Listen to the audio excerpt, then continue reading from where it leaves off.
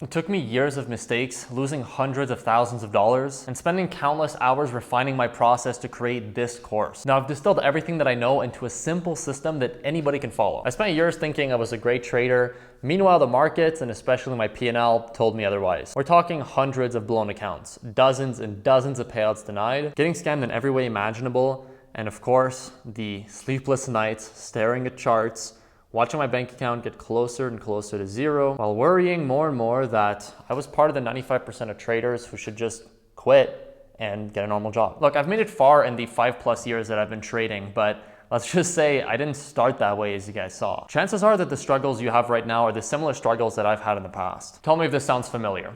You decide that you want to trade full-time. So, full-time, you are staring at the charts. 8 hours a day, watching every tick up and tick down. Of course, you're doing this because you think you'll improve faster and you'll be able to take more trades, which means making more money, right? But then you take a trade, then another trade, and another trade, and next thing you know, you completely lost sight of what you were supposed to do that day because you're just taking random trades at this point, which, let's just say, if you did have a strategy to begin with, it's completely out of the window. And no, having a strategy does not mean watching a 10-minute YouTube video on a 90% one-way strategy that only happens at 9:36 a.m. EST. That doesn't count. So at that point, you get tired of scalping. You just lost a bunch of money, you lost a bunch of brain cells, so you decide, I'm gonna do swing trading. Swing trading should be much better. All I have to do is just look at the charts, well, a couple of hours a week maybe, and well, it's gonna be much easier. Just place the trade and see what happens. But then, of course, you take a trade. Now it's getting a little bit late, it's the evening.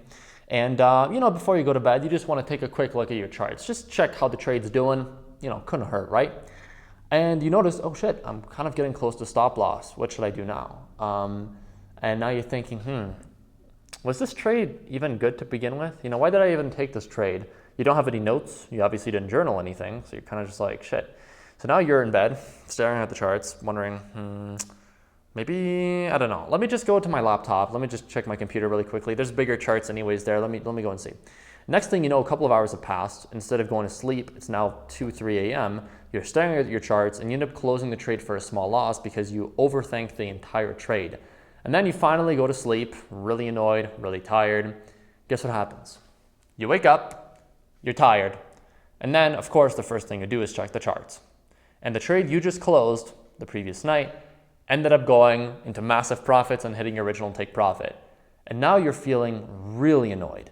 You're annoyed, you're exhausted, you're angry, you're conflicted, and you feel like the markets owe you money, and there you go again, revenge trading. Just like every other trader out there, like myself. And look, I can keep going for hours, right? I can give a bunch of different examples and basically read your mind if you've been trading for a little while, because I've been through all of this myself. Right? I've experienced the highs, the lows, I've experienced the emotions, I've experienced the thought processes, I've experienced pretty much all of this, right? Because I've tried all these different types of trading, the scalping, the day trading, the swing trading, the options, the crypto, the meme coins, literally everything. So I know what it actually feels like to get big wins, big losses, and be stuck for years. And that's exactly why I'm making this course today and releasing it to you guys for free. This is the exact shortcut that I wish I had when I started off. And I'm telling you, I would have given anything and everything to get access to this kind of information that I'm providing you today because, well, I would have saved myself over 6 figures in losses.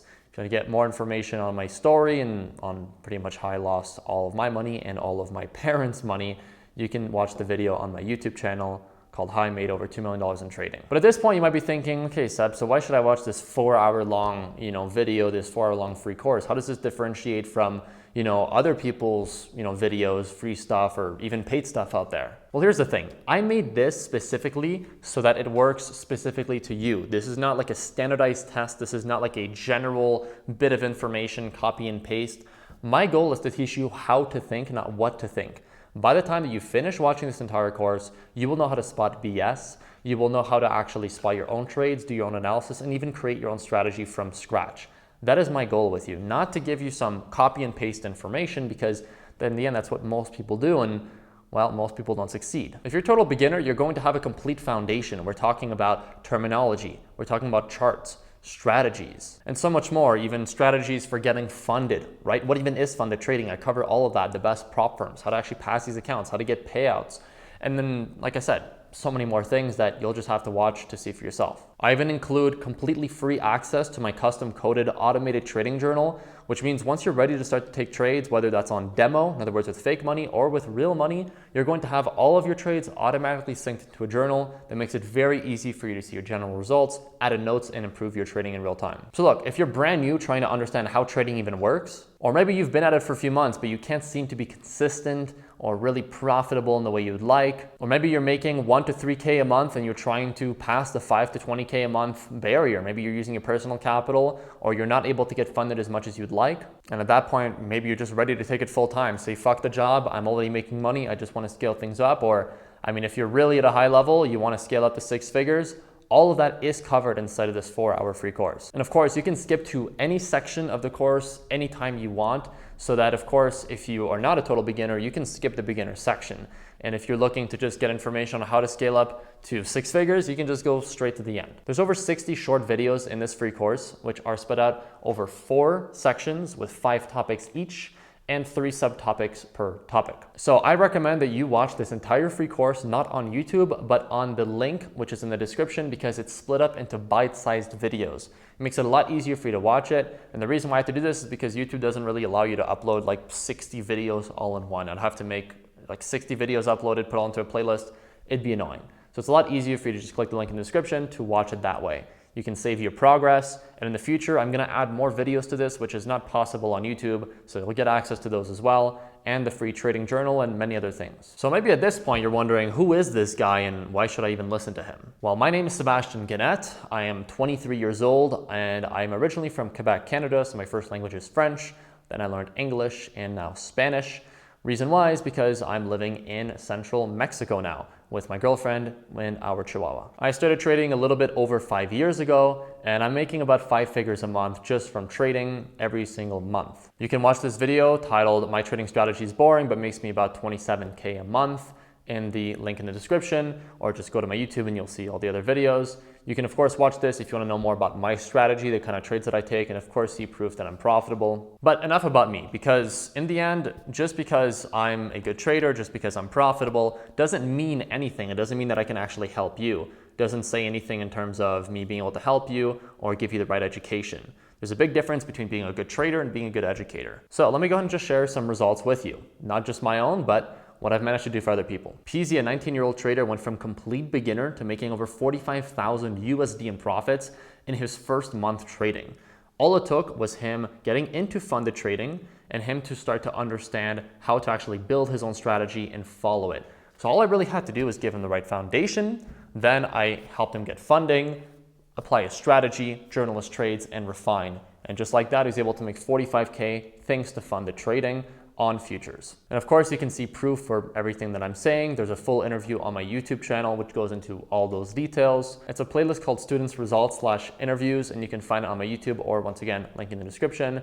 And I have many other ones like this, such as D-Trader, who's been trading for over 10 years. He's in his 60s at this point, and he had a very, very, very hard time making trading work for him. For 10 years, he was not profitable. He was just trying to build bots, automate his trading, and didn't really understand the fundamentals of what trading really was. In other words, understanding what actually is trading to begin with. What does it mean to enter a trade, your analysis, how do you determine bias, and on and on and on. He was ready to give up on his dream until I spoke to him, and I managed to get him over $1 million in funding automatically through some of our systems. And I helped him build his own custom strategy that he's now using on those funded accounts to make between 2 to 6K a day. And of course, there's many more like Yariel, who got over 700K funded in his first month and got 5K in payouts. And then there's Craig, who got over 500K in funding and made 10K in payouts very shortly after working with me.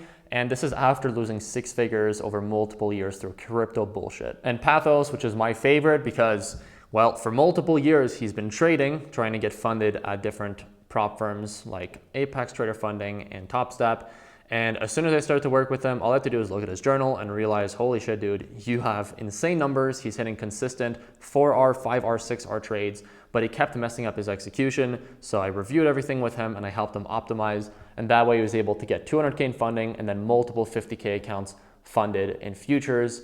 And multiple four-figure payouts on a weekly basis after that. Like I said before, you can verify all of this for yourself. You don't have to take my word for it. You can watch the playlist, which is linked down below for student results/interviews, and feel free to speak to them in my free Discord. Whenever you click the link down below to get access to the free course all cut up and everything else I mentioned, you also get access to my free Discord where you can see all these wins in real time and actually add these people and speak to them yourself. If you want my one-on-one help to become a profitable trader in the next 90 days, you can book a call directly with me in the link down below in the description, or just go to my website, sctinnercircle.com. Just imagine this: no more 9 to 5, no more job you hate, no more shitty schedule, no more boss. You wake up when you want to, trade when you want to, and consistently make tens of thousands of dollars a month from your phone anywhere in the world. This allows you to support yourself, your family, and your local community if you want. Maybe start your own business, do whatever you want with your time and energy. Having total financial, time, and location freedom only comes once you're actually consistent. And that's the exact reason why I've created this free course.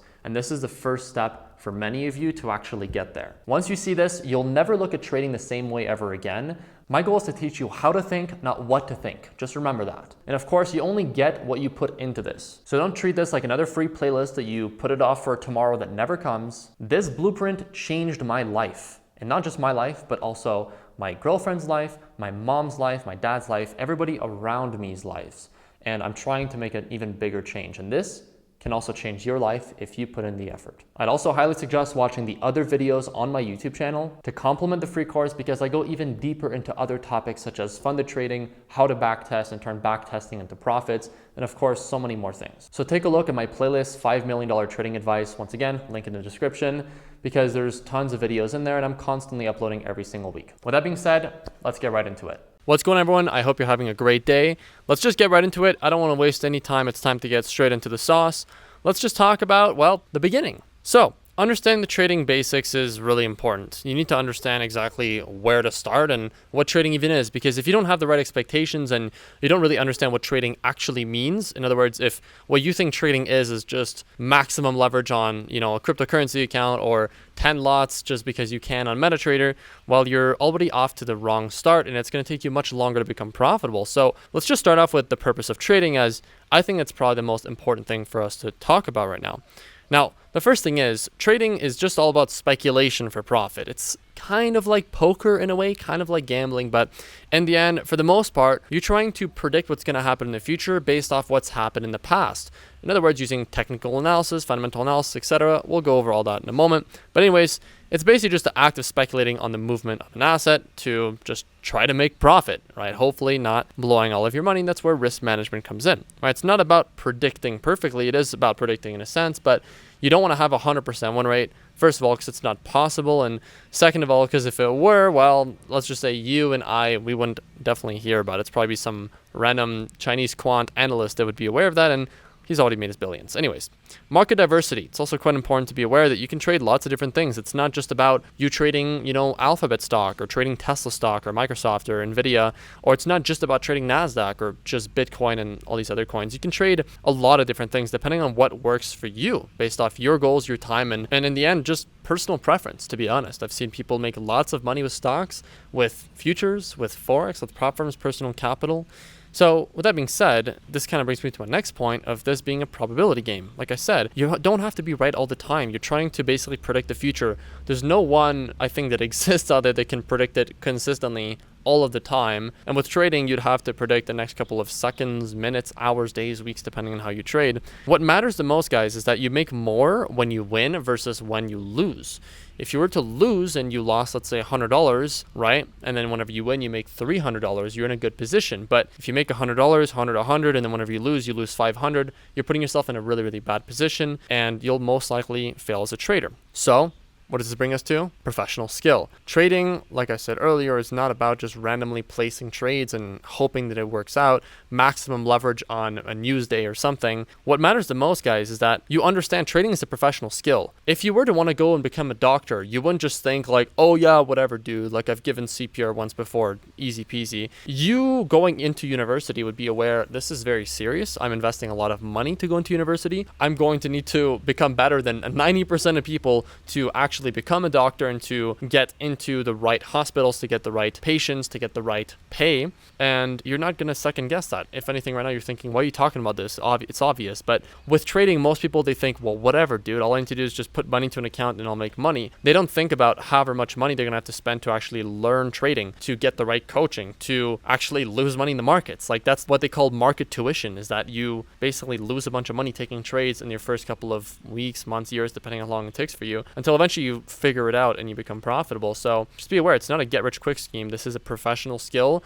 that does require time to master. All right, like I said, it's like professional poker. It's not gambling, it's not guessing, it's just high stakes decision making under uncertainty. You just have to do what you can with what you can control, and what you can't control, you do your best to not let it affect you. That's basically all there is to it. In other words, do your back testing, do your trading, do whatever you can to make sure that you can actually trade profitably based off what you've seen in the past and what you've done, overall in your trading career. And whenever you place a trade, you don't know whether it's going to go up or down. So what can you do? Be patient and wait, as opposed to placing 30 trades and, shitting your pants. Let's talk about the difference between investing and trading. So I've seen a lot of people come to me, from an investing background, and they tell me, okay, Seb, I'm ready to do trading. I've invested in the S&P, I've invested in NASDAQ, I've bought some Bitcoin as well, I'm ready to do this. And right away, the first thing I need to make sure that's very clear is that it's very different to actually invest versus trade. The first difference is time horizon. Obviously, if you're investing and you're trying to, hold something in your, retirement account for the next 30 years, it's not going to be the same thing as you buying and holding a stock for like 5 minutes with some leverage. It's completely different. So once again, investing is buying and holding assets over years, like buying Apple stock and holding for a decade, most likely in some retirement account or tax-free account, something where you're not going to be selling anytime soon, and you're definitely not going to be using any sort of leverage. Trading is very different, right? Days, hours, even minutes or seconds, where you actively manage your entries and exits. It's basically, I'm entering here. If we go down to this level, for example, then I'm wrong and I have to take a loss. And if we go up here, then I'll take my profits over and over and over again. With investing, it's more you buy here, and if something major happens in the markets or with whatever you're investing in, then maybe you'll reduce your risk. Maybe you'll get out of that and invest into something else. It's quite different, right? Different mindset. Also, focus areas, right? Investors, they care about fundamentals, like I said. They really care about where the actual company is going, where, the world is going overall, company earnings, to basically see, is the thing that I'm investing in right now actually going to continue to do well? Traders, we focus more on price movement, technicals, and timing. It's mostly about, let me get in at this price at this time and get out at this price and this time, based off of all these technicals that I saw. That's typically what we're looking at. Then activity level, like I said, investing is passive. You don't really have to do anything. You throw money every week, every month, whatever, anytime you get your paycheck, into your retirement account, into your stock account, and you just kind of forget about it, right? You just let it do its thing, compound, whatever. Meanwhile, with trading, you could easily be, staying up all night worrying about a position, basically because you're in a trade and it's short term, and because the risk is more over the short term. For example, if you put in $1,000 into Apple stock and you hold it for 10 years, the chance of it going to zero within a couple of minutes or hours is basically none. All right, it's virtually zero. But if you're going into a trade on Apple stock with leverage, right, and you put in $1,000 and you could easily lose that 1,000 in the next couple of hours, then it'll be very different, right? That's where psychology will come in. Trading does demand a lot of emotional control and fast execution. That's what they call trading psychology. Many, they confuse the two. Like I said before, like holding a day trade for weeks or buying Bitcoin as an investment, which, without understanding the risks, that's why expectations, they get warped all the time, right? You're not Warren Buffett buying the dip for 30 years and holding long-term, throwing money into bonds after. You're trying to survive and thrive in a fast-paced, liquid environment. Very, very different. Like I said. Now, there's going to be different trading markets, like I mentioned before. There's Forex, which will comprise currency pairs like Euro USD, GBP USD, USD Canadian, whatever you want to call it. There's so many different pairs out there, USD GPY. Any sort of pair, let's say you're in the US, you hold US dollars, you make money in USD, obviously. And then let's say you go to Japan. Well, guess what? You're basically going to be doing a foreign exchange transaction for you to buy Japanese yen to spend money in that other country. But you could, of course, hold that currency while you're in the US and basically benefit from their economy doing better and maybe the US dollar doing, a little bit worse in that situation, kind of like, a trade or investment in a sense. That's the best way I can explain Forex, right? It's highly liquid. Euro USD is, I think, if not one of the biggest and most traded and liquid assets ever. And it's open 24/5. In other words, it's open Monday through Friday. And it's basically 24 hours a day. But yeah, typically there's going to be 1 hour. The markets are going to be closed for Forex and futures. And it offers consistent movement across sessions, which is really useful. It just depends on the pair. Let's say you're trading USD JPY. The best sessions are most likely going to be the New York session because it's based off the USD, which is when people in the US are awake and trading, and JPY. In other words, you're going to be looking at Asia session. London will probably not be as useful unless you're looking at something like GBP, Euro GBP, for example, which is the Euro and the Great British Pound, which is only traded in the London kind of time zone and markets. For example, right? Crypto, I'm sure most of you are aware of crypto at this point, 24/7, highly volatile, retail driven, ideal for pattern-based traders. So crypto is something that I've been trading a lot and, I guess investing in for a long time. I'd consider more position trading. And it's a great market to be trading, but there's a lot of issues with crypto. I mean, it is fully decentralized, which is one of the main selling points, but also one of the main issues whenever you're trading. It's kind of like Forex in a sense where Euro USD isn't just one pair. There's 100 different brokers, which all price Euro USD differently. So you're not going to have consistency across all these different brokers, exchanges, etc. And there's not going to be as much liquidity because it's spread out to so many different places. So, and also because it's 24/7, you're going to have really shitty liquidity during the weekend because there's no other markets trading. So you're going to encounter some issues with slippage and spread. Just really depends on where you're trading and how you're going about it. So crypto can be very, very lucrative. I'm not shitting on it in any way. I've made a lot of money with crypto. Just be aware of the difference between Forex and crypto and also the similarities. Now, stocks is very different to Forex and crypto in my opinion. They're session bound, they're news sensitive, they're slower paced typically speaking, but they're useful for fundamentals. So stocks, let's say you wanted to trade Tesla, you would most likely be trading options because without options, you're just going to be doing margin trading and you're not going to be able to do too much with that just based off the kind of volatility you have and the issues with a lot of the centralized brokers. They don't really give you a whole lot to work with, especially with a smaller account. So yeah, stocks can be good, but as soon as you start to go into the world of options, you fucked yourself. All right. If you're an options trader, I wish you the best. I hope everything goes well for you. And if you're already profitable and you're looking to improve, then great. Keep doing your thing. If you've already mastered a lot of the technical aspects of options, you're good. But just be aware that if you're starting or you haven't been trading for too long, maybe a couple of months or less than that, I do not recommend options at all. There's too much to learn, too many technicals, too many specifics, and you can do way better in a different market with, significantly less knowledge. So that is stocks, right? Not trading over the weekend, and the regular trading hours are relatively short, right? It's like New York session, typically 9:30 a.m. to 4 p.m. for the New York stocks or for the US stocks, right? Futures, so this can be something like NASDAQ, like gold, like the S&P 500 and a whole bunch of different commodities. You can of course trade these in different manners. For example, you can trade these assets under CFD prop firms or brokers, which all the time say Forex instead of CFD, but you guys will understand after a while that even if I say I took a Forex trade, it could mean I'm trading the NASDAQ, which is based off an asset in futures, right? Futures are highly leveraged contracts used by pros and institutions offering speed and volume. The best thing about futures is that they're centralized. There's only one ticker for NASDAQ. The data is all based off the Chicago Mercantile Exchange, which means it's highly accurate. And there's pretty much no issues with slippage or spreads at all, which is why futures are extremely useful, whether you're trading higher time frame or lower time frame. Now, like I said, simplicity is king. The reason why I tell you guys not to go into options is because it's just not simple. It's hard as fuck to actually master all the technicals. And whenever it comes down to these markets, you may hear me talking about Forex, crypto, stocks, futures, and you'll think, well, whatever. I'll trade a bit of stocks in the morning and then maybe I'll swing trade some Forex and then I'll scalp some futures and then I'll trade some crypto over the weekend. Guys, don't master all four. Don't even trade all four. Just pick one. All right. The key isn't which market moves faster. That actually doesn't really matter because all of them can move fast. What matters is accessibility and consistency for opportunity. Whenever it comes down to accessibility, crypto is very accessible, but there's some drawbacks and it depends how you want to trade. Stocks are very inaccessible, especially options. If you're outside of the US, it'll be a lot more difficult. And even if you're in the US, there's so much things for you to consider, like the PDT rule, pattern day trading rule, which means you have to have more than 25K in an account to be trading stocks, on a day trading kind of thing. There's so many different things to consider. And then of course, everything you need to learn, like the Greeks within, options, maybe you're going to basically buy some calls and the market is going to go up, but you're going to lose money because of time decay. Anyways, I don't remember all the different technicals. You guys get the point. I don't really trade much of that market anymore just because it's not worth it. I make significantly more with crypto and with Forex. So what I was saying is just what matters is accessibility and consistency of opportunity, which you can find everywhere, but some markets are significantly easier, right?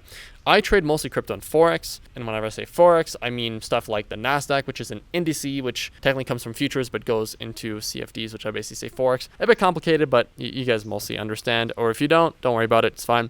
They're easier to access and they have lower barriers to entry. They give cleaner setup. So that being tied to just a New York session, you have a lot of different opportunities. And with, CFDs, in other words, contracts for difference, which is, for example, like a Forex prop from like FTMO, they are going to allow you to trade a lot of different pairs like indices like crypto, like stocks, a lot of the Forex pairs. You're able to trade all of these, but in the end, I'm only going to pick maybe a handful. So let's say I'm going to be taking a trade this week. I'm not going to be looking at everything that FTMO or my broker or my exchange allows me to trade. Let's say I'm trading crypto. I'm not going to look at the 1,000 altcoins that always perform well for me. That's about it, right? I'm not going to be looking at which one moved the most for the day. I don't really understand why people in the stock world do that. It doesn't really make very much sense in my opinion, but anywho. So those are the different markets, all right? I don't want to confuse you guys too much, but basically all these markets work.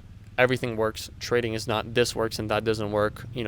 Buy my course and trade the only market that works and all these other ones don't work. That's not how it works, all right? People that sell courses or do shit like that are just trying to scam you because anything will work. The question is, how long will it take for it to work for you? That is the main question. And I'll tell you one thing, you will fall into a lot of traps with all of these markets, but some of them will just have significantly more traps, like the world of crypto. If you go into, actual crypto with like meme coins, with leverage trading, etc., you're going to find a lot of bullshit. And with stocks, like I said, so many barriers to entry. And that brings me to the types of traders. So we did speak about this a little bit, right? And so for example, what I mentioned earlier, where you could place a trade and close it within a couple of seconds or hours or days, which is very different to investing. Whenever it comes down to trading, there's also, 4 different kinds of actually going about it. So it's not just you're a trader or an investor, there's different types of traders. So there's scalpers, which I like to do a lot of scalping. This morning, I actually took a trade on NASDAQ. I made $2,000 in like 30 seconds. I entered short. In other words, I was expecting it to go down and I set a take profit for 10 points, which was hit within a couple of seconds. And that was that, made $2,000 on my funded account. So you can take trades within seconds or minutes. It does require a lot of energy and a lot of focus because if you're the kind of person that gets really nervous and then can't think properly and then makes a bunch of mistakes, if that happens to you when you are taking a trade and let's say scalp, and let's say you accidentally don't have a stop loss or something like that and you go into a big loss and you don't know how to close the trade or you're freaking out, you could very easily make a big mistake and lose a lot of money that way,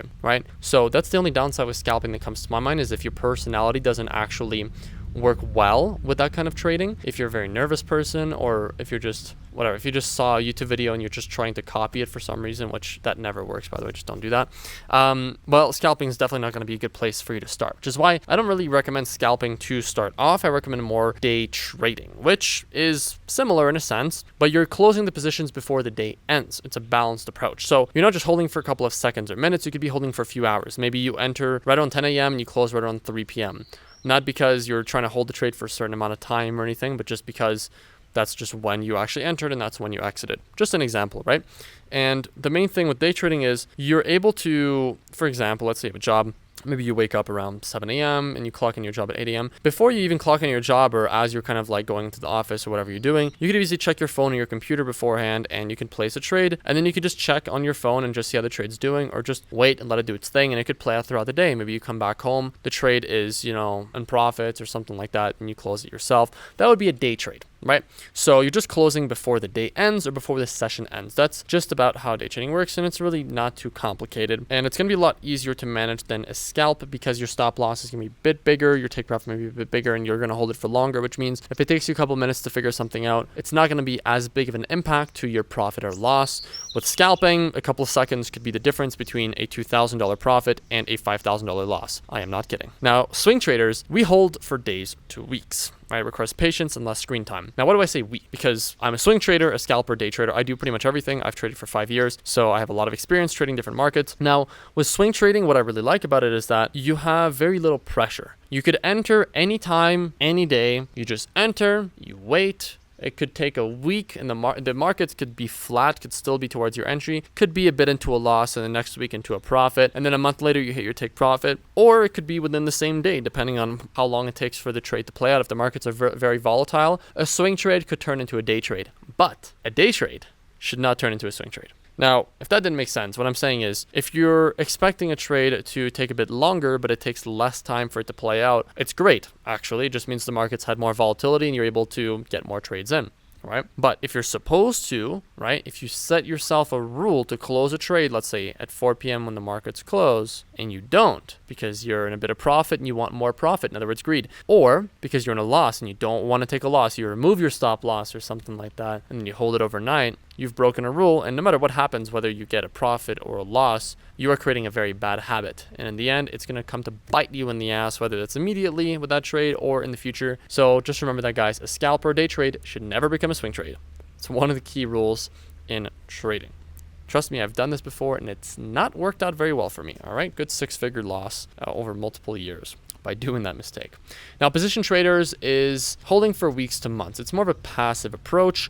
This could be considered investing, but I would consider position trading to be something that's more over months, where investing is more over years or decades. So position trading could be something like Bitcoin, where maybe you notice Bitcoin is going towards, a bottom, right? Maybe you're noticing that, the markets overall, the stock market is going to start to go back up. You're noticing, Bitcoin is starting to bottom out. It's hitting a key level, some support, whatever you're looking at. I don't want to go too technical with this explanation. And you think it's going to go up, right? But it's not going to go up within a couple of hours or days, maybe even weeks. It might take more months for you to buy at 50K and sell at 100 or 150K. That would be a position trade because you're doing analysis and you were taking it as a trade. You could even employ leverage in this situation. So that's the main difference between investing and then the 4 different kinds of traders or trading, which is scalpers, day traders, swing traders, and position traders. Each type obviously has pros and cons depending on your schedule, personality, and stress tolerance. It's just whatever works best for you as a human, as a person. Some people thrive on fast decisions and high energy, like scalping. Others will prefer a calm, set and forget approach, like swing trading. That's why there's no single profile that fits all. I can't just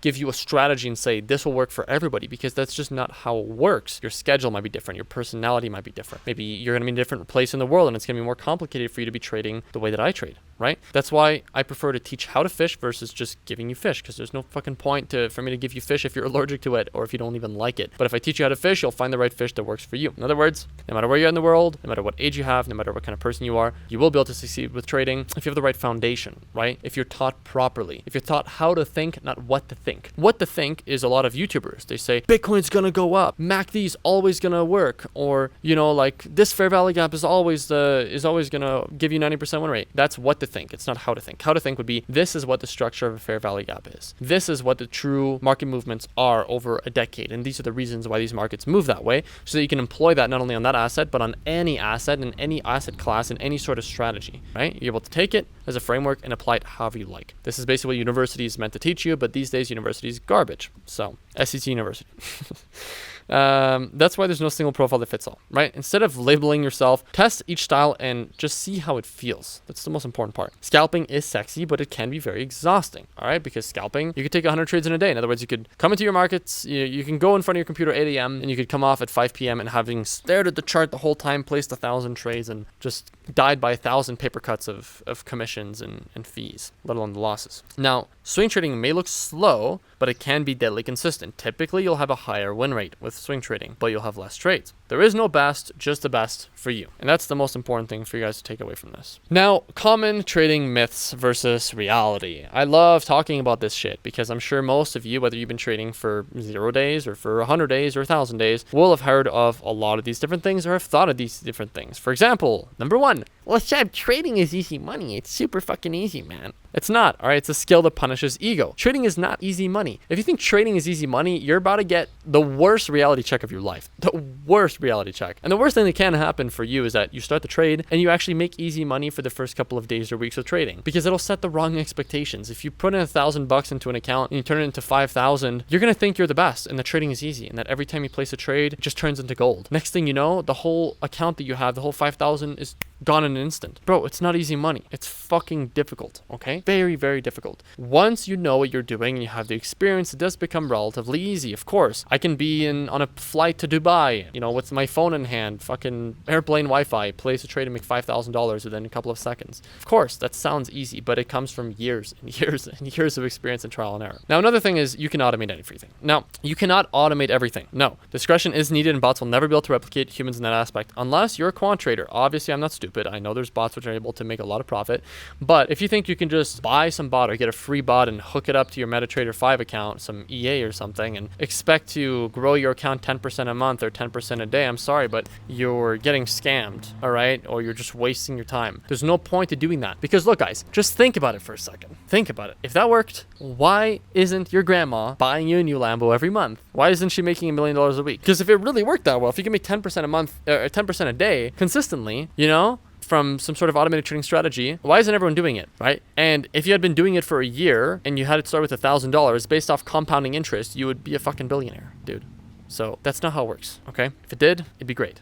Obviously, you can automate a lot of things, right? And I've automated a lot of things myself and made a lot of money that way. And I've helped a lot of people make money that way, but it's not full automation, right? There's always going to be some sort of human intervention, some sort of human aspect to it. Another thing as well is you need a lot of capital. It's a classic myth where, I can only trade when I have $25,000 or more because this YouTube video said it. Yes, and that's sort of true if you want to trade options and not have to deal with, absolutely massive taxes or your account being shut down. That is true. Is that true for 99% of traders and trading? No, completely inaccurate. You could start with $100, or actually you should start with $0, right? In my opinion, if you have money, of course, just keep it aside, but don't use it right away. If you've got 5K, 10K, 20K or more on the side, that's great, but don't start to use it. You should start with $0. Why? Because you should just start learning. You should start to practice, not with real money. Only bring in real money when you're ready to take this seriously and to invest in yourself and actually invest into buying funded accounts or putting money into a brokerage, and be aware that you're probably going to lose all of it until you start to find consistency. So if you throw in $1,000, don't think, oh, please, I really need this to work. No, expect it to be gone. If you throw in $1,000 to a broker, it's gone. That money is gone. You will never see it ever again. If you do see it ever again, amazing. Great job. All right. So just remember, with prop firms and proper leverage, you can start small and you can scale very easily. You do not need to have $1 million.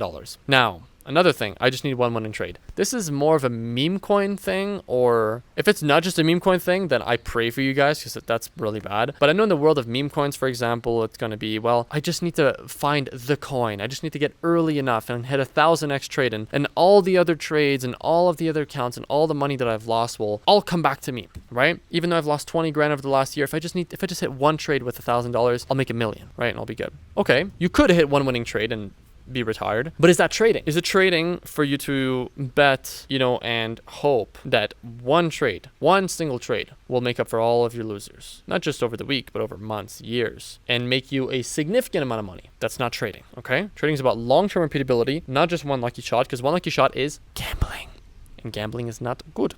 You'll lose money in the long run. Trust me.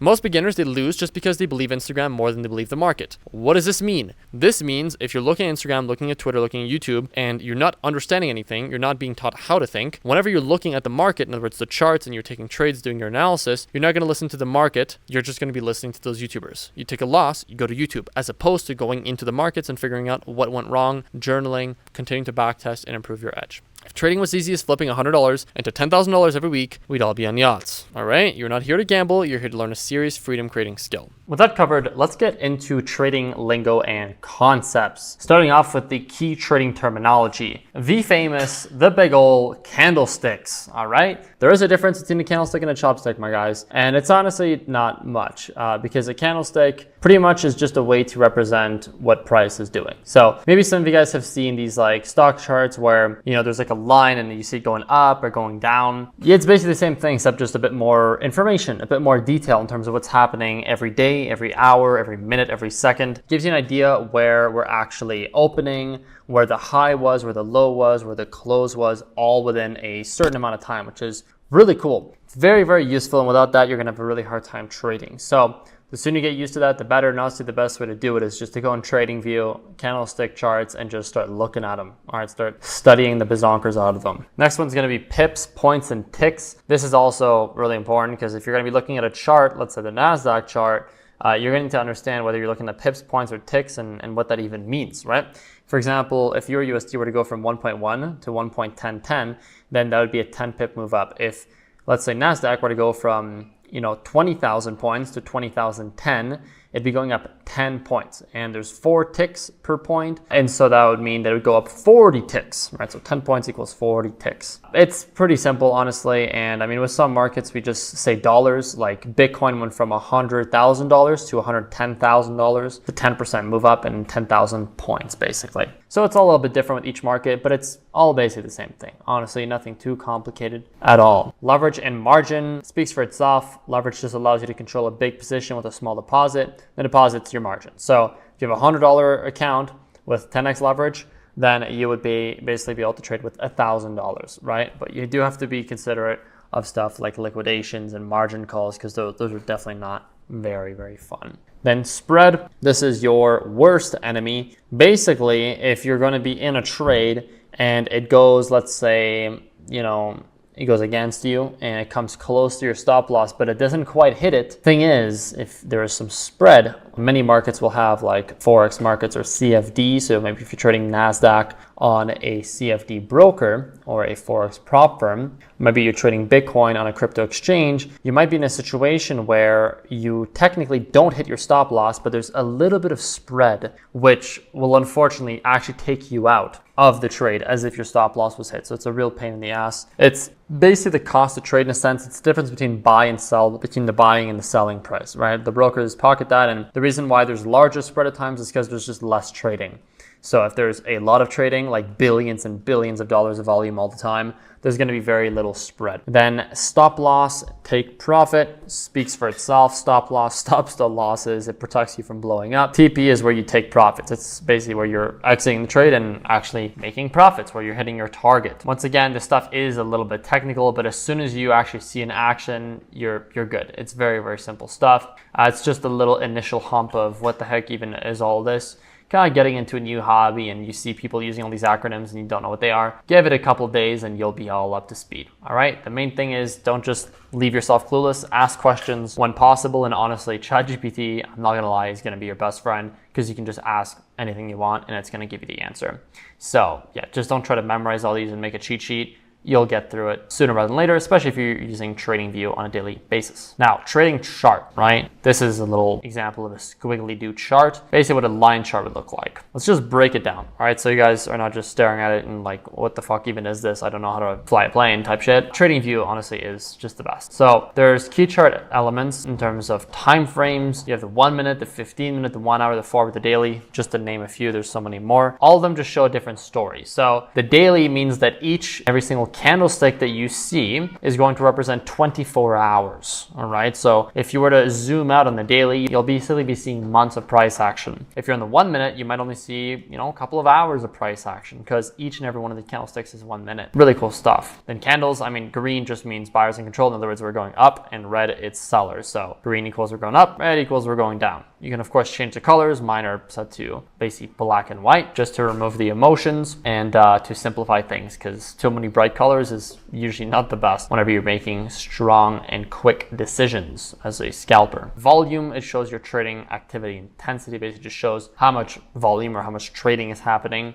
at a certain time or a certain level. Indicators, it's just tools to analyze price action. You've heard of indicators, I'm sure. Even if you've never even traded yourself and you're new to the game, you've definitely heard of different indicators. Maybe not necessarily the names, but you might have seen some of them, like an EMA, an exponential moving average, or RSI, which is relative strength index. Then the toolbar is going to show you guys stuff like horizontal lines, trend lines, replay tool. There's lots of things you guys can mess around with. And at first, like I said, it might feel a little bit overwhelming, but it's just totally normal. After walking through this step by step, reading a chart will feel like reading a map. Speaking of charts, let me go ahead and show you guys my chart really quickly. So like I said, I have it set to black and white, which means, between a line and a candlestick, it's still the same price action, whether it's green or red, it's still the same, except I just visualize it a little bit differently. Once again, in terms of time frames over here, you're able to see all of them. Like I said, there's so many out there. Like there's even seconds time frames and ranges and whatever that is, and custom time frames like the 23 minute, which is not something people normally use. You'll need to have some sort of subscription on TradingView to do that. Then over here you can change your ticker. Over here you can do your little drawings. Over here you can turn your indicators. You guys get the point. TradingView is relatively intuitive in my opinion. Once you guys get the hang of it, you'll be good for life. So bid, ask, and order types. Right? Bid and ask kind of goes back to spread, right? So the bid price is where buyers are willing to pay. The ask is what sellers want. You buy at the ask and sell the bid. The difference is the spread. That's your cost of entry. So going over that, if I go like to the 1 minute, let's say over here on NASDAQ, you'll see the bid and the ask. There's a very small difference, in this case, 0.75 points or 3 ticks. So it's a very, very, very small little difference, right? Nothing crazy. Right now it's 0.25, 1. It changes depending on what time it is. Right now the market's closed not too long ago, which is why there's a little bit more spread than the usual. But then again, this is NQ. If you were to go to a different pair, let's say you were to go to, this one, you might actually see a bit more spread, 1.4, right, which is actually quite a lot more. 1.4 points is a lot. So that's basically what the bid-ask spread looks like. And if you want to visualize in TradingView's little saws, go to Settings, trading over here, you're able to set all your good stuff up. And I think it's under scales and lines where you go to bid and ask. You just turn these on. You can also change the colors if you want, and voila. Then of course, order types, there's market orders where you're just instantly getting in.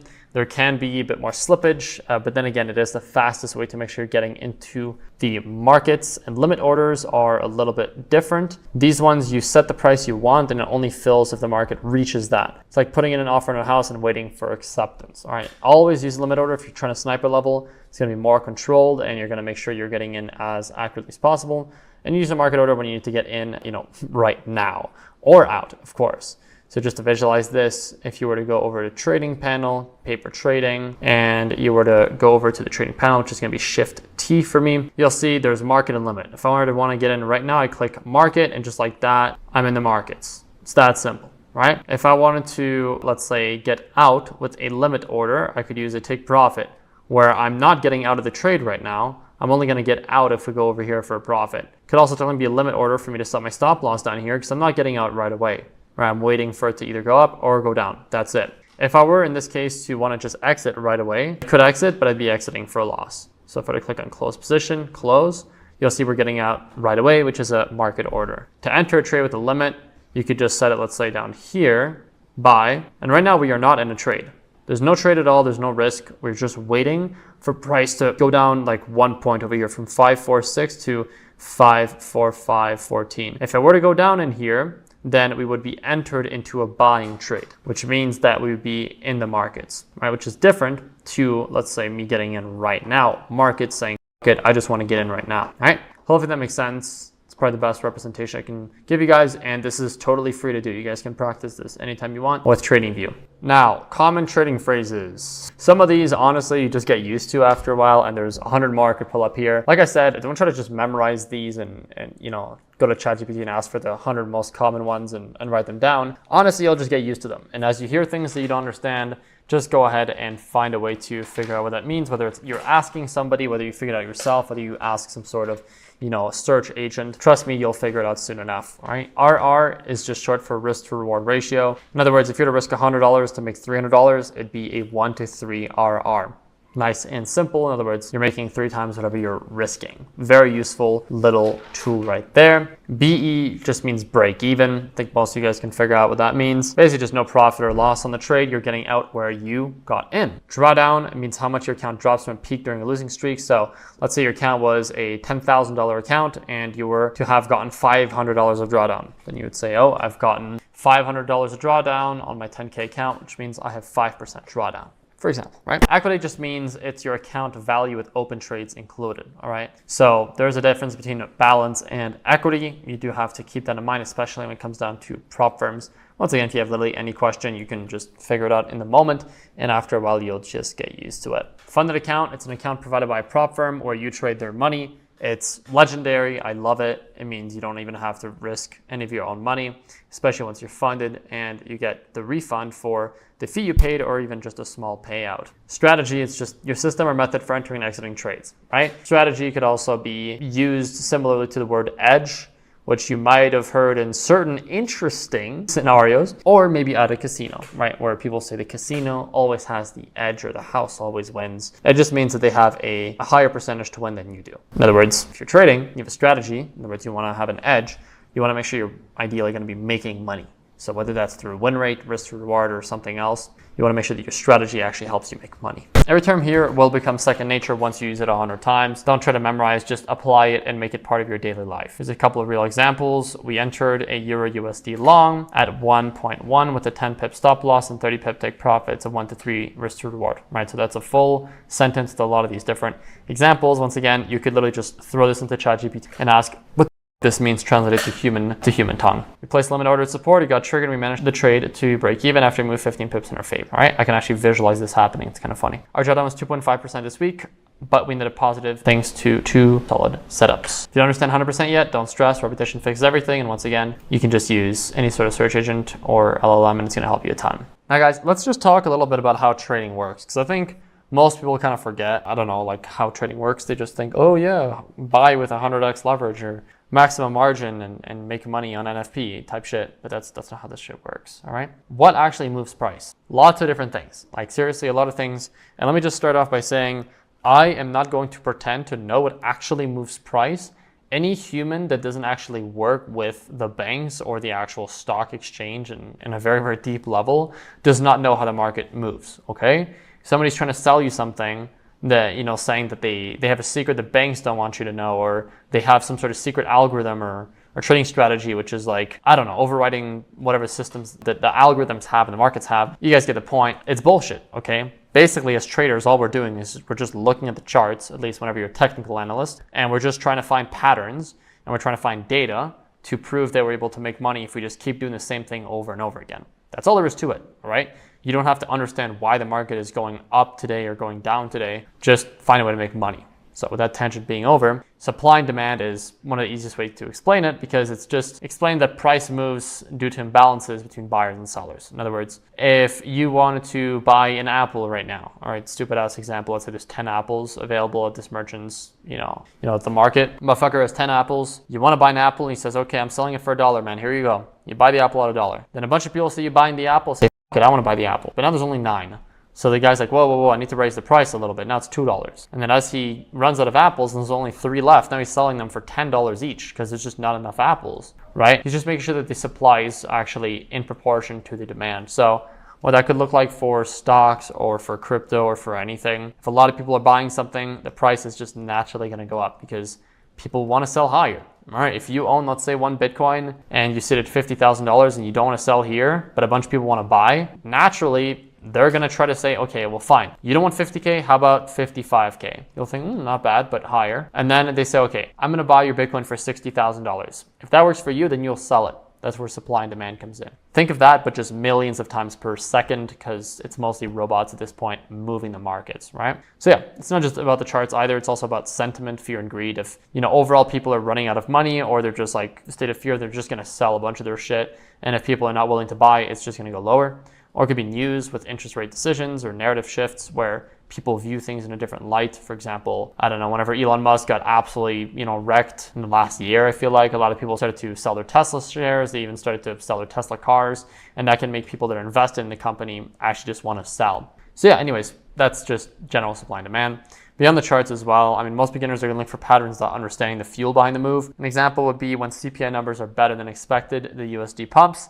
That's not random, it's macro forces at play. So yes, you can just look at the charts and you can figure out a lot of these things, but it is useful to also understand why it's happening. Because if you just took a trade at 8 a.m. EST, you were long, let's say gold or something, and then out of nowhere, the market just goes to fucking zero, and you just lose all of your money because you didn't have a stop loss like a dumbass. And then you're like, dude, what happened? I'm so confused. Everything looked good. And you don't realize that at 8:30 a.m. there was news, which in this case, let's say could be non-farm payrolls because it's a Friday. Then dude, you're trolling yourself. At least make sure you're aware of news. You have to go super deep and analyze all of the markets and, oh my God, what's happening with this? What's happening with that? No, you don't have to go that deep. And you don't have to do all the fundamental analysis like you're trying to time the markets for cocoa beans. You know what I'm saying? Just being aware is good when volatility would come in. Then there's market environments, all right? So trend, consistent higher highs or lower lows. So if people see an uptrend, the market's going up, a bullish market, what are you gonna call it? Motherfucker's probably going buy,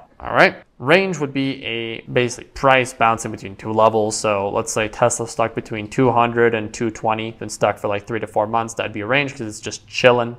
But if it's been ripping from 100 to 150 to 200, 250, that, my boy, is an uptrend. The consolidation is just choppy, low volume zone before breakout.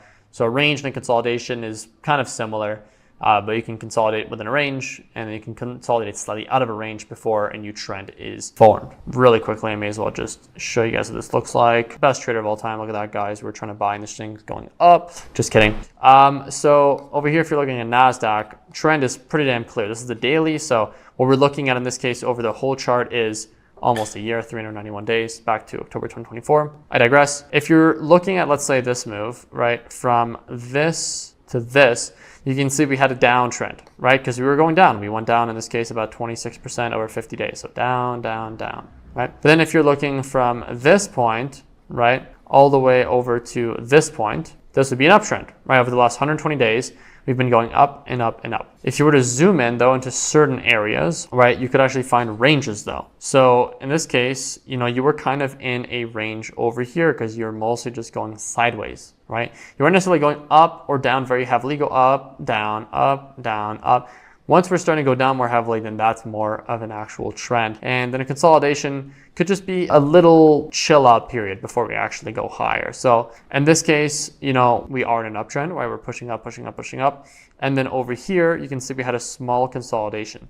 We just kind of went sideways for a little bit, boom, before we continued the trend. Knowing the environment you're trading in is step number one of success, because if you're trying to buy in a downtrend, you're probably just going to get wrecked. You don't want to trade ranges the same as trends. That's why backtesting is so important, especially backtesting over multiple years, different market conditions, etc. You gotta use the real charts to show how entering breakouts inside a range. Now, guys, I'm not gonna make the meme, I'm not gonna make the reference because I'm gonna get my ass beat, but let's just say the markets, like something else that many other people are familiar with, they don't always follow logic, all right? Don't try to think that the markets are always going to follow exactly what your favorite YouTuber says. Oh my God, trendline breakout, it's gonna go higher, or even something more clear like, obviously the US is in a really fucking shitty situation. Most of the world is, to be fair, so the stock market should go down because people are running out of cash to even buy food. Why the hell are they even investing? Meanwhile, as we've seen, the markets have been ripping and ripping and ripping. I showed you guys NASDAQ just a minute ago, going up and up and up and up for the last 120 days. How the hell do you explain that?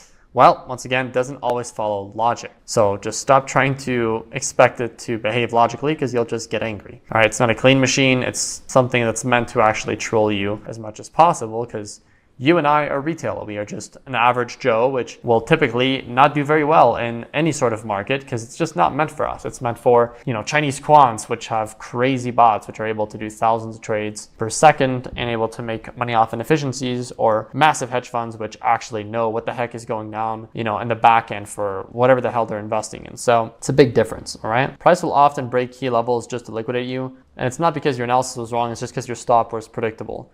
It's called a stop hunt or liquidity grab, and those are not fun, my guys. Oh my God, it's the worst. Big players, including the prop firms, the algos, etc., they know where retail traders place their stops because they quite literally have all of your data. So what do? They just run price into these zones, collect liquidity, and then reverse hard.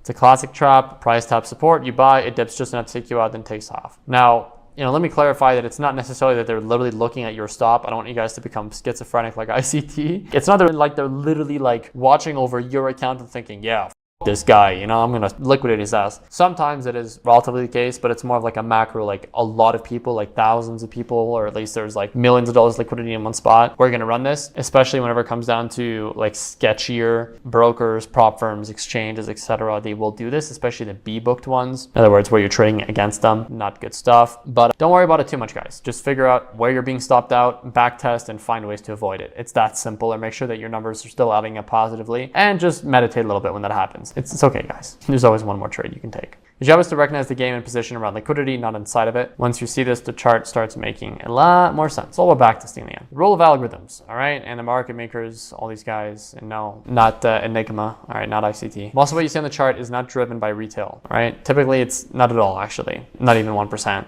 It's typically bots, algos, institutional flows, the big boys that actually have the big cash, the ones which can actually turn the stock market on and off type shit. These guys, they don't feel fear or greed. They control this shit. They don't care. They're just executing, right? Or literally just executing code if they're a bot designed to seek liquidity and trap you because they're just trying to make money. And if you're acting real stupid and giving them easy ways to make money, what are they gonna do? Make money. So just try to avoid getting stop hunted by getting trolled by every single fake breakout, all right? If they reverse the move every single time and you keep buying there, then you might wanna go back to the table and figure out why the hell you keep buying there, all right? Trust me, just going on YouTube and finding a random trading strategy and trying to copy it does not work unless you backtest the shit out of it and at least understand how the markets operate yourself, all right? Try to just chase candles without thinking. You got to think about why this is happening, all right? If you get stop hunted, what's going to happen next? Maybe you're constantly getting taken out and then it goes in your favor. So maybe just think about it for a second and realize, I could just enter after, right? change the strategy a little bit, my boys. Just shift your mindset. All right, you're not here to outsmart the market or control it or recode it. You're just here to ride it. All right, just don't try to control the ocean. Get on your surfboard. Sometimes you'll fall on your face. Other times you'll ride the shit out of the wave. That's all that really matters. All right, guys. Real moves, fake outs. There's decent differences. Sometimes it's easier to tell. Sometimes it's harder. But real moves will pretty much always have strong volume. There's gonna be a follow through after the breakout. It's not gonna be a small little move. No volume. Not really any follow through. And there's gonna be clean retest of broken levels. And once we retest, we usually have a very nice move up in the direction of the breakout. All right. Real moves feel fantastic. Fake outs feel super sloggy and sloppy. There's low volume, one-sided wick, instant reversal. You're basically just getting hunted, all right? And after a while, you'll get used to these. You know, sometimes you're gonna get trolled, but you're able to avoid most of these, in my opinion, right? Just don't try to buy the first breakout candle. Wait for a bit of confirmation. Ask yourself, did the volume spike? Did the press retest the level cleanly? Did it actually close out of the level in the direction you're looking at? I mean, guys, it's such simple stuff. Is there follow through? If not, it's probably just bait. All right. For example, this Bitcoin breakout looked real, but it slammed into resistance and nuked. Classic trap. Now compared to this one, volume kicked in, held a retest, and then it flew. Let me show you guys an actual example. All right. BTC to the USD type shit. Let's go ahead and see what we got. All right. BTC. Couple things to look at here. Sometimes you're going to think there's a breakout, but there is no breakout. Sometimes you just get absolutely trolled and it is what it is. If you guys want to look at volume, you guys can literally just pull up the volume indicator and you're going to be able to see it. So in this case, I pull up the Binance spot chart. A couple things that you could be looking at, of course, is volume. So, I mean, guys, pretty clear if you look at this. Volume was super low for months and months and months. And then look at this volume spike over here. You guys see how this big volume spike and this big close? This gave you some really good confirmation that we're not just going to be continuing sideways like we did over here. Like, this is a pretty nice candle, but we just kept going sideways. This one actually closed above everything else and made a really nice higher high with a bunch of volume. So this is one little example that you guys could be looking at. Then over here, I mean, we were just pretty much holding this exact same resistance. There wasn't a whole lot of volume breaking out above these previous highs. And all we were doing is just going back to the same resistance. So these are two main examples in terms of a real breakout versus a fake out. If you guys go into different time frames, you'll also be able to, have a much better idea and much clearer idea when you're actually working with a clean level versus a shit level. In this case, if I were to go back here and just hide out my drawings, you'll be able to see that volume overall was super low. Look at this, April all the way to November, super, super low. So volume isn't always gonna be the most useful thing in the world, right? Especially if we already had the breakout, right? We already had all of this volume coming in. We already had breaking above all these highs. And then look at this, guys. If I just go over here, just extend this to the right, don't mind my other drawings. Notice how we had this resistance. We broke above all of it with a ton of volume, right? And look at this, retest, retest, retest. Did we have any spikes of volume here? No. Did we have it here? Yes. Do we have a resistance flip into support? Yes. Did we go higher? Yes. So that's one good way for you guys to actually spot these things, or else you'll just keep getting trapped forever. Expectations and mindset. Honestly, guys, we need to make sure that we're on the same page, because if you're thinking, oh, Seb, I'm going to start this trading thing and turn 1K into $1 million, or if you're even crazier and you think you'll turn 100 into $1 million just because you saw somebody on YouTube that did that, which proved to me that that's not fake. Just because you think that's possible because you've seen it somewhere doesn't mean that, for one, it's impossible, but even if it is, doesn't mean that you'll be able to do it, especially right away and especially easily. So can you turn 1,000 into $1 million? Yes, obviously.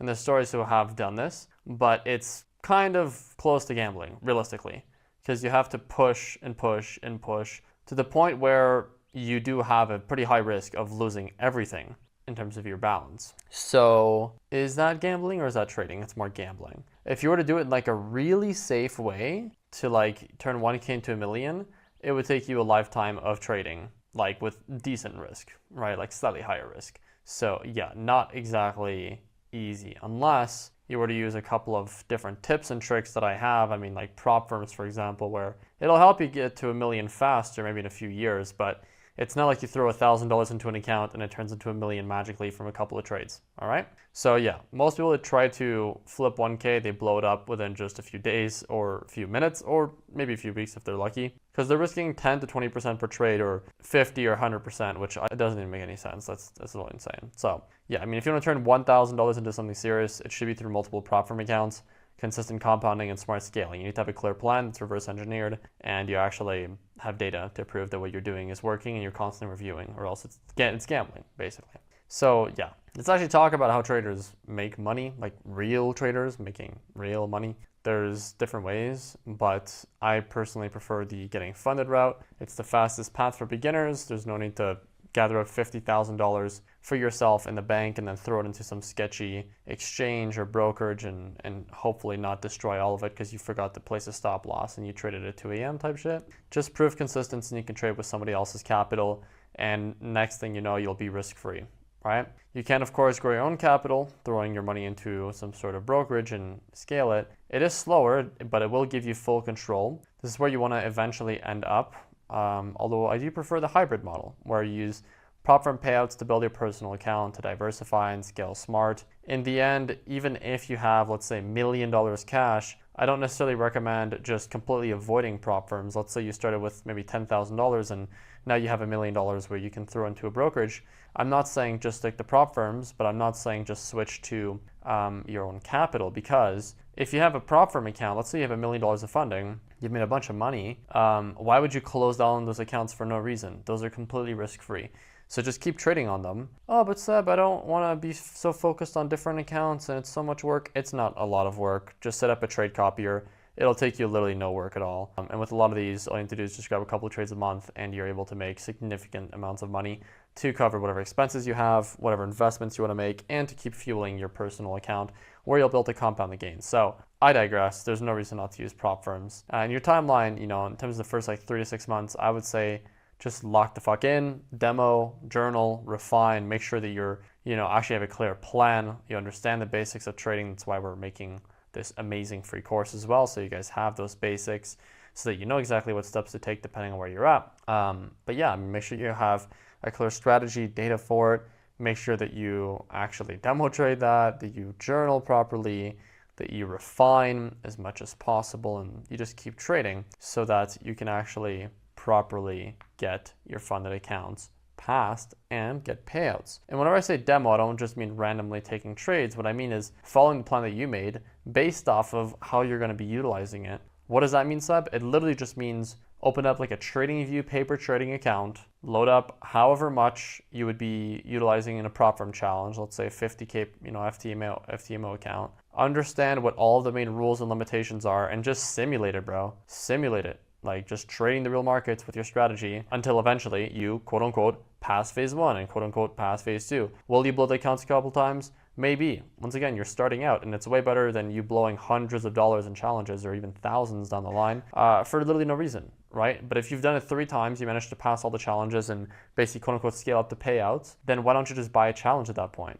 right? Obviously, don't put all of your money into one, buy multiple, right? Scale, at least account for multiple, so that if you were to lose a couple, it's not the end of the world. But once again, guys, most people, they just move too fast. They're just being way too impatient, and they're skipping over all the important steps. And next thing you know, these people are out here complaining that prop firms are scams or trading is a scam. Meanwhile, they scam themselves by putting in 0 real work. Do they put in hours? Do they put in work? Yes, but real work on the right things? Not exactly. So yeah, definitely stack accounts, reinvest into personal capital. You don't need $100,000 cash to make money. You just need $1,000 in a brain that knows how to actually use prop firm capital properly. Now look guys, there's different income paths, different ways to actually go about this. What I would say is definitely get funded, right? Get some sort of funding, even if it's just a 5K or a 10K funded account that costs you like $100. Just do that, okay? Focus on getting funded, stack 5 to 10 hour months consistently, which all of you can do that easily. I have 3 strategies right now, which I'm trading, that I have hundreds of trades of data on, and SCT that are easily doing 5 to 10 hours. So very easy to do that. And just stack those consistently, and that's how you're gonna be able to actually get started, right? Then you wanna scale your capital. So whether you're starting off with a couple $100 or a couple thousand, buy small accounts, use the payouts to buy bigger accounts, and eventually you'll start to buy 100K, 400K accounts and stack them up in a trade copier. Just trade clean setups, keep doing the same thing, hit payouts and stay structured. And at that point, you'll have a consistent income, right? Start using the capital to actually make 2K, 5K, 10K a month. Realistically, guys, if you're doing 10 hour a month on a 100K account, you're doing 10K a month. It's really nothing complicated. If you're doing 10K a month, you can very easily reinvest into getting $1 million of funding over multiple months, and then by then 10 hours is significantly more money, right? And that's when you can actually start to, use that to fund your own account, etc. It really depends what you want to do, but that's what I would recommend. And you can go passive, of course, down the line, delegating, using bots, building systems, teaching others, or even running your own community. Lots of different things you can do in terms of income, but the best really is just getting as much funding as you can from as little upfront investment, on your end in terms of prop firms as possible. In other words, buy a small account, scale up your capital with prop firm payouts, and fund your own account with those payouts. That's pretty much the best way to go about it. Just remember, important note, once trading feels boring, that's when it finally starts working. Trust me, guys. If you're feeling all sorts of different emotions, it's all confusing and in a big rush, you're still at the beginner phase, all right? If you're 1 year into the trading, game and you're still feeling that, like I said, you've been putting in the hours, just not in the right places, not the real work. So trust me, once you start to feel the boring feeling, at first you'll be confused. You're like, what the fuck? This is kind of weird. No, it's not. It's actually the best feeling ever, because now you'll actually make money and not, spike your fucking cortisol every 2 minutes. Yeah, of course. Guys, get rich quick. Like I said earlier, you cannot turn $100 to $1 million, at least not quickly. Most people are going to blow their accounts not because of their strategy, but because they came in expecting too much and too fast. Trading, it's a skill, guys. It takes time, coaching, reviews, reps for you to actually start to see results. Not get to the final point, but just to start to get results. I've seen people risk their rent money and even more to pass a challenge, maxing on their credit card to buy an FTMO challenge. They just blow it up right away. It is grave, to be fair, but that's definitely not brave, and it is definitely delusional. Beginners, they just need to lock in on what trading really is. Like I said earlier, the back testing, the journaling, the demo trading, or else you'll just rage quit in month 1 by having the wrong expectations. If you're here to try to get rich in 30 days, leave. If you're here to build a 6-figure skill that actually gives you freedom, then welcome. This is actually the right place for you. The main example that I like to use all the time, which I don't know if it's a great example, to be honest, because I haven't really down both paths, but if you wanted to acquire some sort of really high level skill, or if you wanted to do something very serious that will make you serious money, let's say becoming a doctor in a major city where you can, be hired at a major hospital, you're not thinking as a kid or like going into all this, that, oh yeah, I'll just like start working at that hospital next week and make 6 figures a year. There's nobody in the world that thinks that. I really hope not, because holy shit, the doctors would be bad if that was to be possible. No, right away, fuck, okay, I'm going to go into a lot of debt. Depending on where you're at, it could be $10,000 or $1 million of debt, anywhere in that range, to become a doctor. And then of course, it's like 4, 6, 8 years. I don't know how long it is. It's a lot of years of you studying the fuck out day in, day out while making no money.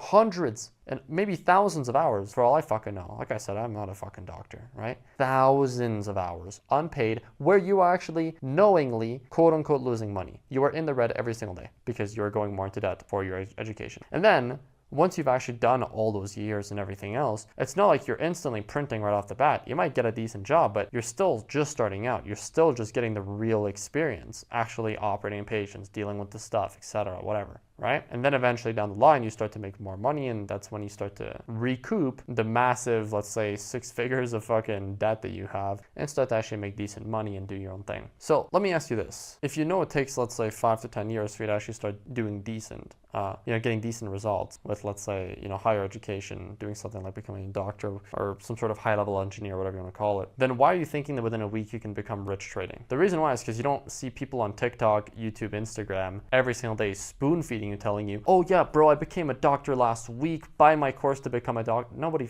that's not a thing, all right? That's just not a fucking thing. It'd be pretty funny if it was. It would definitely get views for it to be funny, but guys, you do see a lot of people out there like, buy my course, you'll get rich in 30 days doing this trading thing. Here's proof that I did it. You can fake these things super easily, guys. All of it can be faked. All of it can be sold very easily. Ads can be bought for cheap. Shout outs, etc. You guys get the point. Meanwhile, you can't just fake becoming a doctor in a week and just like making a 6-figure salary.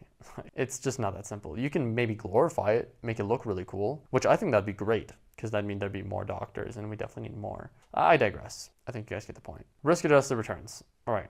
Guys, it's not about how much money you make, it's about how much you risk to make it. If you risked the whole fucking farm to make $10, you're retarded. Sorry, not sorry, all right? You could make $3,000 by risking 10% per trade and still be a reckless trader. Meanwhile, someone who made $1,000 risking just 1% per trade is playing the long game. Massive difference, right? And they're gonna win it, because a big losing streak, risking 10% per trade, depending on your data, course, well, it could end up in a full-blown, blown account. Meanwhile, risking 1%, if you blow your account risking 1%, I'm sorry, but what the How many fucking trades did you take, my guy? Like, oh, Jesus Christ. 0% win rate looking ass, 100 losses in a day looking ass. It's definitely not going to happen. So if you know that, then why are you risking so much? Another reason to use prop firms, once again, because if you're running a $1,000 personal account risking 1% per trade, you're going to make $20 to $30 a trade. You won't be feeling very motivated and you're going to break your rules all the time. If you are instead taking the $1,000 to buy a prop firm challenge, you'll be risking easily $250 to $500 per trade, depending on the size of account that you go for, or even more if you just buy one of them, right, in terms of prop firm capital. Then you probably won't have that psychological drawback of, oh, I want to make more. Another little pro tip. Measuring in R is the main thing as well, guys. You need to be thinking in R, in percentage, not in dollars. If you're thinking in dollars, you're not gonna make any fucking money. Not in the long run. You won't be able to keep it. If you're asking your trading buddies, yo, how much did you make last month? You're just going in with the completely wrong question. It makes no fucking sense, guys. If he's trading with with a $100,000 personally funded account, or let's say a 400K funded account, it'll be totally different to you because you don't even know how much he's trading with. You don't even know anything. But if you do know the R, if he doesn't know the numbers, you know what he was risking for, you see his equity curve, you can then extrapolate that to any account, to any sized, personal account, funded account, etc. It's significantly better for your psychology as well. So once again, if you're just 1 R to make 2 R, and when just half the time over 10 trades, you're profitable. Highly profitable at that, guys. Protect your R and your P&L will follow. Now, let's talk about why most beginners fail. Let's just say overtrading and chasing dopamine, well, not the best. And one of the main reasons why we see this is, apart from the human brain, of guys which are just risking way too much, taking too many trades, and very little education out there, very little people, actually talking about the other side, which is real trading. But very rarely have I seen anybody do an FX replay backtest where they take 20 trades a day. Bro, if you want to do a 1-year backtest with 20 trades a day,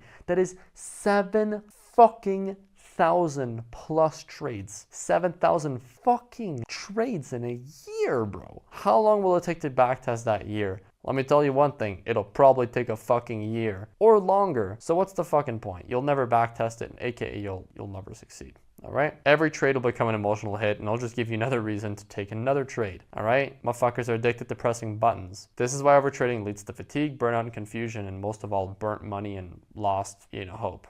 3 high-quality setups a week will beat 30 impulsive ones any day. Your job is not to be in the market all day. It's just to show up like a sniper and take the cleanest shot and disappear. If you just see one good setup that day, you take it, great. If you missed 5 other great setups, who gives a shit? Does not matter. Strategy hopping is easily one of the biggest things that I see as well. Outside of this, oh my God, man. I mean, I've been guilty of this myself. It has, in a sense, given me some good insights in terms of learning more about different strategies. But to be honest, if I were to go back, if I had the chance to go back and just learn one strategy, a couple of simple concepts, and just locked in with that, by now I'd have a 10,000 trade backtest done, the best, most optimized strategy, and made 100 times more than what I've made so far. So before you decide to click off this video and watch another YouTube video, which talks about some other concepts, some other strategies, some variation, maybe just go and back test a little bit. Go over your trades review and find ways to optimize and just stick to your own stuff. It's going to do a lot better. All right. So yeah, just understand a half good strategy applied with consistency always beats a perfect one applied with hesitation. The goal is just to be consistent, not trying to optimize literally everything by watching all these different YouTube videos and finding all these different concepts. Use your own data. Now, FOMO, revenge trading, and lack of rules. Also, partially fall into what we talked about earlier. FOMO's fear of missing out. Basically, you see a move happening quickly, monkey brain neuron activation looking ass type shit happens, and you just immediately go in. Not at all part of your plan, and next thing you know, you have that post-loss clarity where you're like, damn, what the fuck did I just do? Revenge trading is even worse because you're basically just going in right after a loss into the market, sometimes with more risk, and you end up getting the worst clarity after that, where you just feel this insane shame. And yeah, and next thing you know, you're trying to do the math to figure out how long it'll take for you to recover from those losses by actually following your strategy and your edge. You look at your numbers and you're like, fuck, it'll take me a month to recover from that. And guess what happens? You revenge trade the next day, or you just over risk, and there goes your whole fucking account. So just avoid these, honestly, and you'll do better than 90% of traders. Guaranteed. Like, actually guaranteed. Plus, lack of rules. Most beginners don't even have a fucking idea what this means. They trade just based off emotion. They don't have a boss. They don't think they need a boss. They definitely need a boss. That's why we need a simple, repeatable set of rules. Follow them like a robot, especially when stressed. If you're clicking buy because you feel something, you've already lost. But when you start clicking because you have a feeling, you've already lost the trade, even if it wins. Follow the plan. Copy trading is also a really interesting topic. I think the main issue with copy trading, to be honest, guys, really is just you have no fucking idea what's going on. And I mean, next thing you know, your whole account could be wiped out. So it does sound easy. It sounds great. You don't have to do anything at all. But the thing is, when things go wrong, you'll panic for one. But for two, you won't even know how to fix it. You won't know what to do. It's not your system. You didn't earn the wins. You don't understand the losses. You don't have any data. So even if you're copying someone, you'll still need to journal, review, and learn the logic behind each trade. If you're going to have to do all of that, guys, just fucking learn your own strategy and make it yours. Or else you'll just have spent so many hours learning how to copy someone else that could disappear at any point, or just their data could totally switch. It just doesn't make sense, guys. All right? Otherwise, you'll just be gambling with someone else's dice. And when it stops working, well, GG's, my guy. Clear scams to avoid. Trading bots, 5 to 10% a day. Guys, those are fucking scams. And if they're not scams, then hit me up in my DMs because that sounds like a great offer. But I'm sure 90% of you which will say, Seb, it's not a scam. Look at what I found. Within 2 minutes, I'll be able to figure out it's a scam. Why? Because I've seen a lot of these. I can fucking tell when they're scams. Or when they're just not very good. Maybe they promise you that and they maybe give you that per year. Or they just give you fat losses and there's not really much you can do. To be fair, if a trading bot charges monthly, they don't care what the results are. They just care about getting that monthly fee. Think about that. Then, of course, signal groups. Wow. Dude, and let me just make this clear, guys. If you join a trading group which has 10 analysts, or even more, Jesus, even over 5 analysts, it just depends a little bit on the setup. They're sending multiple trades per day. You have 200 notifications a day. They're doing 3 live sessions a day, all live trading. And yet, you cannot find a journal within a 100-mile radius. Not one fucking journal. Not one clean journal. Not one person in there, a paid member, that's actually following things with proper risk management, understands what they're doing. You are shooting yourself in the foot. But Seb, it was free for the first month and it's only $27 a month after. Only $27 a month and all of your attention for you to lose money for months and months or years and years on end? Wow, guys, what a great deal. Guys, if you could choose between paying $2 grand, $5 grand, $10 grand to have access to a trader that is proven they can actually help you make 5 figures a month within a reasonable amount of time, not some guru shit, but within a reasonable amount of time, but you choose to pay some dumbass $20 a month. First month's free, and you're given spoon-fed all these trades because you think, oh, well, why would I pay this guy a bunch, right? When I have to do all this work, and I could pay literally nothing to these guys and just have the trades given to me. Come back to me in a couple months. Tell me which one does better. Guys, I mean, I've been through all these different signals groups. They're not good, all right? I've never seen anybody do well in those. The ones that I've seen do well long-term completely removed the signals, and they actually fully focused in on coaching their traders and actually giving them the sauce, which is the thing that I was mentioning earlier of having somebody actually coach you properly. Doesn't this kind of ring a bell to what I was saying earlier in terms of maybe doing the hard work? Yeah. Fake gurus also, just be careful of gurus with no verified trades or payouts. And also, this is on another note, and this is something you'll only notice after a long time being in the industry. Well, even if they do have payouts and certificates, and even if prop firms are vouching for them, or brokers are vouching for them, and they have broker statements proving different things, I am sorry to break the news to you, but that actually doesn't mean anything. That literally doesn't mean anything. All of it can be faked so easily. It's incredibly easy to fake. I could come out with broker statements, I could come out with payouts, I could come out with funding certificates, I could come out with the craziest numbers. I could come out with newspaper articles about me, crazy podcasts about me. What else?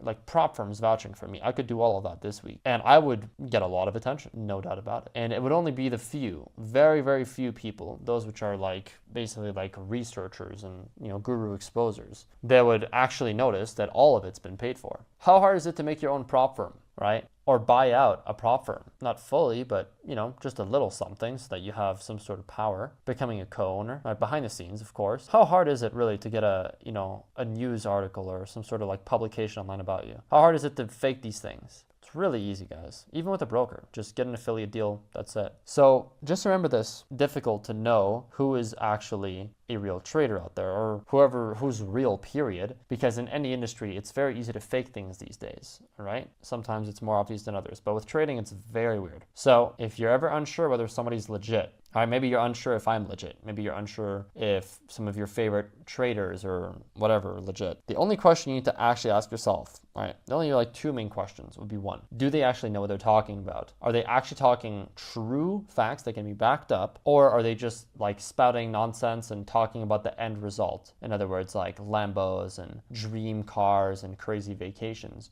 Or are they talking about the process? Are they saying the same things as all the popular YouTubers? Or are they saying something which actually makes more sense but doesn't feel as like, ooh, dopamine spike? In other words, am I talking about journaling? Or am I talking about the next strategy that'll give you 90% win rate that the banks don't want you to know about? You guys understand where I'm going? And two, are they actually able to answer just about any question thrown at them on like a live stream or in a live trading session or something like that? Do they ever go live publicly? Do they ever actually answer proper questions out there? Do they ever debunk? Or do they just delete comments? Do they just shy away? Did they just show recordings? Can they actually take trades live and handle their emotions and follow the things that they're preaching in their YouTube videos? Because whether or not somebody actually shows proof of whatever profits they're claiming, whether or not they show some crazy lifestyle, that's not what matters. What actually matters, guys, is knowing that you're following somebody, you're listening to somebody that has your highest good in their number one in their top priorities, right? As opposed to selling a course or something. So just think about that, guys, before you buy anything, before you talk to anybody like that, before anything like that. Just remember that, guys.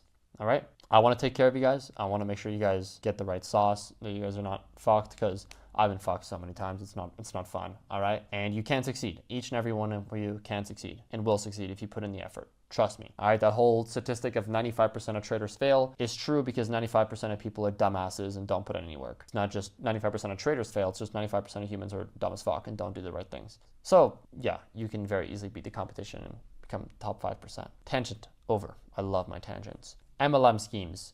This one I wasn't too familiar with until I started to realize like a lot of these like trading groups out there that were kind of big were not even doing any trading. Interesting. Very interesting. So you're trying to tell me that this one group doesn't do trading? No, I mean, they do send signals and they do have education, but 90% of the people there are always talking about, both team and also the members, recruiting other people and this weird kind of pyramid-like structure where you refer more people, you don't have to pay your fee, and you get paid for bringing people in. That's an MLM scheme, all right? If nobody inside is making profits, or like I said earlier, talking about journaling and the real stuff, it's an MLM, guys. And you can't call yourself a trader if you're just promoting an MLM. I'm sorry, but it is the truth. Anywho, they never show losing trades, never share a journal, talking more about money than mastery, run. If it looks too good to be true on Instagram, it's probably a 19-year-old selling signals with demo screenshots, or a 56-year-old guy from Kenya, which has broken English. Apparently there's a lot of those. It's kind of interesting. With that out of the way, let's talk about what a successful trading journey looks like. Here's the 3-phase learning path. Guys, learn, all right? Don't just keep doing this forever, though most people get stuck in this. So just make sure you absorb structures, setups, risk models. No ego, just intake.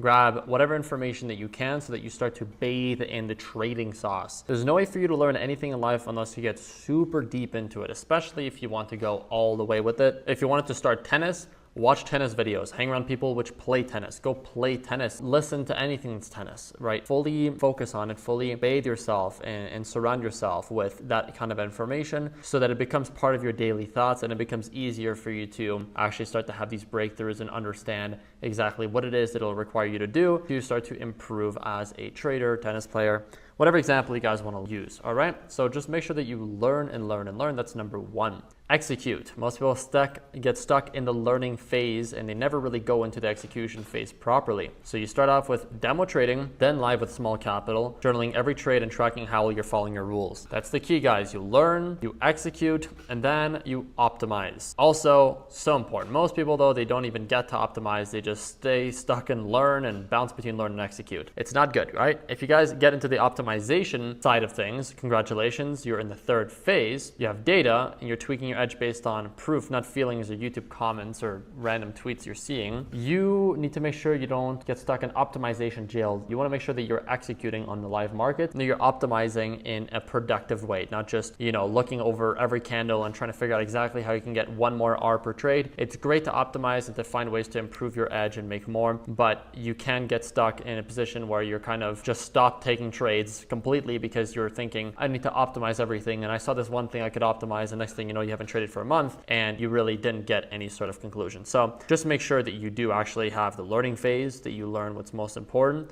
Of course, you'll keep learning as you go from your execution and optimization, but you want to have those basics, and then you execute so that you actually start to gather that data. And then of course, as you gather that data, you're going to be able to optimize. That is the 3-phase learning path. Just think of this as levels in a game. You don't get to skip straight to the boss fight. If you would, well, you get one-shotted. That's how real growth happens, not by rushing, but by leveling up one phase at a time. What I just said was very important, okay? If you were to go into, let's say, Dark Souls and immediately fight the final boss as you're just starting the game, you will get one-shotted. In other words, if you're not a gamer, you will get killed instantly. You will have 0 chance of survival. What does this mean in trading? If you did not know anything about trading and I handed you a $400,000 funded account and you tried to trade it with no prior knowledge or experience, you will fail. You will lose the account and you're not going to be very happy about it. This is why you need a structured roadmap. This is one of my students, which in this first trade made about $2,300, which is pretty good for a first trade. The thing is, you can't just hop on, like I said, and just randomly do this. You need to follow a clear roadmap, all right? Because if you don't, you're going to chase every shiny object, new strategies, indicators, gurus, and suddenly months go by or years and you're still stuck. But when you actually follow a proven structure, even if it feels slow, especially at first, you will actually make progress that compounds. I've seen this firsthand literally every single day. The roadmap that I give to my students, it's helped hundreds break through, get funded, and stay consistent. Because like I said, it's just a multi-step process that if you follow, you'll get results. If I have 100 kids in front of me, I give them a sheet of paper or a calculator, and I tell them sum up 2 plus 2 for me, everybody should be getting 4 as an answer. All right, unless Math 2.0 just came out, boys, everybody should be getting the exact same answer. In other words, if I give you all these same formula for trading, everybody should be succeeding. Of course, everybody's going to have slightly different ways of going about it. Maybe one person's going to sum it up in their head. Another person will use a calculator. Another person will use Siri. Another person will use, just a pen and paper. Another person will ask somebody else, right, for feedback. Everybody's going to do it a little bit differently, but they're all going to get the exact same result, which is profitability. All right. And it's not because it's flashy, it's because it keeps you focused, accountable, and out of chaos. Look, guys, time frames, you don't have 6 minutes or 6 hours to learn literally everything and become profitable. You have to book in, or at least account for months of you practicing and improving. It's going to be roughly 6 to 12 months, guys. All right. Roughly 6 to 12 months of focused, structured practice to get consistently profitable. Does that mean that if you were to get coached or start to trade and let's say in 1 or 2 months that you won't make any money? No. Like I said, consistently profitable. Big difference. You guys could be profitable within a few weeks, but not consistent yet. You could make thousands of dollars a month trading, but not consistently. You might have some months where it works well, some others where it doesn't. I'm not saying it'll take you a year for you to see $1 out of this. I'm just saying it'll take you a while for you to see it very consistently and stop making those same mistakes. Now, it might take you more close to 12 months if you're doing this very much so part-time, like maybe 1 or 2 hours a day, just because it'll take you longer for you to get those reps in, for you to submerge yourself in the trading world, like I said earlier. So obviously the more hours you put in, the more that you'll be thinking about trading all the time, the more that you'll want to actually do the things which will help you move the needle forward. As simple as that. And it'll be a lot less time if you're doing this more full-time. Instead of 1 to 2 hours a day, you're doing, let's say, 4 to 5 hours a day, because it's going to take you maybe a week to get a massive back test done. It'll take you a week to get all the demo trading done. Within a month, you can already get funded and you can start to become quite consistent within just month 2 or month 3 if you're really putting in the effort, the hours, and the trades in, and of course, journaling. If you're still not profitable in month 6, good. That's normal, but if you're still helping strategies in month 12, that is where the real issue comes in. The power of mentorship and feedback. I mean, guys, that's the only real reason why I'm even here today, why I'm even profitable, is because I got all the feedback that I actually needed the most in the most key moments. When I started to scalp NQ, I had no fucking clue what I was doing. I got coached by a few guys which told me about prop firms. They helped me understand my edge better, review my trades, and that's what actually helped me become profitable. You cannot fix what you don't see. It's as simple as that. If you guys play tennis and you just played, let's say, 10 matches and you keep making the same mistake and you're not hitting the ball in the center of the racket, then you might not notice it because you're not looking at the middle of the racket. You'll have to have somebody else with another pair of eyes looking at you and noticing what you're doing. Even if you record yourself to see a third person perspective, you'll only know what you know. If you have somebody that has a lot more experience and has dealt with this exact issue before or knows how to work with this kind of thing, then right away they'll be able to say, oh, yeah, you're just holding the racket wrong, or oh, yeah, you need to give a little bit more distance. Here's the tip to do that. And literally instantly, you could stop having that problem. And that's why people can charge so much for mentorship, because it can allow you to go from not really making much money to making tens of thousands of dollars a month literally overnight if all you have to do is just tweak a little something. Hence why I think it's so important to get feedback and mentorship, whether that's just you chatting, you making a group chat with a couple of your buddies which you started trading with, or whether that's you getting proper mentorship from somebody which has been trading for a long time. In the end, guys, a good mentor, they won't just hand you answers because it doesn't do much. They'll spot your blind spots before they cost you money, or as soon as they start, as opposed to months and months down the line. They'll go through your journal, call out patterns, and keep you focused when your emotions start drifting. You'll still have to do the work, obviously, but with guidance, you'll progress 3 times faster and skip months of trial and error, which means whatever you pay for mentorship, you'll make back 10 times over in a much, much shorter amount of time than you would on your own. Here's a couple of success stories from my students. I don't want to go over this for too long. Just want to give you guys, once again, proof that this shit fucking works. Consistent results is the key. All right, Chaos Dog passed 3 profit challenges back to back. He went from blowing 17 accounts to getting 100K funded, then got another 20K or another 200K of funding, and is now on his way to 500K funding. He made $20,000 starting with just small capital, and so many more results. This guy is absolutely fucking cooked. And then this other guy as well, Joey, or as I call Peasy, this guy made $45,000 within just a month of me working with him, because I just reviewed his journal, made sure his edge was solid, and helped him get prop firms all set up. Really was as simple as that. Imagine going from not making any money at all, being fucking down bad, putting a ton of hours back testing, to actually getting results that fast. It's actually fucking insane. And I love to see these transformations happen. The common factors between pretty much everybody that I've seen get some sort of help from a coach was journaling every fucking trade. If you don't journal, you will fail. People, they hear me say that, but it goes in one ear and out the other. They stuck to one strategy, they got proper mentorship, and they focused on execution, not chasing theory. Outside of journaling also before that, they did a proper back test and they continue to improve. If you don't do that, you will fail. I'm seeing a lot of students right now, which just started the back testing phase. They are getting legitimately insane results, 10 to 15 R per month with super high win rates, very low trade counts, and as soon as they actually start up their funded accounts, which like I told them, don't just start it right now until your back test is done, or else there's no point. You'll have to place trades just to keep your account active. What I'm trying to say is this guy will go from having made no money over 2 months of back testing and focusing to then probably making $30,000 or $40,000 in the 3rd month, because he gets funded and he actually did the work beforehand as opposed to trying to rush everything. None of these guys were naturals. None of them were ex-Wall Street, quants or something. They just followed a structured process, and that's what wins every time.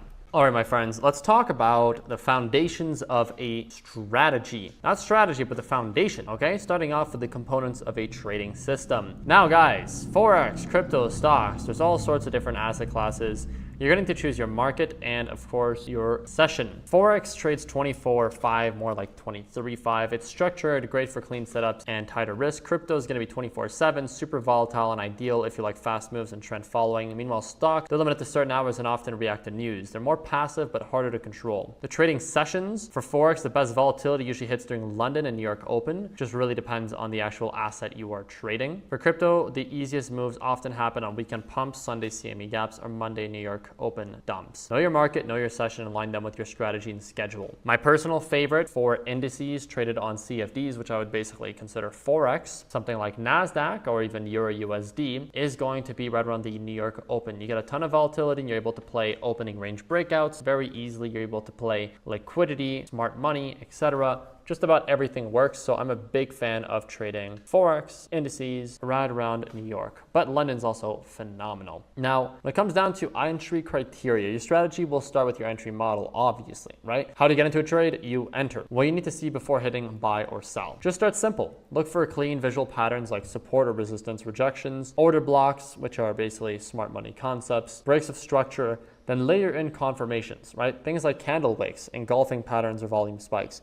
The key is do not enter just because price hit a level. Wait for real confirmation. These are just examples, once again, right? You don't need to use any of this shit over here. You could use just a trend line and a volume profile. You could use just order blocks and premium discount. There's lots of things that you guys could do. Just make sure that you have clean entry criteria. Now, exit criteria, whether that's going to be take profit, stop loss, well, that's going to be very important because that's going to determine whether you have a winning trade or losing trade, whether you make 1,000 or lose 10,000, depending on your risk management and everything else. So let's talk about exits. right? This is where most people mess up because getting in is extremely easy. Meanwhile, exits need to be pre-planned and based on structure, not emotion. A better approach for most traders is just going to be one clear take profit, one clear stop loss, minimal management, simple, repeatable, and trackable. For trade management, once you're in, you need to plan, not just hope, obviously. Between opening the trade and closing the trade, that's trade management. You either do nothing or you do a whole lot of things, and that's going to completely change your result. Your stop loss is not a failure, guys. It's just a cost of doing business. Place it below structure if you're in a long, not randomly or emotionally. As price moves, you'll need to decide when to move to break even and whether to take partial profits, if at all, okay? Because I don't do any of that. Performance metrics are very important, okay? And they matter way more than emotions. Every strategy should be evaluated on win rate, risk to reward, and consistency. If you cannot replicate your process across over 10 trades, stable results, it's not a system, it's just pure luck. To make this easy, we've created a custom journaling platform that logs all of your key metrics, win rate, R multiples, trade count, and more. Go ahead and grab it at sctinnercircle.com. It's completely free. This would easily be over $50 a month to charge. I'm being charged thousands a month to post this thing, but it doesn't matter because in the end, if everybody can have access to a good journal, it's a heck of a lot better than people having access to no journal or trying to get away with some random Google Doc or Google Sheet. All right, call me Michael Jackson, but it's time to choose a style, my boys. Scalping, day trading, or swing trading. I love scalping to death, my guys, to death, because you can make the same amount of money that you would over multiple days or weeks of the swing trade within just minutes. I mean, obviously, who wouldn't want to do that? You're in and out within minutes or seconds, or sometimes a bit longer. You're targeting very quick moves, 5 to 20 pips or fast reaction. It's great for building experience fast. You're able to get a ton of data. Your back test takes very little time. And whenever you're live trading or demo trading, you're able to get through that bitch super quick with a ton of data and improve a lot. Only issue, guys, that it does demand a lot of focus and execution discipline. For example, you could catch a liquidity sweep on your USD during New York Open and hold that bitch for like 5 minutes. Now, day trading is similar to scalping, except you're holding for a few hours / closing before the day ends, right? This is what most traders think they're doing, but unless you have structure, you're either over trading or missed a move. So an example of this would be entering a trend continuation setup on gold in the London session and exiting by New York close, okay? You'd basically be opening a position and closing it within the exact same day, whether that's at the start of New York and at the end of New York, or during London and then closing during New York. Main idea is that you're not holding overnight. And if you're curious what the main difference between scalping and day trading, honestly, sometimes I think I'm scalping, but I'm day trading and vice versa. It's not that big of a difference, but typically scalping is being held for much less time. Sometimes a scalp can turn into a day trade, and a day trade can become a scalp if the play moves very fast. But remember this, no scalp and no day trade should ever turn into a swing trade, all right? So if a swing trade turns into a day trade, then great, right? But you never want to hold a position that's supposed to be closed at the end of the day for longer because you are breaking your rules. Swing trading is holding for days, sometimes a week or even longer. There's less trades, it's lower frequency, there's more planning and ideally less screen time. But it does require a little bit more constant analysis in a sense because you're in a position all the time. So you have to check on it quite frequently as opposed to just taking a trade that lasts an hour and then the rest of the day you don't have any other positions open. An example would be swinging Bitcoin from daily demand to weekly resistance. Forget long-term investing, guys. We're not doing that here. That's Warren Buffett territory. You're here to learn how to trade actively and get funded. If you want to do long-term investing, obviously I still do that. It's not like I just make a bunch of money and just throw it out of the window, but it's not the focus for this course, all right? If you need help with any sort of investing, you can message me, but unless you're making a lot of money trading and you're like, where do I put this money? How do I invest it? Just take your money and use it for trading. An important clarification is that being a part-timer doesn't mean you can only swing trade, all right? It's not like, oh, Seb, I work a 9 to 5, I can only swing trade. No, I mean, if you've been told that, it's bullshit. If you can trade London or Asia consistently, even 1 to 2 hours a day, you can build skill much faster by scalping or day trading during those sessions as opposed to just taking 1 or 2 swing trades per week. Figure out when you're available, how much flexibility you can gain from your daily life, and then see if you can align that with the market session or with some sort of clean back test. If you get good data, then do it, all right? Of course, going to depend on your personality. If you're the kind of person which would not be able to scalp because it requires very quick decisions, it's high stress, high pressure, you don't have to. You can do very well with swing trading. You could do 5 trades a week as well. You could do 5 trades a week with scalping or swing trading. It just depends on the way you go about it, okay? I used to scalp like 8 hours a day with no structure. Of course, I still scalp, but I do it on my own terms with the system and way less screen time. That's the difference. Instead of 8 hours a day, it's maybe 8 hours a month, depending on how I go about it. Like I said, guys, you need to pick a style that fits fits with your schedule. It's not just about time, it's about personality. Any trader, student, 9-to-5 worker, full-time hustler can choose any style. The real question is, what will suit your psychology and your energy? When starting out, just try all 3 styles: scalping, day trading, swing trading. Think a little bit about how you are as a person and try to find something that's going to work with that, and just observe what actually works for you. Ask yourself, can you sit down for 1 to 2 hours a day to scalp without over trading, without breaking your rules? Is it too stressful managing quick trades? If yes, then maybe just has day trading, checking in on positions a few times a day. If it still feels like too much, just try swing trading. It's fine, there's nothing wrong with it. I've made a lot of money swing trading. It requires way less screen time, but you will need to be comfortable holding trades overnight, over the weekend, over quite a good amount of time, okay? And of course, if you can't sleep with an open trade, then that's just your body telling you what doesn't align. Listen to your body. Now that we've matched the trading style to your personality, let's match time frames to your goals. The higher time frames, like the daily, the 4 hour, will give you more context and reduce noise. It's great for swing trading or building your bias. Lower time frames, like the 1 minute and the 5 minute, they'll give you a lot more setups but come with more emotional pressure. It's perfect for execution if you're disciplined, which is why I recommend doing top-down analysis, starting with a higher time frame to define direction and dropping down to lower time frames to time your entries. Don't think you have to only choose one, you can look at multiple, all right? A swing trader could look at the daily and the 4 hour. Intraday, like a day trader, could do 1 hour and the 5 minute, and the scalping strategy could be 5 minutes for buys and 1 minute for sniper entries. Also, an important clarification, guys, we're not anti-scalping, all right? SCT actually teaches high probability scalping through things like the orb strategy and algorithm footprints. The key is to stop blindly jumping in on every spike without higher time frame bias. That's what kills most beginners, over trading. Use the higher time frame to think, use the lower time frame to strike. That's simple. So look, strategy choice will affect your mindset.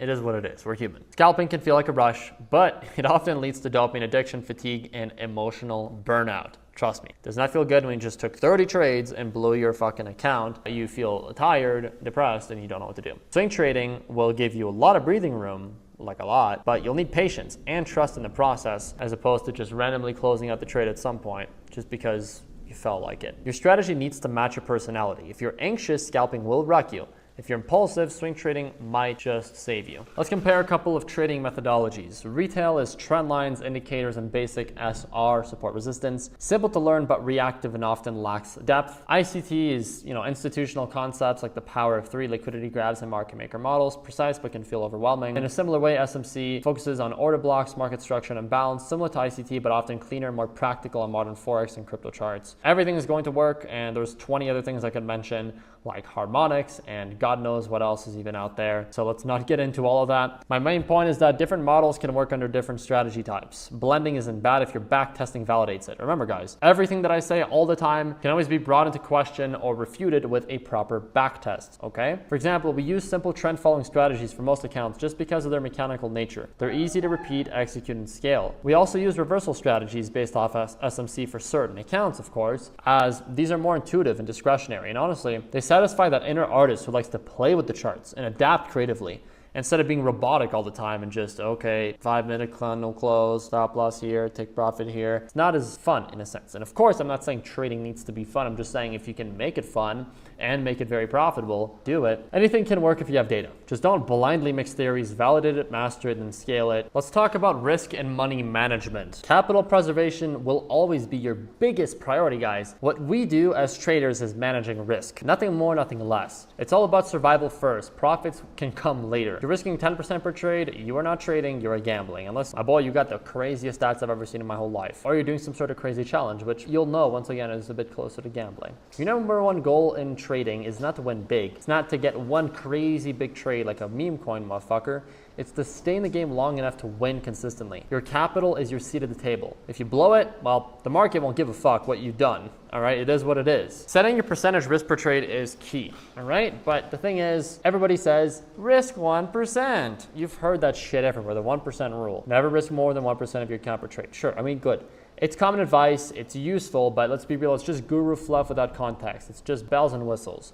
What really matters, guys, is how many losses in a row your edge can realistically handle, and how much drawdown can your account survive emotionally and technically. The 10% drawdown rule is, if you've proven your edge, make sure that you only risk 10% of your maximum drawdown across all trades. All right? Never more than that. And that's more for funded accounts, okay? For beginners, I would say stick to 5%. Here's an example. If your prop firm allows a $10,000 drawdown, let's say you have a 100K account with 10% maximum loss on it, and you're confident in your edge, you could risk up to $1,000 across your open trades. That might look like $250 over 4 solid setups. So even if all 4 lose, you've only hit the limit as opposed to losing 40% of your maximum drawdown. The point is, your risk should reflect the quality of your setups, not a number some YouTuber repeated. Bottom line, don't blindly follow the 1% rule. Calculate your edge and let your drawdown cap dictate the risk. Lot sizes. All right, guys, fixed risk, in my opinion, is pretty much the best way to start. It means just risking the same dollar amount on every trade, no matter what. It builds discipline, keeps emotions in check. If you're risking $100 a trade, keep risking $100 a trade. Dynamic risk, well, it's going to be a bit different. You're going to be adjusting it based off confidence, setup quality, market volatility. Don't touch this unless you're already consistent. Once you've proven you can follow the plan with fixed risk, then you can start laying in dynamic scaling the right way, not the YOLO way. Dynamic risk can be very good, guys. I just don't want you guys to go into it unless you fully understand it, and you need to do fixed risk first. My favorite way of doing dynamic risk is, maybe I'm working on a funded account, I just passed it and I want to get some payouts. I'm going to go ahead and start off with 0.5% risk to start off with. All right, flat 0.5. If I were to lose 1.5% of the account, in other words 3 losers, then I will reduce my risk to 0.25%. Okay, then if I were to lose 4 trades, in other words I would get to 2.5% and drawdown, at that point I would review my trades and see what's going on, right? So that's dynamic risk. On the other end, if I were to start to get profits, if I were to be up 2%, I might move my risk to 1%, okay? Which means that I'm gonna be able to make double as much. Now, if I were to go back to break even, I'll just go back to 0.5%. That's another way to do dynamic risk, which is extremely powerful. Sometimes I will size up, I'll risk 1 or 2% as opposed to the standard 0.5%, if, of course, I have a very good setup and I have a damn good reason to do so. Position sizing is very important, all right? Inconsistent lot sizing will kill your edge. One big winner will mean nothing if the next 3 trades are double risk and they all lose. Let's just clear the air though. Most traders, they have no idea what real consistency looks like, unfortunately.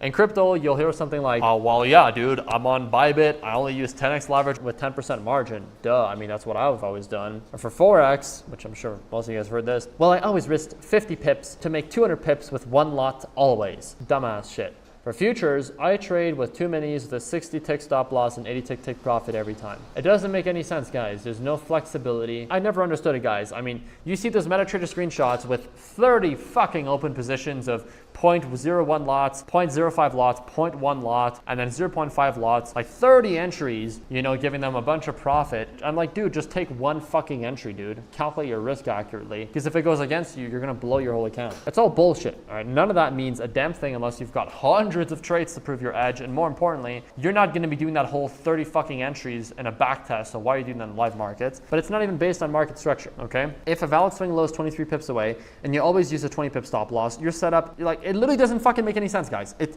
illogical. Why are you doing this? And if your dumbass says, oh, well, okay, then I'll just double it and make it a 40 pip stop loss, I'm sorry, but I don't know what to say. Let's just talk about real examples of good and bad risk profiles, all right? Your risk model affects your equity curve big time, all right? Not just emotionally, but statistically. Here's trader A, risking 1% with a 60% win rate with a 2R average return. This leads to smooth, consistent upward curve with low stress and high quality. As you guys can see, that shit is smooth as fuck with a nice percentage. Trader B, risking 5%. 30% win rate, 4R average return. It looks exciting on paper, but the equity curve's a damn roller coaster. 1 good week, then 3 weeks of pain. The only issue right here, guys, is you'll see that the number's bigger, that you make more profit with this. The main thing I cannot do to add into the simulation is different risk per trade. If you guys were to risk between 1%, 5%, 10% and keep changing that, this equity curve would be way, way worse. But as you guys can see, it goes from break even to down to up a little bit, then down tremendously for weeks and weeks and weeks on end to then eventually get profits basically just right at the end. Meanwhile, the first one is way cleaner and works way better for personal capital and for prop firms. Here's an actual real example, okay? This is one rate where I showed you that previous example, but once again, here's an actual account, all right? Trader A profile, 1% risk, 60% win rate to our average on my $200,000 E8 evaluation. This is a prop firm. I bought this account and I hit 8% a month with a clean, consistent mechanical system and equity curve, no drama. That's the goal, guys. A steady curve you can sleep with at night, not a schizo spike chart that gives you a heart attack every Monday. Notice how we just went around the entry to up a bit, to then sideways a bit, slowly going up, more up, sideways, ups. It's really that easy. And in this case, it required me to make about $16,000. Guys, that was just over like a month. Think about that for a second. I mean, seriously, that's $16,000 in a month once that account is passed. So I just want you guys to understand the slow, boring, route makes you a lot of fucking money. It's time to talk about logistics, guys. Tools, platforms, execution, starting with, how to place a trade. Let's just talk about the basics, okay? MT5, TradingView, CTrader, whatever the hell you want to use. While TradingView is the go-to for analysis for just about everyone, actual execution will happen for most people on platforms like MT4, MT5, in other words, MetaTrader, or CTrader, or broker-native platforms. But let's be real, guys, MetaTrader can be a real pain. It's clunky, hard to risk properly, and not very mobile-friendly, at least whenever it comes down to calculating position size. That's why many traders will prefer TradingView, CTrader, TradeLocker, MatchTrader, or DXTrade, platforms where you can quickly calculate risk, set stop loss, and take profit with confidence, and manage trades seamlessly from both desktop and mobile. The essential platform functions, guys, will be opening up a chart, selecting your pair, choosing your position size, adding your indicator drawing, setting your stop loss and take profit, monitoring and closing trades. Think your platform like your weapon. You don't want to be fumbling around in live fire. Know your tools inside out. Market orders versus limit orders. Market orders are literally just a way for you to get in or out right now, okay? It'll execute instantly at whatever price the market gives you. It's great for reacting to confirmed setups, but you might get some slippage. Limit orders are more of like a patient way to go about it. You're telling the market, only fill me this exact price. It's ideal when you're waiting for price to tap a level you've already marked out. For example, a take profit and stop loss order are limit orders because they're not being filled right away. They're only filled if price goes up or down a certain amount. Let's talk about practical examples. Okay, a market order would be you buying bread at any price just because you're starving, and fuck it. Limit orders would be saying, I'll only buy if it's at $2 and walking away if it's not. Use limit orders when you're sniping key zones. Use market orders when you're reacting to momentum and you've already seen your confirmations. But don't get lazy. If your limit order no longer fits your plan, cancel it. Otherwise, you might wake up to a stupid loss and a hard facepalm. I've done this many times and it order filled, stop loss filled. Fuck. That's exactly what happened. All right, guys, here's the full process. You identify the setup, you determine your stop loss, pips and points, you take profit, you calculate 1% risk based off your account size, you use your built-in lot size calculator from your native platform, place the trade, and you're pretty much set. All right. So once again, find your setup, figure out exactly what your stop loss and take profit is, have the lot size calculated for 1% risk, whatever you're doing, and then place the trade. Always make sure these are set and respected. Proper position sizing is key. And while MT5 often requires external calculators, which are unreliable, most modern platforms like TradingView, CTrader, TradeLocker, and MatchTrader will have built-in risk calculators, making your life so much easier. Use them. They save time, reduce manual errors, and they make sure your risk stays consistent per trade. It's better to do everything in one place. Calculate lot size, place trades, manage risk, do all of your analysis all in the same platform. That way you're not just switching tools mid-decision and getting trolled. Before you even click the button, once again, guys, both your stop loss and take profit should already be set. At least your stop loss. Your take profit, if you need to enter very quickly, can be added within seconds after entering. All right? Remember, this is not optional. It's a non-negotiable part of disciplined execution. You should always know exactly where you'll exit, win or lose before you're even in the trade. Demo, live, funded. All right? Demo, it's zero risk. It's where every trader should start,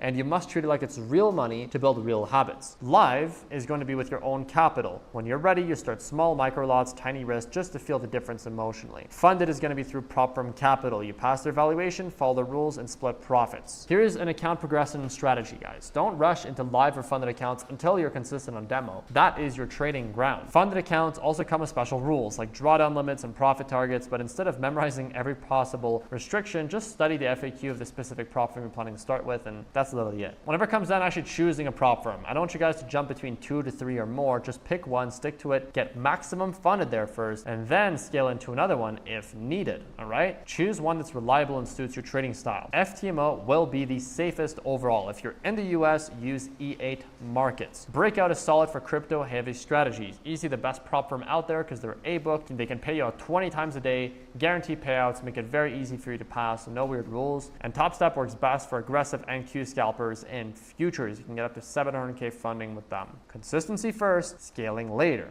Another main reason why people lose money is technical mistakes, guys. It's really silly. Like the wrong lot size, accidentally risking 10x more, or your stop loss not placed correctly. Trading on laggy Wi-Fi during app maintenance. Exiting with partial close errors like closing full instead of half. Most beginners, they don't lose because the strategy failed. They lose because they fat figured a $10,000 lot on a 1K account, and there goes everything. Let me go and show you guys a quick bad trade setup where you would just totally fuck everything up. So here's famous old NASDAQ again. Let's say you were thinking over here as the market opens that you wanted to catch this move up, okay? You're over here, you're thinking, oh my God, okay, I think we're retesting this. Let me go ahead and enter. But instead of going in with one lot, you accidentally go in with a fucking 1,000. You enter and you didn't even put in your stop loss, and then the markets just start moving. And then you're like, oh fuck, oh fuck, oh fuck, and then you just close it. And yeah, GG's. Fucking GG's. Once again, a wrong lot size, not entering with a clear stop loss, which in this case made you lost easily double than what you should have, plus however much that multiple is. And yeah, I mean, you guys get the point. You want to make sure that you're actually going in with a proper plan before anything else, with, once again, entry, stop loss, take profit, all placed correctly. Then you actually place the trade with the right risk. If you cannot do that, then just don't take the trade. Lock in, my boys, because it's time to talk about the highest leverage way of trading, not in terms of,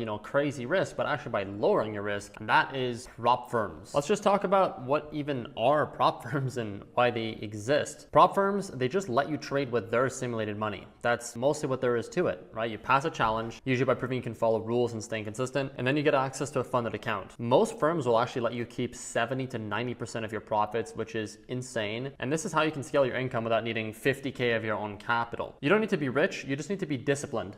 If you can manage risk and follow structure, you'll get the capital. It's the fastest, lowest risk way for you to start making real money from trading. Here are a couple of rules and models so you guys can understand how they work a bit better. The three main models are two-phase, one-phase, and instant funding. Two-phase means you need to hit a profit target in phase one, and then again in phase two, usually going to be 10% and 5% or 8% and 4%.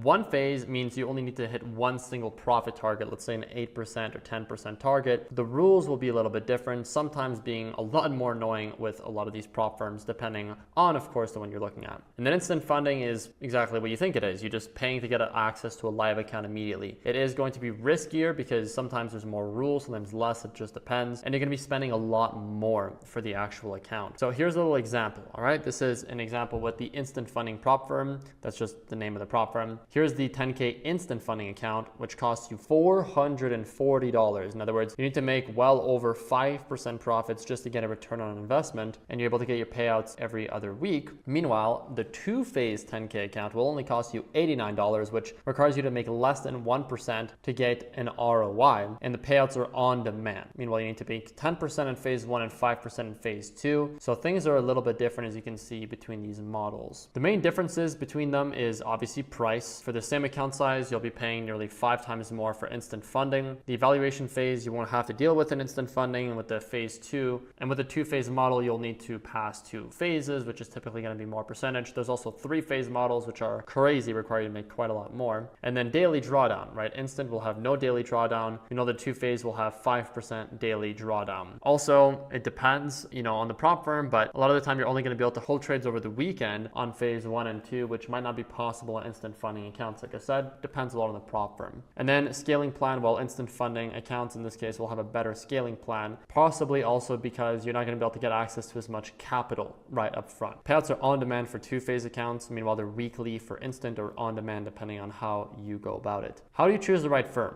right? Whenever it comes down to trust, payout speed, Discord reviews, etc., not all of them are going to be equal. The main things here to look at is, are they paying out on time? And if not, what's the reason for that? For example, smaller prop firms may take longer to pay out than bigger prop firms just due to infrastructure. Are they legally registered and visible online? If they're not, it's usually going to be a red flag. If you can't find a clear reason why they're not legally registered and why they're not clearly visible online or on reputable websites which allow you to sort through prop firms, then once again, try to speak directly to the CEO or to the owners of the prop firms and find a a clear reason as to why that is. Maybe they're having some sort of issue getting registered. Maybe it's just some sort of logistic issue, or maybe they are registered and you just haven't found the information yet, right? Always make sure to ask questions. Usually the best place is going to be in their Discord server through a ticket. Also, do they have real trader reviews on Discord, on Reddit, Trustpilot, on a website like Prop4Match, which verifies each trader's funding status as well as payout status, depending on what kind of reviews you're looking at. And are there any hidden rules, like no holding over the weekend, some sort of, maximum daily drawdown or trailing drawdown, or no trading on news days, etc. You want to make sure you're aware of all this. And yes, you need to be aware that breaking certain rules will mean you'll be disqualified. In other words, you'll lose the evaluation or the funded account instantly. Most of these prop firms will be very strict about the rules, like the daily loss limits, weekend holding restrictions, or minimum trading days. So just make sure that you follow all of these rules. That's exactly why I only recommend you start off with one prop firm, and just one, until you master it, you're good, you're funded, you're paid out, you're ROI'd, and you get ideally max funded before you even start looking at other firms. Stick to the trusted ones to start off with, right? FTMO or E8 Markets for Forex or indices or crypto. If you want to have a prop firm that's even better for crypto, Breakout is going to be the best one. They are easily the best prop firm out there as of August 2025, as they are A-booked. They pay you out as much as you want, and you're not going to have any issues with your payouts or anything else. You can get quite a lot of funding. And then also Top Step for futures. They are easily the best in the game for futures. They've been around the longest. Always make sure to read their rule book and check Trustpilot reviews or Discord groups before buying a challenge. Ideally, find somebody which has actually bought a challenge, gotten funded, and gotten paid out, so you can see exactly what the process looks like. Just because they have a 60 dashboard doesn't mean they'll pay you. Do your homework. If all their money goes into a nice fancy website, it might mean it doesn't go to their trader. Here are some of the best practices for passing a challenge. Risk management is the key. Don't over risk. Stay at 0.5 to 1% risk per trade at first, unless you want to be using the SCT technique, which is passing or failing within 2 to 3 trades so that you can be more efficient. I'm not going to cover much of that now because I believe most of you watching this are going to be newer, so I'd recommend you just stick to lower risk at first. Also, patience. You don't have to hit 10% in a day or in a week. There is no time limit with most of these. Also, trade only your highest probability setups, not every candle. You could take 50 trades a day and blow your account, or just 2 or 3 trades and pass it. So it's really up to you. You are your own boss. And of course, journal every trade. It's extremely important that you do this. Once again, if you do not journal, if you do not backtest, you will fail, I guarantee it. Document your setups, entries, exits, and emotions. That is how you will sharpen your edge over time. Follow a simple funding plan, 1 to 3 high quality trades per account, and then just stop. And don't overtrade. Pass or fail quickly with clean, high RR setups. Aim for 2 to 1 to 4 to 1, just depends on your edge, of course. Every trade should count. Focus on consistency, not volume. Here's a little funding strategy if you're starting small with, like, let's say $500 to $2,000. With 500, here's what I would suggest. Start on a demo and get comfortable. Obviously, don't skip this. Build consistency in a risk-free environment first. Buy smaller challenges, like $50 to $100 challenges with a trusted prop firm. Start with, let's say, 5 or 10K accounts. Ideally, the 2-phase evaluations. They're going to be cheaper and give you more room to test your edge. Make sure your setups can deliver a few back-to-back wins, at least 2 to 1, ideally 3 or 4 to 1 risk to reward trades, so you're able to pass or fail each evaluation within just a few trades, using strict rules and clean execution. Once you're funded, just risk 5 to 10% of your drawdown buffer, not 5 to 10% of the account balance, and secure your payouts fast. As soon as you have any amount of profits, take it and then reinvest. Don't go all in. Once again, if you lose your funded account, you have to start over and there's a massive opportunity cost. The goal is just to hit payout minimums, right? Minimum trading days, minimum amounts, etc. Build proof and compound confidence. Reinvest your payouts into more accounts to scale. This will build real momentum without ever needing to touch your own capital. The key takeaway, guys, is you don't need a rich uncle or a $10,000 savings account. You just need structure, consistency, and $200 to prove you're worth funding. One of the biggest things that you guys need to be aware of are retail traps, and you definitely want to make sure that you avoid them. Number one is going to be trading bots, okay? They don't usually work long term. Most bots, they just use static logic. They can't adapt to real market conditions like volatility spikes, news events, or liquidity shifts. That's why they often perform well in backtests but fall apart in real time, let alone, once you add in commissions and such things. Usually that's going to destroy most of these scalping bots. They also kill the learning process. Beginners usually love bots because they promise easy money, makes it, seem simple, makes trading seem like it's this easy peasy get rich quick type of thing. No strategy, no psychology, no work. But if bots really work, then why isn't your grandma printing $1 million a day with one right now and buying you a new Lamborghini Urus every single time you go visit her, as opposed to baking a couple of shitty cookies? Trading isn't plug and play, not shortcuts. Copy trading is typically done wrong, guys. I mean, it may feel passive, but it's still your money on the line. You're taking all the risk while not knowing what the fuck's going on at all, and no guarantee. The worst part is you're risking on a system you don't even understand. Most people goal, they'll just chase whatever trader's showing big returns, join during the peak, and then eat the drawdown right after. And when that happens, well, obviously you'll panic because you have no clue why the trade was taken in the first place. If you can't explain the setup yourself, you'll never stay confident through a loss. Copy all you want, but at least learn what you're copying. And we also spoke about this before, but MLMs, I mean, they're always disguised as trading communities. It's really silly, and you kind of just get stuck in them in a sense because you're over invested. They promise education, but the real product is just recruitment, not results. The main red flags are fancy lifestyle marketing. If they are showing more cars, more money, more lifestyle, then they're actually showing charts, analysis, and such things, then you should probably reconsider who you're listening to. They'll typically have a pyramid structure where you earn for bringing other people in, and no real trade journaling or teaching at all. It's just going to be focused in on bringing more people in. As opposed to teaching you trading, they'll teach you a bit, you'll fail, and then say, oh, make it back by bringing us new recruits, and that's all you'll be doing for the next couple of months. If you're learning more about rank promotions and risk management, you're just in the wrong room. Here's a couple of common social media lies about trading. Instagram is obviously full of highlight reels, 10 wins, 0 losses, $100 to 10K flips, or even bigger than that, and students getting funded in 2 days with no proof, no journal, no risk control. Main red flags are going to be obviously only posting lifestyle flexes, no verifiable data, and probably just a content creator trying to get views and selling something. The main green flags are going to be consistent journaling, transparent setups, real funding certificates, and a clear repeatable process. Learn to spot the difference. Your trading journey depends on it, or else you might get stuck for months and months looping around MLMs and shitty trading communities which can barely even be considered trading communities. Let's be real. Key red flags for courses and signals. I mean, no refund policy. You just buy it and GG's no matter what happens. Gurus who never show full account breakdowns or who never actually review trades properly or call trades in real time. Signals groups with no context or reasoning, and paid communities with no verified trading history. Here are the 3 main questions to ask before buying any sort of course. Do they show verified results? Do they teach you to trade or just spoon feed you calls? And are there successful students with actual funding or payouts? Were those students from that group, or were they already good? Are they using the models taught? The second question is the biggest one, guys. You might see crazy case studies from people, but from some of these like gurus, but that person, right, which got crazy results, were they already good going to the group, or were they just brand new and not knowing what they were doing? It's a very big difference. And of course, if they're using shit that's not being taught at all in that community, how are you supposed to get those similar results? It makes no sense. As they say, plan the trade and trade the plan. So let's talk about building a beginner-friendly plan. Obviously, the first thing is you need to figure out what your goals are. And my favorite thing in the world is reverse engineering for some reason. Call me German engineer. How much capital do you really need? You don't need $1 million, okay? Break that out of your mind. You don't even need $10,000 of your own money to trade. What you really need is just access to capital, not ownership of it. If your goal is just to make $2,000 a month, it's way smarter to trade a funded 100 to 200K account rather than trying to flip your savings. You could even go with a smaller account really for that much. Focus on building strategy and discipline. Capital follows skill always. Here's very simple math. 200K funded account, 2R gain, which literally can be done in one trade. It's insanely easy to do. You make 4,000 profit, 80% profit share like with FTMO and a lot of other props. You would make $3,200 a month. You could easily half that number and you would still be fine. All right, you could use a smaller account and go for more R gain. There's many ways to go about changing all these different numbers. My point is, if you want to make some good money, you don't need to have that much capital, at least not your own. Now, whenever it comes down to reverse engineering your goal, you need to start with the lifestyle, then plan the income path. Think about what's your ideal life 90 days or 180 days from now. Is it more time with family, traveling, leaving your 9 to 5? Once that's clear, just reverse engineer the income required. Let's say it's only $2,000 a month. And of course, you could say $5,000, $10,000, $20,000. It's just a number you can reverse engineer very easily, whatever you're looking for. Figure out what level of capital is needed. How much R per month? What setups can give you that? Make it real.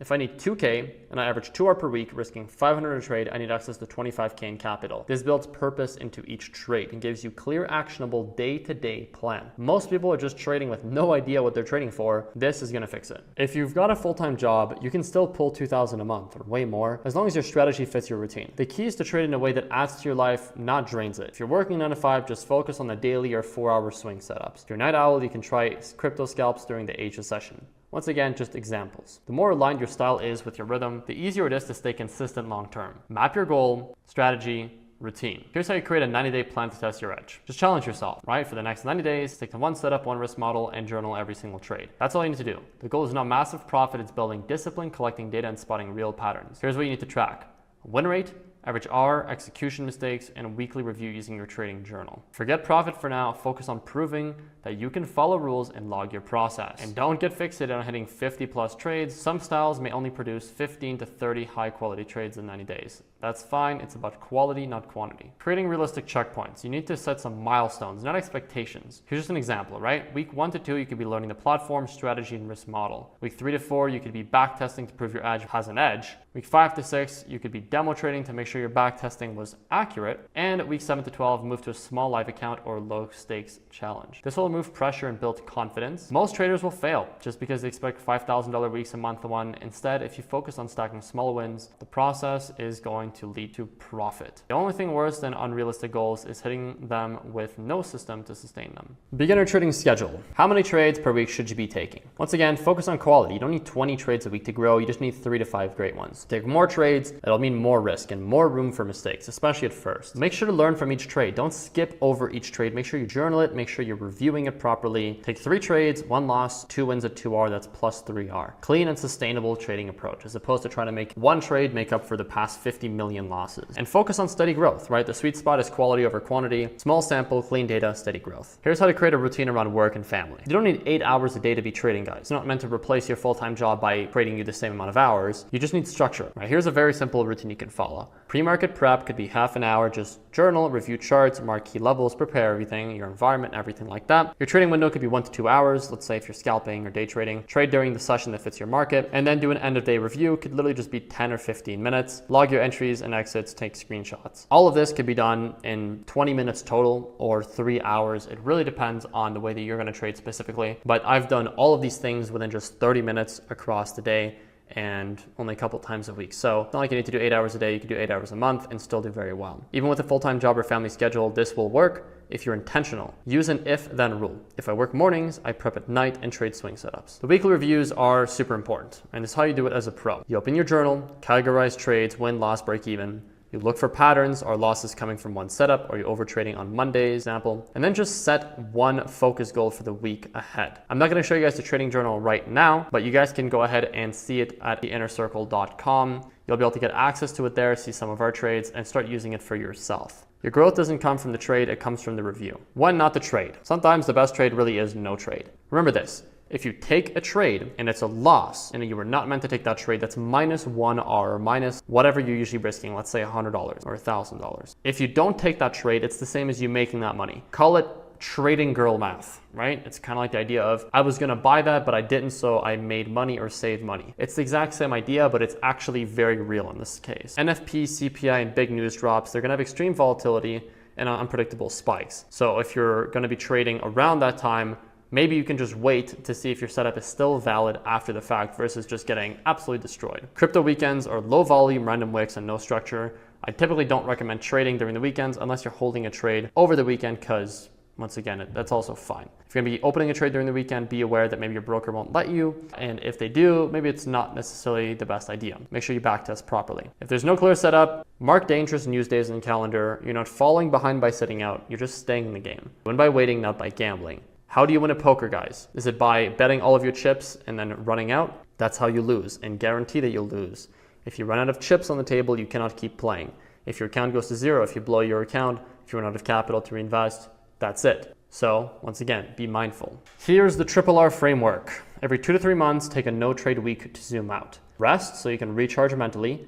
Reset by reviewing your strategy and updating rules, and reflect what's improving and what's not. This prevents burnout and keeps clarity high. Every high performer, every single one of them, athletes, CEOs, traders, etc., they have a built-in reflection loop. Beginners should too. And not just beginners, I still do this, and I've been trading for 5 years. It's one of the main things that helps me stay profitable in the long run. All right, Seb, what should I do next? Well, I would say moving from demo to live is one of the key steps whenever you've gotten a lot of these things locked down. But you gotta make sure you do it right. You don't wanna rush it. Make sure that you've at least journaled 50 trades, that you can follow your rules for 30 days without deviation, and your average RR and win rate are consistent. Then you can move to a small risk live account or 0.25% risk on a funded account. The goal is not to win instantly. It's to handle emotions at small size before you start to scale. And as you scale, by raising your risk bit by bit, going for more capital, you will start to notice emotions coming in. And that's when you'll be able to work with them, right? And actually improve, as opposed to going from from no risk to massive risk. Also, once again, these are examples, right? You don't need to necessarily do these exact things I mentioned here. You just need proof that you can execute in the live markets the same way that you were trading in your backtest. If you can do that within a week, great job. Not everyone will take the same amount of time. Some need more time, some need less time. It's if I can follow my plan properly, if I can execute at the right time, if I'm able to get similar results, then I can start with a challenge or a live account. The main mindset shifts required before going live on emotional reality check. Demo trading is practice. The moment you go live, well, you'll actually start to feel things. And if you're starting to feel things in your backtest and demo trading, then get ready, my friend, because you'll start to second guess yourself. You will hesitate, you will want to move your stop loss, and that's normal. What is happening behind each move, behind each decision that is emotionally backed? It is to avoid pain. Why do you move stop loss break even? To avoid pain, because hitting stop loss equals pain. Why do you close your trade early even though you're not a TP? To avoid pain of losing the gains that you have open right now. You guys get the point. I could keep going forever. It's all about avoiding pain. So biohack yourself by understanding yourself and taking it easy. Remember to expect emotions. Your goal is not perfection. It's just self-awareness. Expect the emotional reaction so you can recognize it when it happens and stick to your plan anyway. And don't just start hating yourself when these emotions come in and you take a loss or you fail to follow your plan. It's completely normal.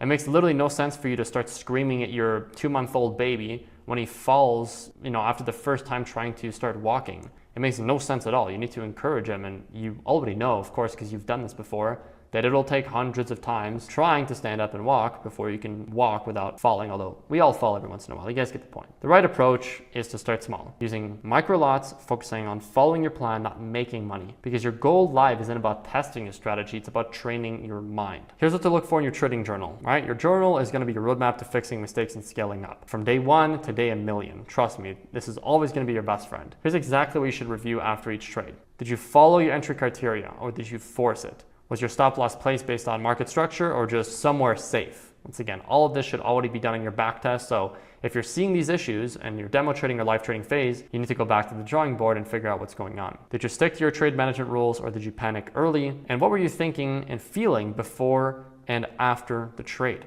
Also very good for awareness. The goal is to catch your patterns before they cost you another account. Make sure to look at your journal and actually notice these things. It's very important. You're ready for a prop firm challenge when you've followed the same system across 30 to 60 trades. When you're no longer breaking your own risk rules, you're not chasing or forcing trades out of FOMO, and you've already passed 1 to 2 demo challenges with clean execution. In other words, just trade demo capital, pretending like it's a prop firm evaluation based off the exact same rules and criteria of the one you are going to be buying after you prove yourself. Don't treat funding like a shortcut, treat it like a test of discipline. If you can't follow rules of fake money, real payouts won't fix that. Section 2. This is where a lot of things are going to come together. You're going to go from random to repeatable, getting consistent, all right, after the first few months. The first topic is going to be building a repeatable process and why consistency beats intensity, right? Most traders, they just try to force progress by trading more.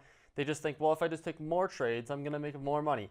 Psych, that's not how it works because trading is a patience game, all right? Once you've been learning for a few weeks, the instinct will be to go harder. Take more trades, watch more pairs, test more setups, but that'll actually slow you down. Trading is not about volume, it's about the quality of each decision you make. You need space to review, reflect, and spot the patterns in your behavior, not just keep clicking buttons. You don't get better by trading 50 times a week. You get better by journaling 5 clean trades and fixing the dumb shit you did. The difference between doing more versus doing the same thing better, number 1 is going to be quality over quantity, right? Growth doesn't come from stacking more setups, it just comes from optimizing one. That's where backtesting and refining comes in. That's why it's so important. You gotta also ask better questions. Instead of chasing 3 different scalps a day, ask yourself, how can I enter my best setup 10 seconds earlier? How can I avoid the one hesitation that cost me R? What did I miss in my last journal and review? That's the best way for you to optimize and figure out what you can improve in the back test and also through your live trading. A real world example would be a trader A doing 3 scalps a day, all slightly different, and trader B taking 1 setups per day, reviewing the last 10 entries and finding a way to improve their timing. Guess who will grow faster, right? This is how pros scale, not more trades, but cleaner execution and fewer moves. It's all about having one clean setup that you can follow day in, day out, and that you know you'll be able to repeat. Right? Not taking different setups which are difficult to repeat just because you see more trades. Now guys, let's talk about what consistency looks like in real life. Consistency, it's not about trading every day, it's following your trading plan every time. right? Turtling every entry, risking the same percentage on every trade, and logging wins and losses without overreacting. Sometimes you'll have boring weeks with no setups, like literally none, and that's a sign of discipline, not failure. It means you're sticking to your plan and not forcing trades just to feel productive. Consistency is the key to long-term trading success. The real work that happens behind the scenes, in your journal, in your backtesting, and in your commitment to the process. It's not about trading as much as possible, but about doing the same thing better each time. Slow and steady progress will get you much farther than intense but unsustainable bursts of activity. Trading is a marathon, not a sprint. Focus on building good habits and a repeatable process, and then the results, well, they'll come in time. Consistency is what separates the successful traders from the rest, all right? Super important. The mental shift from opportunity hunting to setup waiting, all right?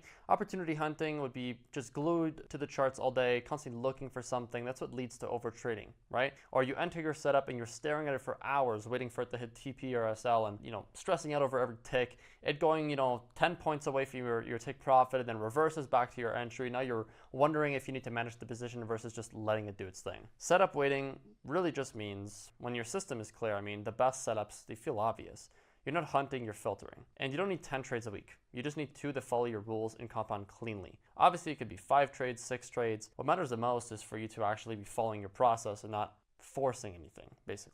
All right, guys, benchmarking progress, super important. In the end, the number one thing that I always tell people is do not focus on profit, focus on R. It should always be R and focusing in on the actual process. It could be something like, am I following my entry rules? Am I predefining my stop loss take profit and not moving them? Did I review the trade after it closed and properly? Did I skip the bad setups or did I take them just because I wanted to have a trade? Building confidence is super important, all right? And these things will build that confidence without needing green days. If you focus on becoming the trader who deserves profits, well, profits will come. All right, this might easily be my favorite part of this entire course. This is what I always talk about, guys, all right? It's about developing your own edge, your own strategy, right? Your signature setup. You need to pick one setup and just master it, all right? I'm sure you guys have heard this before of, the expression of, I don't know if you're the man that has done 10,000 kicks one time. I fear the man that has done one kick 10,000 times. Because if you just try to do a whole bunch of different things, just a little bit, and you don't even really put any time into it, you're not gonna get better or actually learn too much because you're just staying very much so at the surface level. But if you're going super, super deep into one thing, you will be able to improve and massively, and it will carry on into many other aspects of your trading and also your life. By now, you've seen SMC, ICT, breakouts, rejections, indicators, all these different strategies and these different components, and you're probably overloaded. It's time to cut the noise, okay? Pick one setup that actually clicks for you. Here's an example, all right? If you like reacting fast, you could try breaker blocks or liquidity sweeps. If you prefer more confirmation, you can go with FVGs with a break of structure combo. Once you pick, commit. One setup, 50 trades, 30 days, that's how mastery begins, all right? Very simple example. In the end, you could choose anything. It could be utilizing an EMA crossover with RSI. It could be utilizing trend lines with order blocks. It could be utilizing liquidity sweeps with inverted fair value gaps. There's really a million ways for you to actually go about it. But ideally, you just pick minimum of 2, ideally 3, maybe even 4 pieces of confluence together. Never more than 4. It is kind of a bar, it does rhyme, never more than 4. Why? Because then as soon as you go into 5, 6, 7, 8 piece of confluence, it's way too much, okay? In other words, if you're gonna be choosing, let's say 4, you could be utilizing higher time frame bias, right? So daily bias. You could be utilizing liquidity sweeps to be finding out your entry. Well, not your entry, but you're figuring out where you want the markets to go, I suppose, and to have some sort of trigger that you're going to be looking for set up. Then you could be looking for a fair value gap to be forming and inverted, and you could be looking for a retracement to that fair value gap into a premium or discount, right? That could basically be it, right? Once again, you don't need to use all these things. You could use 2 or 3 or 4. 5, I just don't really recommend, okay? So just pick something that works for you. It could be literally anything, like I said. It doesn't have to be smart money stuff, doesn't have to be indicators. Be creative, look around, and just find something that works for you. In the end, the setup should match your psychology and lifestyle. All right? Don't scalp if you panic easily, and don't swing if you can't wait 2 days and you're always checking your phone at night, wondering if you're in profit or loss. Sometimes it could just be a little tweak that is needed within your trading. It could be position sizing, it could be mindset, etc. And then you'll be able to trade, let's say, as a scalper or as a swing trader. But if you're having a hard time and you're finding a lot of resistance and you'd rather just do something else, then honestly just do something else, right? If scalping is not working for you, try swing trading. If you're doing swing trading just because everyone's telling you should because you have a 9 to 5, don't listen to them, right? Find a way to make scalping or day trading work, even with your 9 to 5. There's so many ways to do it. I've seen this with dozens of my students where where they're all very busy. They have kids, they have, the whole ass fucking family, they have their 9 to 5 and more, and they're still able to scalp. They're still able to day trade, right? They're not forced to swing trade. Remember, anything that you hear online, anything that somebody tells you, you need to have a clear reason as to, you need to like demand a clear reason and clear data and proof as to why they're saying what they're saying, right? You need to have results, not just, the source is that I made it up type shit. So once again, my goal with this course and with everything I do is to teach you how to think, not what to think. All the examples I give you, right, they're just examples, right? I'm trying to teach you how to think, once again, not what to think. Self-evaluation, okay? You need to figure out, how do you react to losses? Can you hold through drawdown? Are you impulsive or patient? Something that really helps is the journaling process, because you're able to actually realize what you're doing after the fact. And because you're journaling, you could be journaling as you're actually in the trade, as you're placing the trade, as you're closing the trade, which means you're able to jot your moment, your thoughts of that moment in real time into the journal, which you're then able to review later, which, maybe in the moment you're going to be more emotional, a bit more stressed, etc., or busy, but once you're reviewing it, you could just be chilling, right, sipping on some tea or something, and you're going to be able to notice on a calm mind without the fight or flight system screwing you up. Then compatibility is also really important. The wrong setup and the wrong person is a disaster, right? The right setup with the right personality will equal smooth growth. It is what it is. It's just that simple. Creating a perfect setup checklist, you don't need to have anything too complicated, okay? Every trader will need to have one though, right? Not just for structure, but for clarity, consistency, and also confidence. Because if you don't have a checklist, you don't really have a strategy, in my opinion. If you don't have a checklist you can repeat and apply to all of your trades, then you are being significantly too discretionary, or you haven't structured your trading yet. Here's a very simple sample framework. All right, has liquidity been swept? Is the market structure broken? Do I have a clean fair value gap order block? Is there a high time frame confluence? And is the RR 2R or more? It'd be that simple, right? You're looking for right around 5 points. That's usually what you see. Of course, if you break it up more, it could be more points. And if you, bring them in together, it could be a little bit less, right? But 5 is usually a pretty nice sweet spot. And don't just copy this from a YouTuber. Like I said, don't just fucking watch a stupid ass video from some stupid ass YouTuber, which copied the video from another YouTuber, which got millions of views, just so that they can get affiliate revenue or sell some stupid ass course. Don't copy these fucking guys.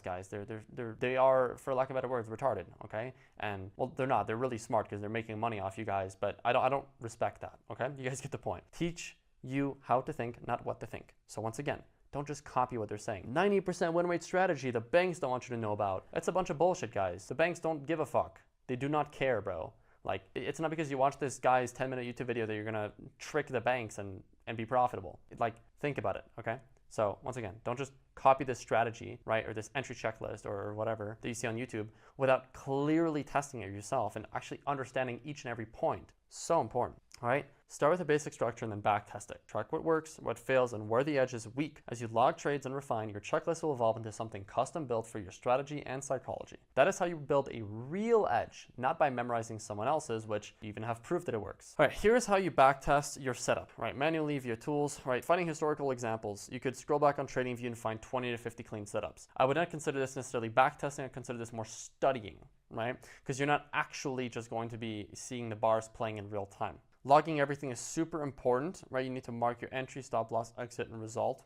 Once again, log everything. And simulating real trading is going to be through FX Replay, right? This is what I recommend. It simulates the trades like they're live.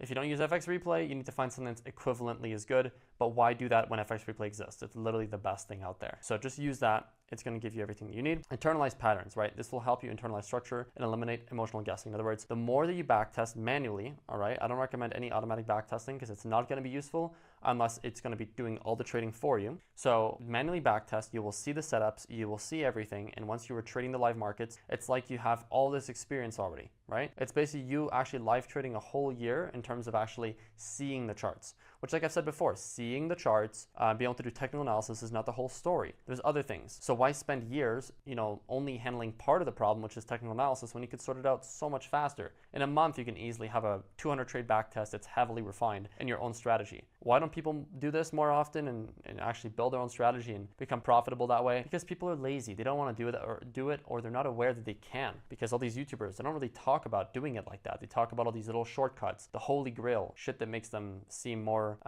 knowledgeable than other people. Stuff that, whenever people watch it, they're going to be thinking, amazing, right? I knew it wasn't me that was causing me to be unprofitable. I knew I was missing something. Let me buy this course. Let me watch this video. Let me try this instead of what I've been doing. Point is, Just do what works and repeat it over and over and over again. You'll get your results. Don't just keep looking for the holy grail or a better way to trade. If you haven't done this yet, you can't say your strategy actually works. Most important thing I've said so far. Collecting 20 to 30 examples of screenshots. All right. Before I take any trade, I compare it to my best setups, the ones that actually worked. I keep a nice little folder, right, which I can always look back at. If it doesn't look like one of my last 10 winners, I don't take it. Very simple. This one habit alone will kill half of your random emotional entries. Start screenshotting your cleanest trades and build a library you can reference every time. It's going to help a lot. Same thing with your back testing as well. You can grab the setups from your back testing, or once you get like 2 or 3 good ones, you can just keep it, and as you're back testing, always look back at it. And as you're going to take a trade, as you're doing your analysis, right, look at it and make sure that it's actually matching up. If it's not, it'll make it easier for you to actually take the trade in your back test and add in notes and compare it to your best setup. That's going to help you start to building a grading system, right, from A+ to A to B+ to B, C, right? And ideally the C's, you just never take them, right? You can log them, you can take a look, but you should only be taking ideally B+ all the way through A+, because those are going to win most of the time. So the 3 things to track after every trade. Number 1 is going to be rule adherence. Did I follow my rules? If you don't follow your rules, nothing really matters. Emotional state, right? What did I feel during the trade? Right? How did I actually feel? Because it's not just about the analysis, it's also about how you felt, because that could impact your decisions. And then of course, what will I improve next time? This will create a growth loop. Here's how to rate execution separately from results. Just because a trade lost money doesn't mean it was a bad trade. Super important to note, all right? There's going to be statistical losses, which are the same ones that you got in your back test. In other words, those are the losses you cannot avoid.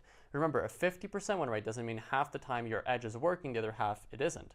That's not what it means. It means half the time you're hitting take profit, the other time you're hitting stop loss. That's all there is to it. All right. So there's going to be statistical losses, which are what you should expect. And so long as you're getting those and, you know, they're not different from your back test, in other words, you're not risking too much, too little, etc., then you're fine. But then there's also going to be, you know, technical, right, losses, which could be based off a technical error, a technical mistake, you clicking the wrong button, you know, the broker, the platform having some sort of issue, inputting the wrong lot sizing, etc., stuff like that. Then there's going to be psychological losses, which is going to be over trading, revenge trading, over risking, under risking, taking random setups, etc. You should score trades like this. Right, trade A could be -1R, but followed all rules. That means it's A+.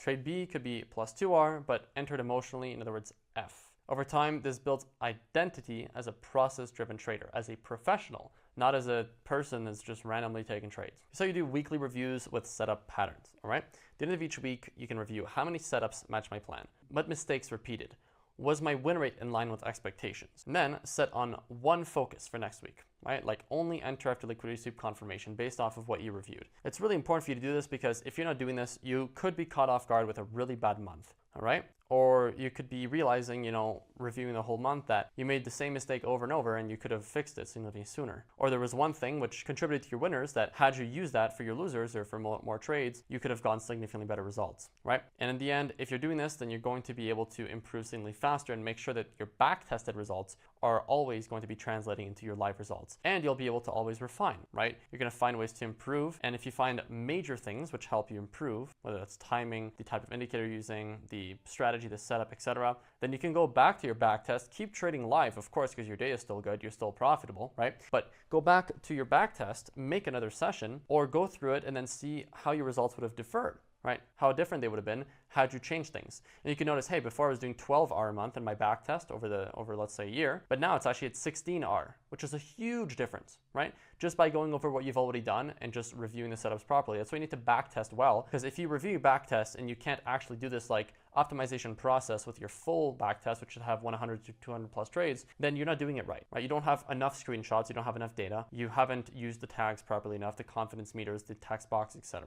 Tracking your emotions and catching subconscious patterns. I'd recommend adding an emotion tracker to your journal. Before each trade, it could be, you know, are you calm, are you anxious, revengeful?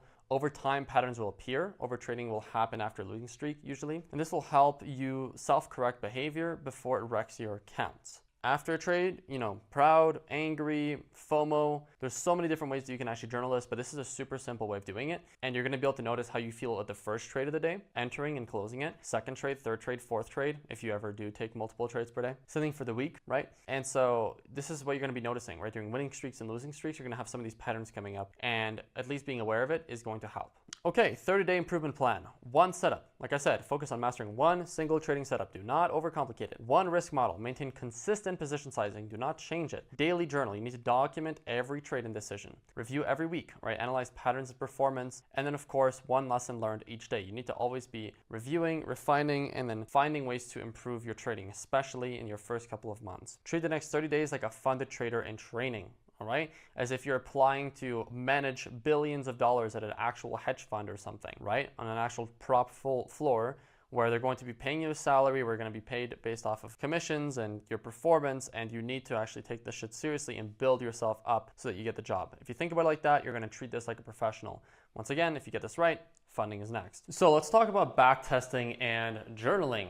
More specifically, to start off with, we're going to be talking about back testing the right way. Because in the end, if you back test, but you don't do it the right way, then what the fuck's the point? All right, you're just, whatever, you're just gathering data for nothing, right? You're not even gathering accurate data. Most traders in the end, they just back test. They back test just to feel productive. They're not actually getting anything done. They're just feeling like they're getting something done, all right? Many aspiring traders, they engage in what feels like back testing. In other words, scrolling through historical charts on TradingView, identifying a few seemingly perfect entries and feel a surge of confidence. However, like I'm saying, this superficial exercise often leads to a false sense of security and doesn't prepare them for the realities of live trading. Effective backtesting is far more rigorous, okay? It is not backtesting for you to spend an hour, or some people 10 minutes, looking at TradingView, at setups, which you're just drawing out on charts that have already played out. That's not backtesting, that is studying concepts. That is practicing, right? For backtesting. It's not backtesting. Right? Backtesting, you don't know what's gonna happen next. You place the setup, you let it play out, and then you actually see as it goes. Real backtesting involves meticulously tracking rules, results, and simulating what would have happened with real money. Or else what the fuck's the point? You're not preparing yourself for real money, and you're gonna be another one of those traders that doesn't believe in backtesting. That says, well, I backtested, got great results, and then when I traded live, my results weren't the same. Because you didn't backtest properly. It's not backtesting the issue, it's the way you're going about it. This means logging every single trade, noting down the exact entry and exit criteria based on your predefined rules. You need to have those before you backtest, or else you're not gathering data. You don't even have a strategy. You don't have an edge. Documenting your stop loss and take profit levels and calculating the risk to reward ratio for each simulated trade. It's about accountability to your system, not just finding pretty patterns. You need to gather not only a lot of data, which is going to be useful, but also build accountability, right?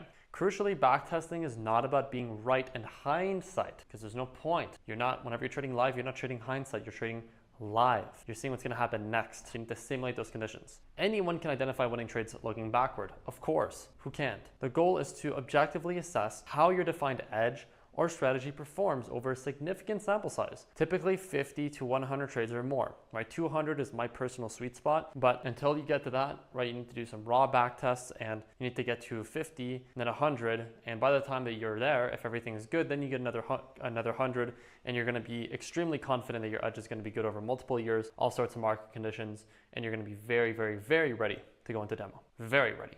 And then for live. This allows you to identify statistical probabilities, understand your potential win rate, and anticipate drawdowns. So important. Providing a realistic picture of your strategy's viability. There is no point to backtesting unless you're actually gathering data that you can then use to simulate what it might be like for you to take an evaluation, for you to get payouts, for you to scale up your brokerage account, or else what the fuck's the point, okay? Super important. Without this disciplined approach, you're merely practicing pattern recognition, not building a robust trading system. Proper backtesting builds the deep confidence required to execute your plan consistency under pressure, knowing that your strategy is a proven statistical edge. Remember that. Now, you can either use soft replay mode or FX replay. Soft replay is dragging back and scrolling forward candle by candle, or you can use the actual replay mode from TradingView, or if you want to make sure you're actually gathering data and doing it properly, 99.99% of cases, you should be using FX replay, right? This is a real-time simulation with full execution interface, journaling, and data collection. Track your win rate and risk to reward for one setup only, right?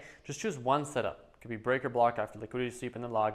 Was the setup valid? Where was the entry? What was the stop loss and take profit? Result, was it a win, loss? How much R, right? Was it what I actually planned for that I closed early? Do this 20 to 50 times. Once results stabilize, you now have a verified edge, or at least the starting point of that. If your setup doesn't have at least a 50% win rate and a 2R per trade minimum, 2 risk to reward, realized risk to reward per trade, per winner, I would not really consider it to be highly viable, right? Like you could have a 50% strategy, right? You could have a strategy with a 50% win rate and a 1 to 1.5 risk to reward.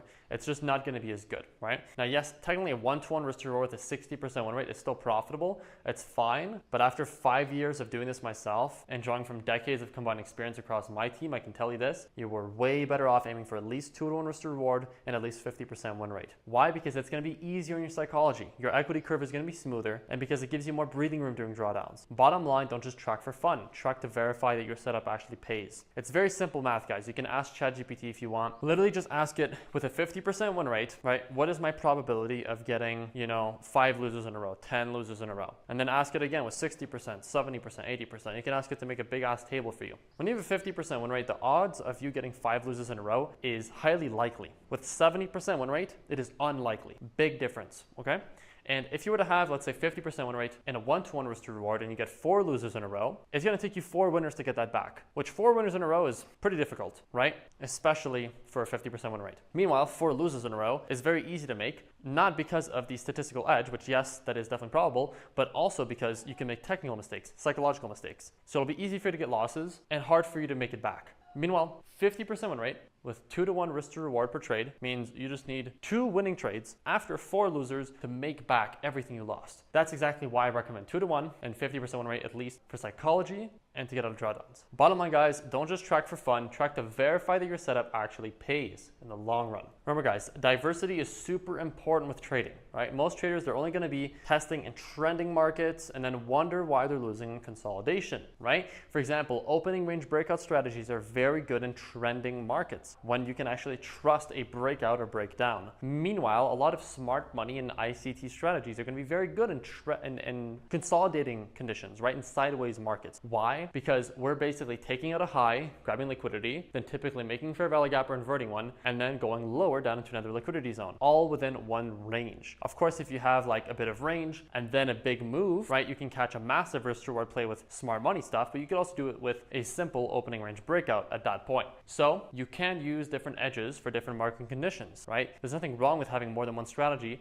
in the end, so long as you are gathering data and actually following it properly. Gathering your data, utilizing the data, and following your strategy in the real markets and not going off just because, well, I didn't have a trade this week, so I may as well just place a random one. Just remember to backtest the same setup across trending, choppy, and news days, right? Think ahead of possible questions you'll have, like, should I be trading half days? Super important question. If it's a bank holiday and the markets close at, I think it's like 1 p.m., should I be trading that day, right? Usually, no. Why? Because you're going to be holding overnight in 90% of cases. And in some cases, that can screw you over, right? Meanwhile, you could just wait until the next day and be chilling. Remember also to stress test everything, right? Spot where the edge holds versus breaks. Label trades by conditions, trending, consolidating news. That's how you stress test the setup, not just flex it. You could also consider days where there is no news and there's very, very intense news that week. For example, NFP week, right? If NFP is on Friday and there's nothing going on, Monday through Thursday, it could be a slower week. Could be. Once again, test it for yourself. Don't take my word for it. In the end, it all depends on the asset class you're looking at, the type of time frame, etc. But just be aware of that. If you have very heavy news the next day, let's say on Tuesday there's CPI, right? And we're Monday, there's probably not going to be much happening on Monday, right? But after CPI comes in, that's when things are going to start to move more. Or if there's FOMC on Wednesday, guess what? Might not have a whole lot of movement before FOMC on Wednesday, which means New York AM might not be as good, right, as some other days. Remember, guys, capture examples, all right? Screenshots. Make sure to get good screenshots before you actually grab the entry, while the setup is playing out, if you're gonna be, looking at different time frames, and then after the setup plays out and a lot more time plays out so you can see what happened around your levels. Super important, all right? And of course, build this little folder, like I said before, where you can very clearly see what a good setup looks like. You know what a quality setup is like. You can build a folder for trade setups, and then you can put some in an A+ folder, A folder, B+, B. It'll make it easier for you to actually be able to objectively label things. Make sure to organize it, all right? Don't make it random, all right? And then make sure to do daily reviews, right? Every morning before trading, review the playbook to reset your visual pattern memory. And as you are looking to take a trade, review your analysis and review the examples to see, is this even worth taking? This can help you avoid so many losses and risk more whenever you actually have a really good setup on your hands. If you don't have at least 20 examples of the setup you're about to trade, you are gambling, not trading. Okay, one thing I've heard way too often from all sorts of traders, and yes, I am speaking to you, is I've been trading but not journaling. And I always hear the stupidest excuses, like I don't have a journal, or oh, I'm taking too many trades, I don't have time to journal, or I don't know how to journal, and well, I don't really feel like learning. Whatever, a bunch of bullshit. Meanwhile, I asked them, hey, how are your trading results then? If you're not journaling, then everything must be perfect. You must be making $1 million a month. Like, no, actually, I'm losing a bunch of money. I'm not profitable and I don't know why. I'm like, you don't know why? What do you think the solution to that is? They're like, oh, I don't know. And I'm like, yeah, well, if you had a journal, you would. So, guys, journaling, it is really 90% of improvement. It's a real-time mirror. It's a real-time mirror of your habits. Right? It shows you what no strategy video ever will, because it's your data, right? Most traders, they don't need a new strategy. They just need to journal and fix what's already broken. Every mistake, over trading, revenge trading, missed entries, etc., it comes from untracked behavior. If you track these things, you'll figure out where you missed trades, where you fucked up a trade, where it could have been a win, and where your trades were perfect. And you can gain more confidence. It's so easy to journal, guys. It is so easy. And if you have a journal, like the one that I provide in my website, sctinnercircle.com, once again, totally free. You can use it for free and fucking have a great time with it. It'll track everything. All you need to do is just add in some screenshots, some notes, and review it. But like with that, there's no way you won't improve because you'll be aware of why you're getting losses and why you're getting wins. If you did backtesting properly, you are guaranteed to succeed. It's really that easy. All right, here's a minimum version of what to log after every trade. All right, essential trade data is going to be the setup name, the time frame, SLTP levels, and the result, or the R gain/loss. All right, then also do this process evaluation, right? Did I follow the plan? Yes or no? And then a 1-sentence reflection. What did you do right? What did you do wrong? If you do this and you're reviewing every day and every week, you're going to be improving, guaranteed. Now, advanced journaling is a little bit more complicated, but honestly not by much, all right? There's a guy called Pathos, which I coached in the last year, and he has gotten significantly better from video journaling because he scalps NQ on futures prop firms, and his main issue is moving stop loss break even, not trusting his setups and not gathering enough data, and having that folder of setups so that whenever he is trading, he has confidence and he enters and he doesn't mix a 4R, 5R, or 6R banger that wipes out his last 3 losses and gets him a payout. So for him, a video journal really helped. In other words, you can use Loom or OBS or whatever you want to record the trade and voice commentary. I'd recommend adding in your screen, adding in your microphone, if you can, adding in your camera. I would recommend that you are constantly saying everything that comes to your mind, right? Emotions, thoughts, experience, ideas, say it all out loud. It's kind of like verbal journaling, where instead of writing it down, you're just saying it out loud, and it's gonna give you awareness. Sometimes in that exact moment, which will help you literally as you are in a trade or thinking of taking a trade. In other words, minimizing losses in real time, maximizing wins, etc., or not taking setups which are not actually there. And then also, of course, with video journaling, the amazing thing is that you can review it because it's recorded, and then you'll be able to gain even more awareness, right? So it's honestly one of the best ways to improve quickly, especially as a scalper. I'm not gonna tell you to record a 4-hour session, but if you can, right, at the key moments, you can start a recording, pause it, start it, stop it, or if you have a fixed 1-hour window that you're trading every day, just record that full window. It's going to help you quite a lot. So video journaling really made a big difference for me and a lot of people that I've helped in the past. Other thing too is having a very good tagging system, right? You don't need to have all this built out day one, right? Because I know it sounds a bit intimidating at first. The same for me, to be honest. Like, I don't really like doing all this kind of boring shit, but low key, it is worth it. And anytime you have an idea as you were journaling a trade for a tag that you could be creating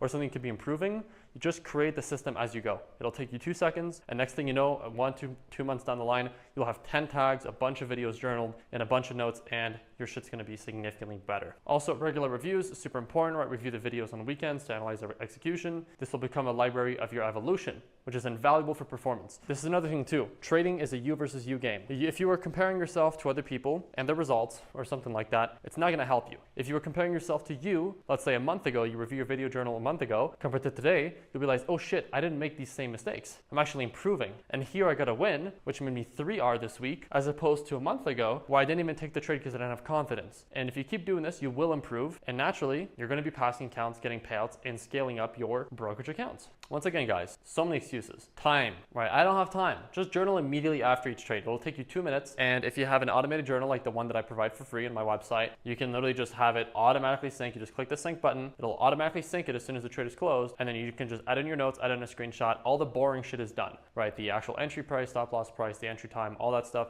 It's already in there, right? So you don't have to do the really boring stuff. You can also just do it at the end of the day. It'll take you a few minutes in case you're taking more trades or if in case you're busy. It's really easy for you to just grab a couple screenshots, grab a couple quick notes, and then later on adding it to your journal. Then of course, the content excuse, right? I don't know what to write. Just use the checklist above. I gave you all that information. Value, right? I don't see the benefit. We already talked about this. I don't need to say anything. If you still don't see the value in it, that's a you problem, all right? Once again, compare the best versus worst trades and track rule violations. That is the benefit. You'd rather spend 6 months confused than 5 minutes writing. That's why you're stuck. Remember that. All right, here's a 2-week journaling challenge. For 14 days, every trade needs to be logged, mandatory, or else you're not taking it, okay? Even if you didn't take the trade, let's say you found a setup, you set a limit order and you didn't get the entry, still log it, bro. Like, it is so stupid if you don't log it. Think about it, bro. Like, what do you mean? You did the analysis and you didn't get the entry, so you don't log it? Are you fucking kidding me? Like, you didn't even figure out why it didn't hit. Was there a good reason why it didn't hit? How can I improve so that it does get hit next time? It's so important to journal this. Even if you followed your plan, right? Make sure to journal. And even if it was a win, because that's what most people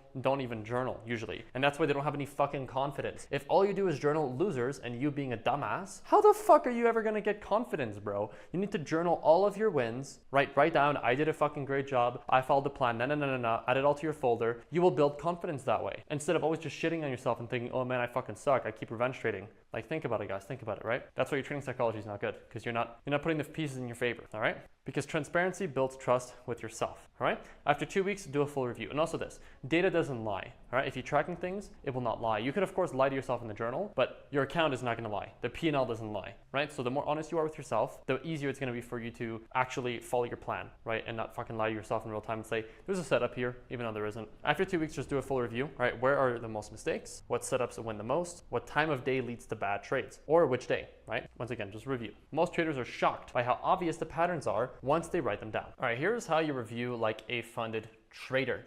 Right? Weekly reviews, these are where growth happens. Not necessarily the daily reviews or the monthly reviews, those are great, but a daily review is so recent, right? And a monthly review is a bit distant, right? Meanwhile, a weekly review is the perfect distance. From the time you took the trade, you'll still remember the analysis, remember the price movements, everything, because it's all very much so in your short-term memory, right?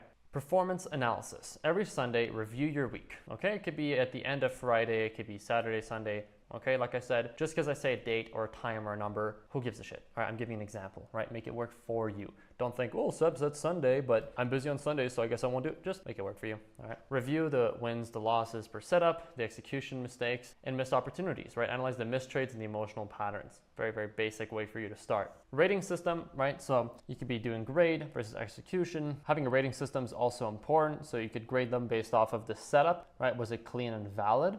A through F. Execution, did I follow my plan? A through F. This creates a matrix where you can isolate bad decisions from bad outcomes. You'll start seeing that most of your red days aren't because your edge failed, but because you did. Right, and this helps a lot to be aware. Marking repetitive mistakes as well is going to help. This is where the Demon Finder comes in, which I ended up fully integrating into my journal, like I mentioned earlier. You guys can access that now. If you don't know what the Demon Finder is, you can just, go to Twitter or YouTube and search Demon Finder Trader Dante. I'm pretty sure he pioneered the concept. I just had my devs integrated to the journal. Anyways, identifying the patterns that are, continuing to show up is really important, right? If the same mistake shows up over 3 times, that'll become next week's focus. Creating specific focus points is really important. So 3 trades where I moved stop loss early means next week, no stop loss edits allowed. That's where you create your rules. Set boundaries, right? Make that mistake impossible to repeat by setting very hard boundaries and rules, and ideally consequences. Comparing setups against your visual playbook is super important, like I said earlier. Before you take any trade, compare it to your top historical setups. Look at a great setup versus a bad setup and what you're looking at right now.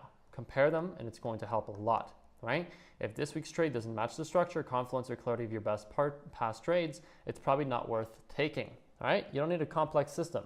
Just save your top 3 to 5 best trades, even screenshots in a folder work, refer to them before entering new trades. That's literally it, all right? This habit will filter out FOMO entries, emotional chases, and random hope setups. Your past excellence becomes your future filter. You can also do monthly reviews. These are amazing, all right? So at the end of each month, you can log the win rate per setup, average R, weekly P&L. Process evaluation could be through rule violations. You'd be looking at rule violations, right? This will create real performance data to either scale or reset, and strategic decisions, right? The data says setup A, 65% win rate, 2.1 R average, then double down. If setup B is 30% win rate and emotional stress, then cut it and watch your results change in real time. If you want to be able to fix the mistakes that you are having in your trading, you need to identify them first.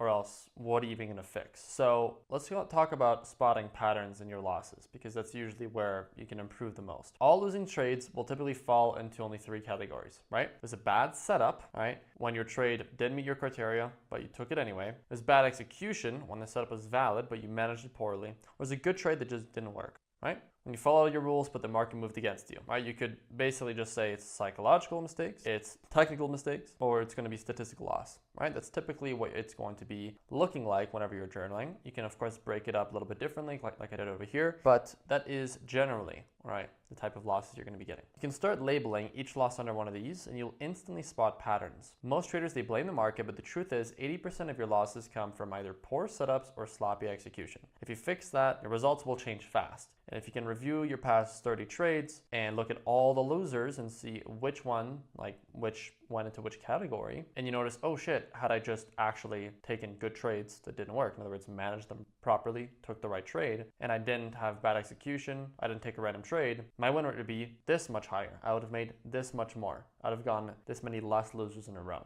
right? And if the winners you got after were smaller sizes because you had a bunch of losers and you lost confidence, also factor that in, that you would have had normal sizing since you would have had more confidence. A bunch of different things come into this, right? Now, using journaling tags to group mistakes is something I've talked about before. Let me go and just give you a couple more examples. Don't just write what happened, make sure to tag it so that you can just select the tag on the journal, like what we have set up in our free journal, and you're gonna be able to very easily see all the trades under a single tag, or all the trades minus a tag. Very useful, right? So it could be tagged like chased entry, moved stop loss, didn't wait for confirmation, or news event trade, and you can group them all up very easily and review them even more efficiently. At the end of the week, just look at your tags and the top 2, that's your focus next week. Fix those first, not everything at once. Also, watch for cluster losses. So losing once is not the problem, right? Losing 3 times in a row from emotion is, though. Cluster losses often follow revenge trading, trading after a missed win, and forcing trades during low volume. That's why it's important to journal them just like any other trade, but also include the emotional trigger behind them. What led to that streak, what could have stopped it. This is how you start spotting the patterns in your behavior, not just your setups. One red trade won't kill your account, but the 3 that follow it definitely will. And make sure to mark up every trade. Green trade, red trade, even if it hurts. Force yourself to go back and screenshot the losing trades, write why you took it, what went wrong. If you're avoiding post-analysis, that's usually where the most valuable lesson is hiding, right? The obstacle is the way.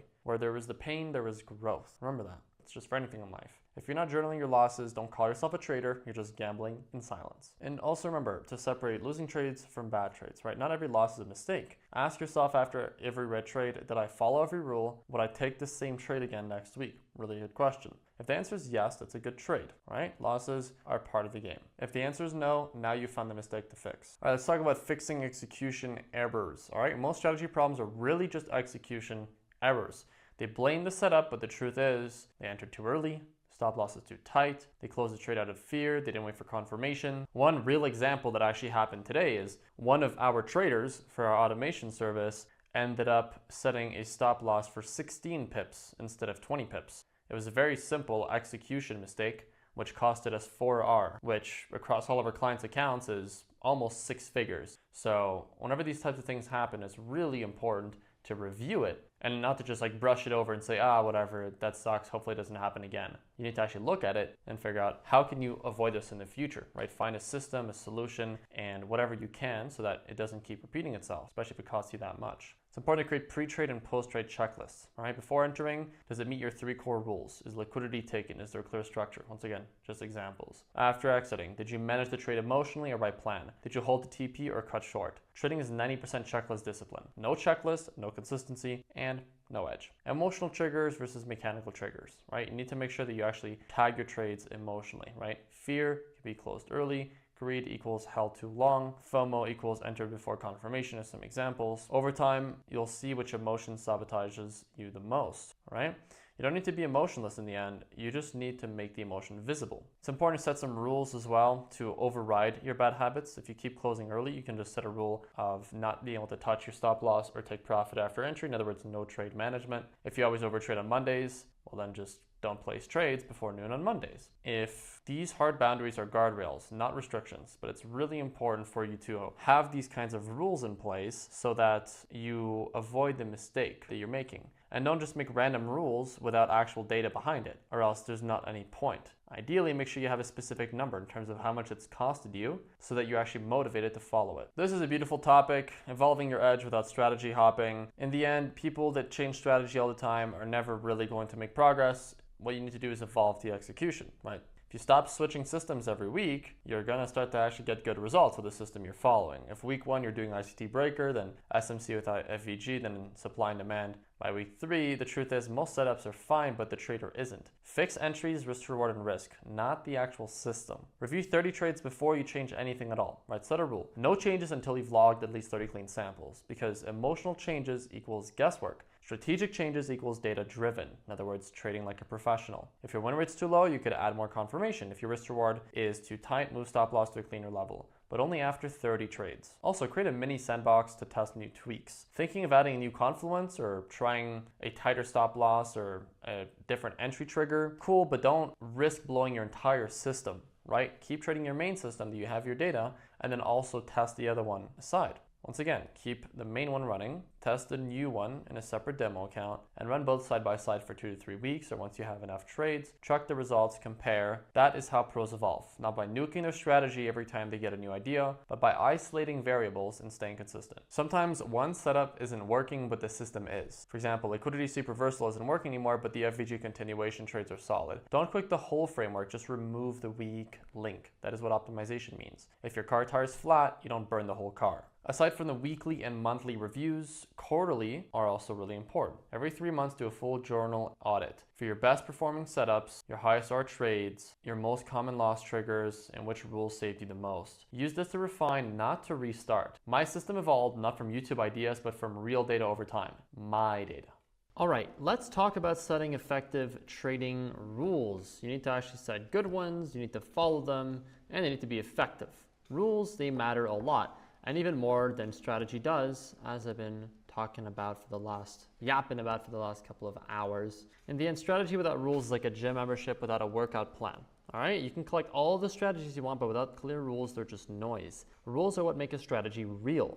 They tell you exactly what to take, what to skip, and how to handle yourself before, during, and after each trade. Think of it like the gym. Having access doesn't mean you'll get results. You need to plan, sets, reps, rest, or you'll just wander around doing random shit. Same with trading, no rules means no edge, just chaos with candles. Rules override emotions. Whenever you lose a trade or miss an entry or win 3 in a row, emotions, well, they'll take the wheel.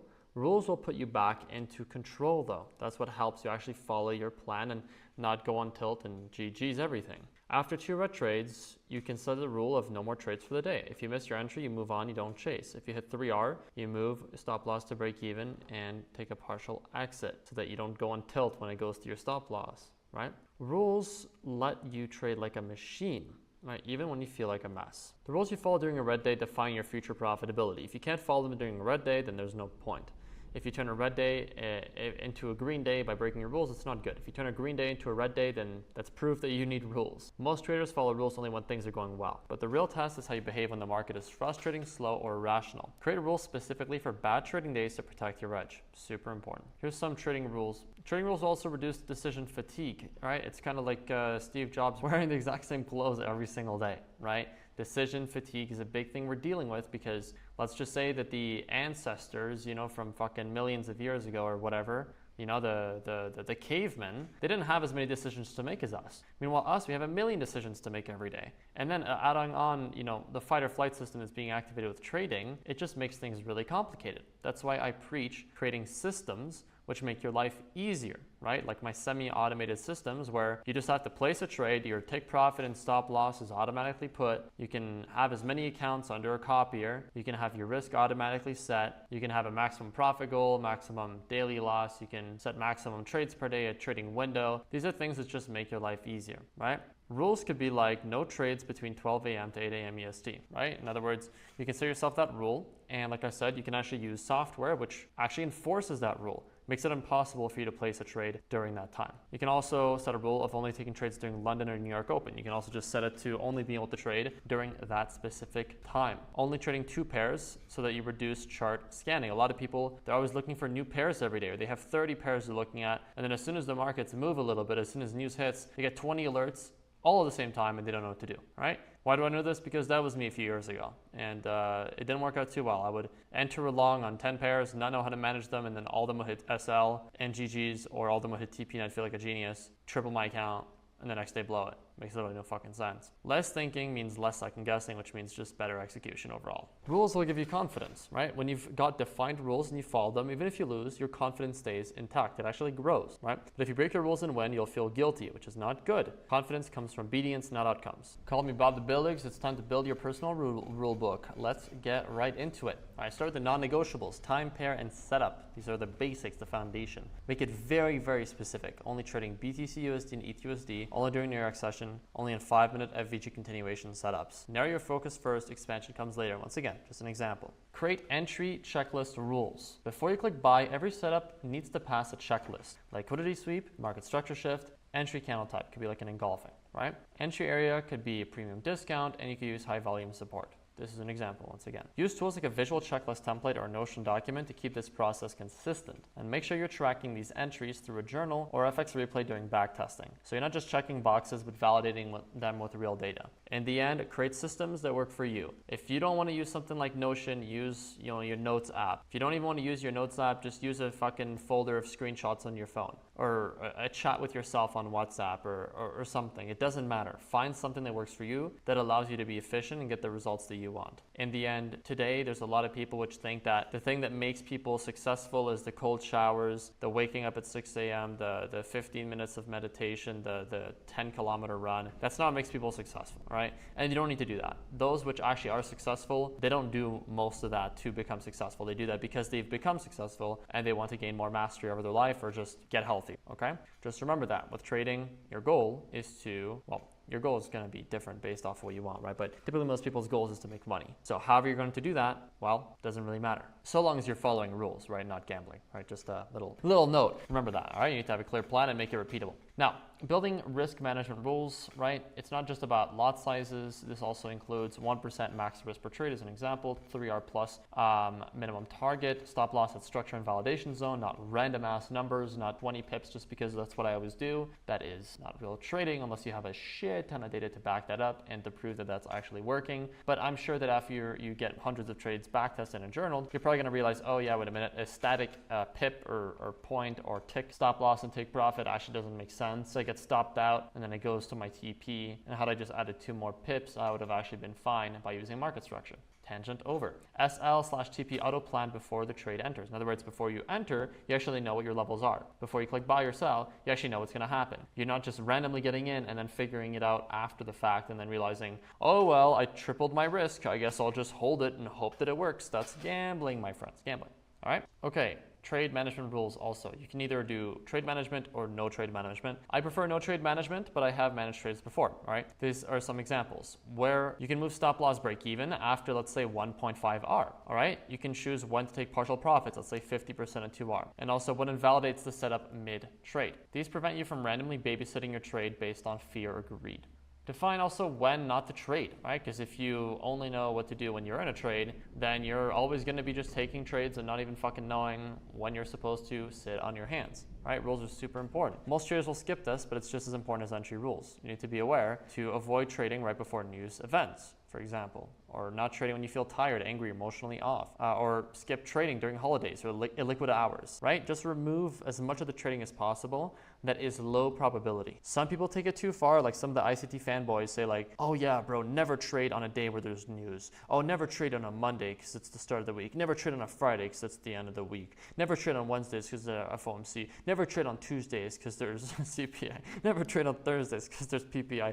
It makes no fucking sense at a certain point, right? So just find something that works for you, guys, okay? Just once again, be aware these are some general guidelines and then make it work for you. Many of the worst trades happen not because of bad analysis, but because you ignored these basic conditions, right? Even if I've had trades that I look back on and realize if I just followed my no trade rules, I would have avoided the loss entirely, right? Which is a big deal because honestly, -1R is the equivalent of you making 1R. In other words, a loss, if you don't take it, it's the equivalent of a win. It's kind of like girl math, but let's say you would have lost $2,000 for the loss. You basically made $2,000 by not taking that loss. Think about it that way and it's going to help you a lot to not overtrade. Reviewing, updating, and mastering your rules. Print or read your rules before every session. okay? And make sure you are aware of them. Make sure you have a clear checklist. There's a couple of ways to do this logistically, okay? But you can make it however you want, all right? You can literally have a pen and paper, a sticky note, notes app, a TradingView indicator that allows you to add notes. It doesn't matter, guys. Just make it work for you. Repetition trains the subconscious. I remember reading rules every morning before even opening the charts. It's super important. Okay? It's like reviewing your battle plan, and it prevents FOMO-led decision. All right, journal rule breaks explicitly as well. Don't just skim over it. Don't just write whoopsie, or don't just ignore it. Make sure you actually journal explicitly. All right? That I follow my rules, which rule that I break. Over time, you'll spot your most common disobedience and can fix it directly. If you're breaking the same rule over and over, that's your entire problem. Once again, this goes back to the Demon Finder created by Trader Dante. I integrated this for free inside of my trading journal that, like I said a million times, you guys can access at sctinnercircle.com. I'm not going to plug it a million more times, just mentioning it once again. I created it there to make your lives easier. So this is something which really helps for you to be aware of what rules you are breaking, right? How often, and make sure to track what it is costing you, right? I broke the rule. This was a loss. That's -1R. Had I not taken that trade, I would not have lost that trade, which means I would have actually saved myself a $2,000 loss, which means in the long run, I would have gotten funded this much faster. I would already be funded. I would have already gotten this payout. I wouldn't have blown this account, etc., right? Also, refine rules every 30 to 50 trades. You don't create a rule and follow it forever. You need to always be refining and then making sure that what you've done is still useful. All right, set review points. Don't rewrite them after every bad week, of course, right? But make sure that you actually are reviewing and you are changing these as need be. What rules saved you from losses? Which rules felt too strict or irrelevant? Update them only with data, not emotion, right? Don't update it after one fucking trade. That makes no sense. And compare your rules to top traders' rules, right? This builds inspiration and validation. Even I learned to build rules from traders who were more consistent than myself. I didn't just learn all this, one day I didn't just wake up and I knew all this shit. I just was from experience, from having mentors, from having people that coached me. Okay? And so there's many ways for you to do this yourself, to find top traders and talk to them. But I mean, if you want, you can go to my website, you can join my free Discord, and you can message a lot of the people that I've coached, and you can ask them, right? Or you can ask my coaches, right, specifically, and you can ask them what kind of rules they have, or ask me as well for specifics. You can message me on Instagram, or just find anybody on Instagram, YouTube. Just once again, try to find somebody that's actually legitimate and not some random person that has 1 million followers that says they turned $100 into $1 million, like many people try to do, but don't actually show any sort of proof that they're profitable. All right. So just be aware, right? You don't want to be copying random people's rules just because this person has a lot of followers or seems like they make a lot of money. You need to actually have the clear reasoning behind it and actually see data behind it, right? If they can't explain it clearly and they can't explain why it's actually going to be useful for your very specific case, which is what matters the most, don't take it, right? Or take some inspiration from it, right? Check your rules, check your trading, and see if you can mix them together. Like I said before, lock in your rules with automation or accountability. Super important, or else you're just not going to follow it. Use journaling software that flags rule violations. Use trading bots or software that stop you from entering during blackout hours. Or trade live with a friend and review each other's rules, right? Or both. Accountability makes rule following a habit, not a struggle. Last but not least, I think this is something that's super important to talk about, is networking and learning from the top. This is something that significantly helped me level up. Let's just start off with why isolation kills progress. Trading alone means there'll most likely be a lot of blind spots that you can't see. That's just how it is for anything in life realistically, okay? If you're trying to, I always use this example because I'm playing tennis these days. If you're starting to play tennis and you can't figure out why you keep hitting the edges of the racket instead of the center, it's gonna be difficult for you to figure that out, right? And how to actually find a solution easily. Sure, you can record yourself and review it and try to figure it out that way. But if you have a third party, right, person in real time looking at you, somebody with experience that has fixed these things for themselves and other people that notice it and tell exactly what to do and can help move you, like move your hand, show you exactly what's going on, you're gonna be able to learn and fix things a lot faster. That's why mentorship is so powerful for anything in life. But within trading, like the opportunity cost is so obvious, it's legitimately insane. If it takes you 3 years to figure out trading to make, let's say, 10K a month, as opposed to, let's say, 3 months with a mentor, which can get you there much faster, we're talking about like 2 years and 9 months of making 10K a month. That is like multiple six figures, multiple six figures, and compounding. So you can basically say $500,000 that you are stealing from yourself by not investing and having somebody to help you, right? Tangent over. When you're isolated, you can't tell whether your mistakes are rare or common, right? You overthink minor losses. Maybe you think you're stupid. Maybe you think nobody else is dealing with this. Meanwhile, literally everybody deals with the exact same things. It's crazy, right? You repeat dumb errors and you think you're the only one struggling. Trading communities create pattern recognition faster. They help a lot, right? They give you accelerated learning. You can learn in 6 months what others learn in 2 years if you're watching and dissecting how better traders operate. Pattern recognition. Seeing repeated setups, entries, and mistakes builds instinct. And of course, community benefits. For example, like I said, I have my offer, FCT Inner Circle, and traders are constantly posting breakdowns of their trades, their wins, their losses, and we're going to live sessions, one-on-one sessions with people to actually help them identify what is working well, what isn't, both at the actual learning stage, the analysis stage, the backtesting stage, the demo trading stage, the live trading stage, the scaling stage, etc. Right? And this is something that helps a lot of people out to actually speed things up. You need people ahead of you to normalize what's possible, right? If the only thing you've ever seen, right, is like these crazy examples online of Twitter of people making $1 million in a single trade, which just seems so unrealistic because you don't know them. It's just like an anonymous fucking anime girl PFP, and they're not really posting much of a breakdown. And then there's your results. It's a pretty big gap, right? It's very hard for you to actually level up, kind of like an elevator, right? Level by level to actually see, oh, wow, okay, I actually know somebody that's doing, let's say, 5K a month, that's profitable and making what, most people are used to making in a month from their salary, all right? Or even more than that. A lot of people don't even make 5K a month, depending where you're from, right? So be able to see that, be able to talk to them, see the money, see the breakdowns, talk to them, you're actually gonna be able to realize this is fucking real, right? And it's gonna help you believe in it, right? It's like the 4-minute mile, I'm pretty sure is what it is, right? Like for ages, scientists said it was physically impossible, okay, to do that. Right? Meanwhile, as soon as one person did it, we had 20 more people do it, like basically right away. So once again, just remember, your mind is your greatest ally or greatest limitation. So figure out how to hack it, right? And right here, I'm giving you a very good example of how to hack it. But always just learn how to think, right? Think critically, not what to think. Hopefully that makes sense, all right? Most traders, they have a mental ceiling because they've never seen someone like them pass 100K or pull 20K a month. But seeing that same guy win in your timeline and be able to speak to them and see the breakdown, that's what makes the next level feel real and reachable. They can also give you insights about, hey, how they went from, unprofitable to profitable, from 0K to 2K, to 2K to 5K a month, from 5K to 10K. And then scaling up beyond that, they can give you really key insights about their specific journey, right? And if they're any good, they're going to be able to teach you what to think, not just how to think.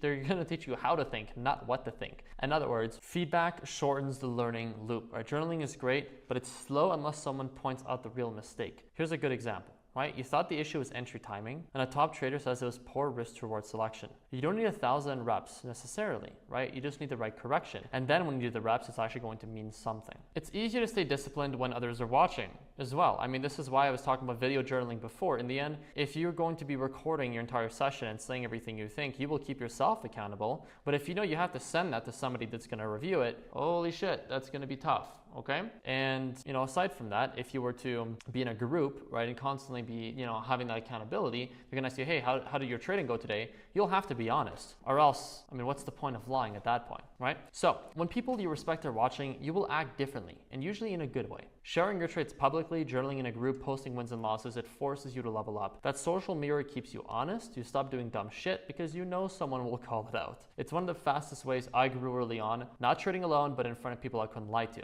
All right, what really helped me was starting to study a real strategy, get constant feedback every day, live as I'm taking trades through a one-on-one chat, sending screenshots, having breakdowns, and then whenever I'm taking trades, whenever I'm making mistakes, whenever I'm doing well, I'm getting very quick feedback, which is helping me to improve in real time. Without that, I would kind of just be in my own little echo bubble of revenge trading or not really knowing what to do or getting wins and not knowing how to repeat it. Let's talk about finding the right mentors, groups, and influences, because if you get the wrong ones, it's just gonna take you for a fucking spin. You need to avoid entertainment traders, all right? If the traders that you're following, right, the people you have on your Instagram feed, on your Twitter, YouTube, are more busy showing you their lifestyle, showing you, shit like trips, shit like whatever, Dubai, crazy food, crazy experiences, crazy cars, they're probably not real traders. And if they are real traders that have actually made it, if you pay for their program, right, or follow them what they say, you're probably not gonna get access to them, and they're probably not competent anymore. They're not actually trading anymore. You're gonna get access to some random guy, some 16-year-old that he hired, or one previous student that became,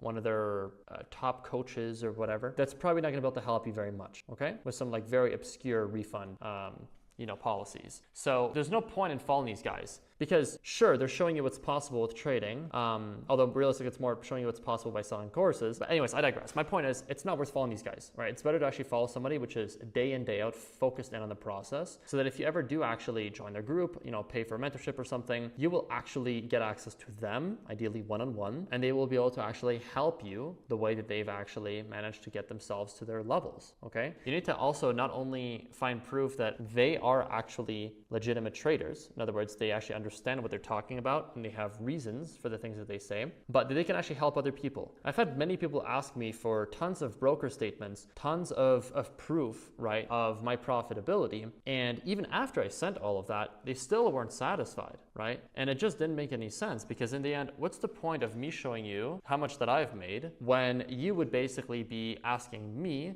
to help you? Wouldn't it be better to ask for proof that I've helped other people? Does that make sense? It's kind of like going to Usain Bolt and asking him like, yeah, bro, like, how fast was your 1 mile run?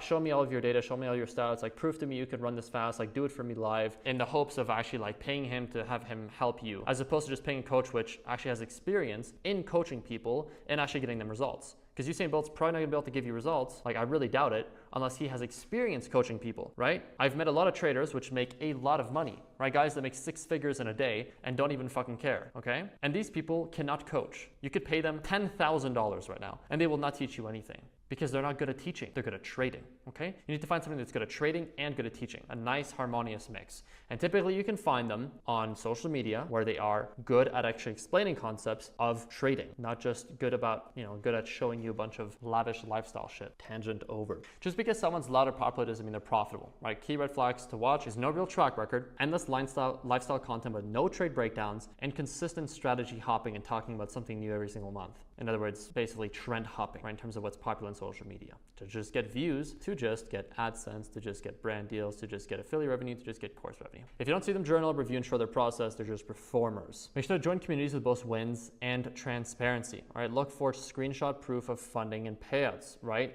Look for ideally people which are happy for you to message their members and ask for proof, right? Ask them to actually show you, hey, was this a real payout? Was this a real funding certificate, right? I'm not asking you to fucking message my members and ask them for their social security number. I'm asking you to message them so that you know it's legitimate and it's not forged. There's a lot of people out there which forge these things. They grab these big payout certificates and funding certificates from other communities. They go into Photoshop, they change the name. And it's very easy to actually fake these things, right? That's why I always encourage you guys to message my fucking members and actually ask them what is going on in the fucking inner circle. Willingness to share L's is super important as well, right? If people are always just showing wins, well, guess what? Not good. Most likely just going to be selling you some bullshit. Actual frameworks being taught, right? Not just some multi-level marketing thing. We grew our program because we have all of the above things, plus people could verify success by talking directly to our traders, like I said, right? I'm not going to show you my Discord right now. You guys can go to sctinnercircle.com and actually take a look at it yourself. But you guys get the point. Go to the wins channel, go ahead and scroll through the people in there, send them friend requests, send them messages, open up a ticket if you want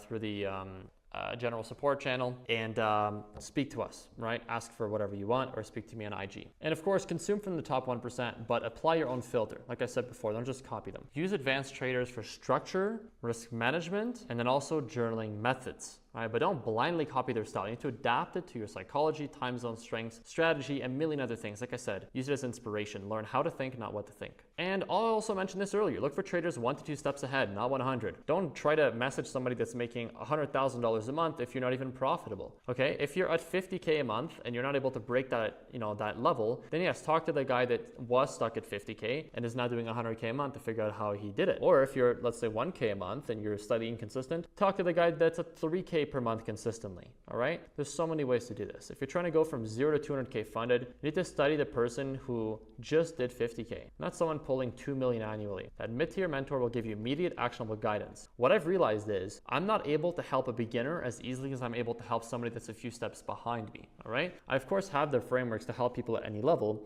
but it's a lot better for somebody that's in my community that was a beginner that I've helped to level up a few steps, for them to message the new beginner and help them, because they are significantly closer to where the beginner was than I am to that original beginner, if that makes sense, right? That's why communities are also important. And also start giving back once you grow. It'll deepen your mastery, right? Learn, acquire trading knowledge and skills, apply it, use the knowledge in your own trading, teach. Helping others solve problems forces you to articulate your own process more clearly. That's why I started to teach as well. I got very good at trading. I wanted to improve, and it's helped me get significantly better by teaching and also give me a lot of fulfillment in life. And of course, master. Teaching what you know makes you 10 times better at executing it yourself, and it gives you significantly more pressure to actually follow your fucking plan and be honest with yourself in your trading. And of course, it's important to build your trading circle and network. Creating a supportive network of fellow traders can significantly enhance your performance and accountability. Plus, it's also really fun to shoot the shit with guys that are high performers. Treat trading like a business. Build a board of advisors. All right, have go-to people for strategy questions, psychology, accountability, and risk management advice. Even if it's just a DM group of two to three friends,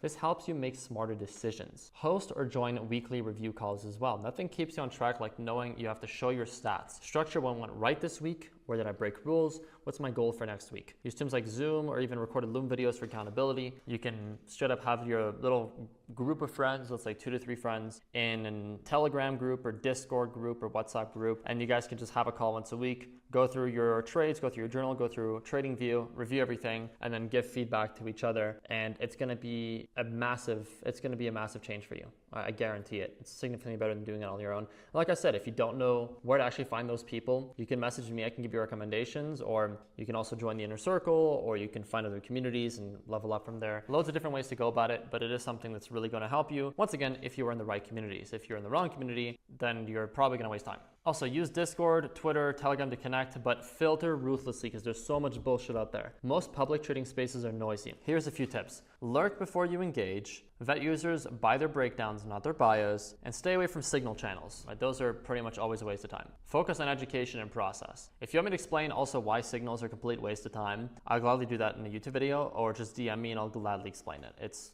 a massive waste of time, because you still have to gather a ton of data to prove that the signals are profitable. They could disappear at any point. The same amount of time you'll take to actually get good at following the signals and gather data is the same you'll need to build your own strategy. So why do that? It makes really no sense. There's so many cons, there's no pros. Attend live classes and ask questions out loud. Don't lurk in these sessions. This is where it's super important for you to be actually active, all right? Passive watching will not create breakthroughs. If you're silent, nobody knows who you need help with. Document who's helping you and who's wasting your time. You can literally build a fucking list. Who are the 3 people you learn the most from? What insights shifted your execution? What communities actually led to wins. This ensures you don't drift into endless content consumption without ROI. Section 3 is going to be all about how you can break the plateau, which is going to be right around the 1 to 3K per month mark, to 5 to 20K a month. This is where trading becomes serious, where you can really start to consider quitting your job or lowering your hours or really changing your life and scaling up to the next level, which is going to be in section 4. Topic number 1 is going to be scaling with confidence, which is super important. All right, most traders plateau because they reach a certain level of success and they struggle to move beyond it, right? Understand these common barriers is the first step to breaking through. Here's the barriers that get people to plateau. All right, you keep using the same system that worked at a small size, but it doesn't scale. There's going to be emotional differences, right? Your $100 to $500 trades don't trigger the same emotions as $5,000 to $10,000 of risk. It's a very big difference. Even going from $500 risk to $1,000 risk, or going from $50 to $100 or $200 risk is going to be very different. Okay, a lot of people are going to start off with like small personal accounts with $10 a trade, and then they're going to buy themselves, a challenge, and they're going to be risking $500 a trade. What's then a 50K challenge? And that's already going to feel very different because these are numbers they haven't seen before, even though their risk are still very similar, right? Because it's not like they're trading with $50,000. They're trading with maybe, a challenge that cost a couple $100. System breakdown also, right? A system that works casually often breaks under pressure, not because it's bad, but because it lacks structure and review protocols. If you don't have a clear system and a clear strategy, and you're just investing around at lower size, you're going to probably just fuck around and get some decent results if you're lucky. But as soon as you start to scale up, anything that you were doing before that you were slightly uncertain of, multiply that by 10. So you need to have a very solid foundation that actually allows you to scale, and that you'll actually be able to actually bring on larger sizes. Let's say you're trading CFDs, you're trading NASDAQ, you're only doing 5-point stop losses with 10-point take profits, right? If you're going for these kinds of setups, it's going to be difficult at higher sizes because there might be more slippage, there might be more issues with spread, the actual difference in terms of your entries and your exits, everything. It's going to be much larger in terms of P&L, which could mess up your psychology as well. And definition also matters. If your system isn't defined in detail, you'll fumble the moment size increases. Once again, you need to make sure you have a clear system that you're fully aware how it all works and you have tons of data so that you know whether you're risking $1 or $100,000 a trade, you'll still be getting the same results. Small account success does not necessarily mean a scalable edge. Performance anxiety obviously creeps in when numbers get bigger, right? You're not scared of the trade, you're scared of losing 1,200 instead of 120. This fear makes you cut trades too early, hesitate to enter valid setups, and avoid setups altogether. So what's the solution to this? Like I've said a million times before, constantly journal and notice what kind of mistakes you're making. Why did you get a win? Why did you get a loss? Was it statistical? Was it a technical issue, or in this case, psychological? You also subconsciously sabotage success to avoid losing it all, right? Obviously, this is something that most humans have to deal with. Once you taste success, fear of regression becomes real. You lower size, you overfilter, you procrastinate. This isn't technical, it's emotional. Many traders are not scared to fail, they're scared to succeed and not sustain it.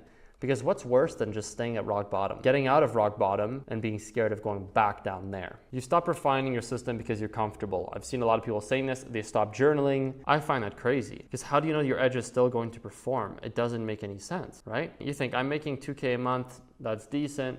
So then you stop journaling, stop reviewing, stop stretching. This leads to a hidden decline in quality execution, which you blame on the market. Comfort equals decline in disguise. If you are not journaling and tracking, you're going to start up again when things are failing. By that point, it is too late. You fucked up and there goes your entire income stream. Remember guys, most of this is psychological, right? You've hit psychological ceilings, not necessarily technical ones, right? It could be an identity limitation. It's not about the charts anymore. It's about your internal identity. What does this mean? It's really as simple as your belief system. If you don't believe you're a trader, your behavior will reflect that. Breakthroughs happen when identity shifts before income does. That means if you don't believe you're the type of person that can make $1,000 in a few seconds, in a few minutes by placing a trade, if you don't believe you can do that, if you have like some sort of shame or some sort of fear or some sort of guilt, right? Guilt because you've seen your parents work their ass off for $3,000 a month, barely being able to pay the bills, and you make that in one trade. If you feel guilt about that, it's going to affect your trading. It is what it is. So that's why you need to pick up a journal, really look at yourself in the mirror and work on yourself there.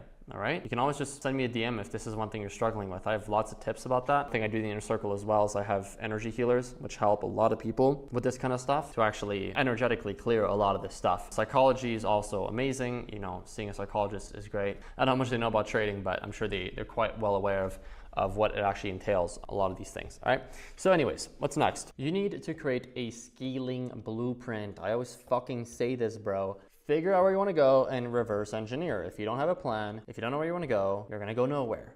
Okay? Sooner or later, you have to figure out what the fuck you want to do and what the goal is. The sooner you do it, the better. All right? It's kind of like whenever you enter a trade, you should know your take profit and stop loss before you enter. Not try to figure it out after, or else it's going to cause a lot of problems. Use profits from small accounts to fund scaling attempts. Instead of flipping one $500 account into 50K, extract consistent profits and reinvest into prop firm challenges, larger account funding, and coaching/support system. This will reduce pressure and making scaling sustainable. Set goals by R, not by dollars, right? 2R per month versus 5K a month. It's so much better to be looking at things in terms of R, because if you're looking at it in terms of I need to make 5,000 a month, that might sound difficult, or that might sound, I don't know, unattainable, or make things a bit more difficult whenever you're placing a trade. You could be up 2,000 in a trade and thinking, oh my God, I'm up 2,000. That's, 2 out of 5K. I should just close it here. Meanwhile, you're not supposed to, right? Or you could be down 1K and think, oh, I'm going to go ahead and just close this trade. I don't want to remove the profits that I already have. If you think about it in terms of R, you will not care nearly as much because you know that you're just following your plan and getting R. And you know that 5R could equal $1,000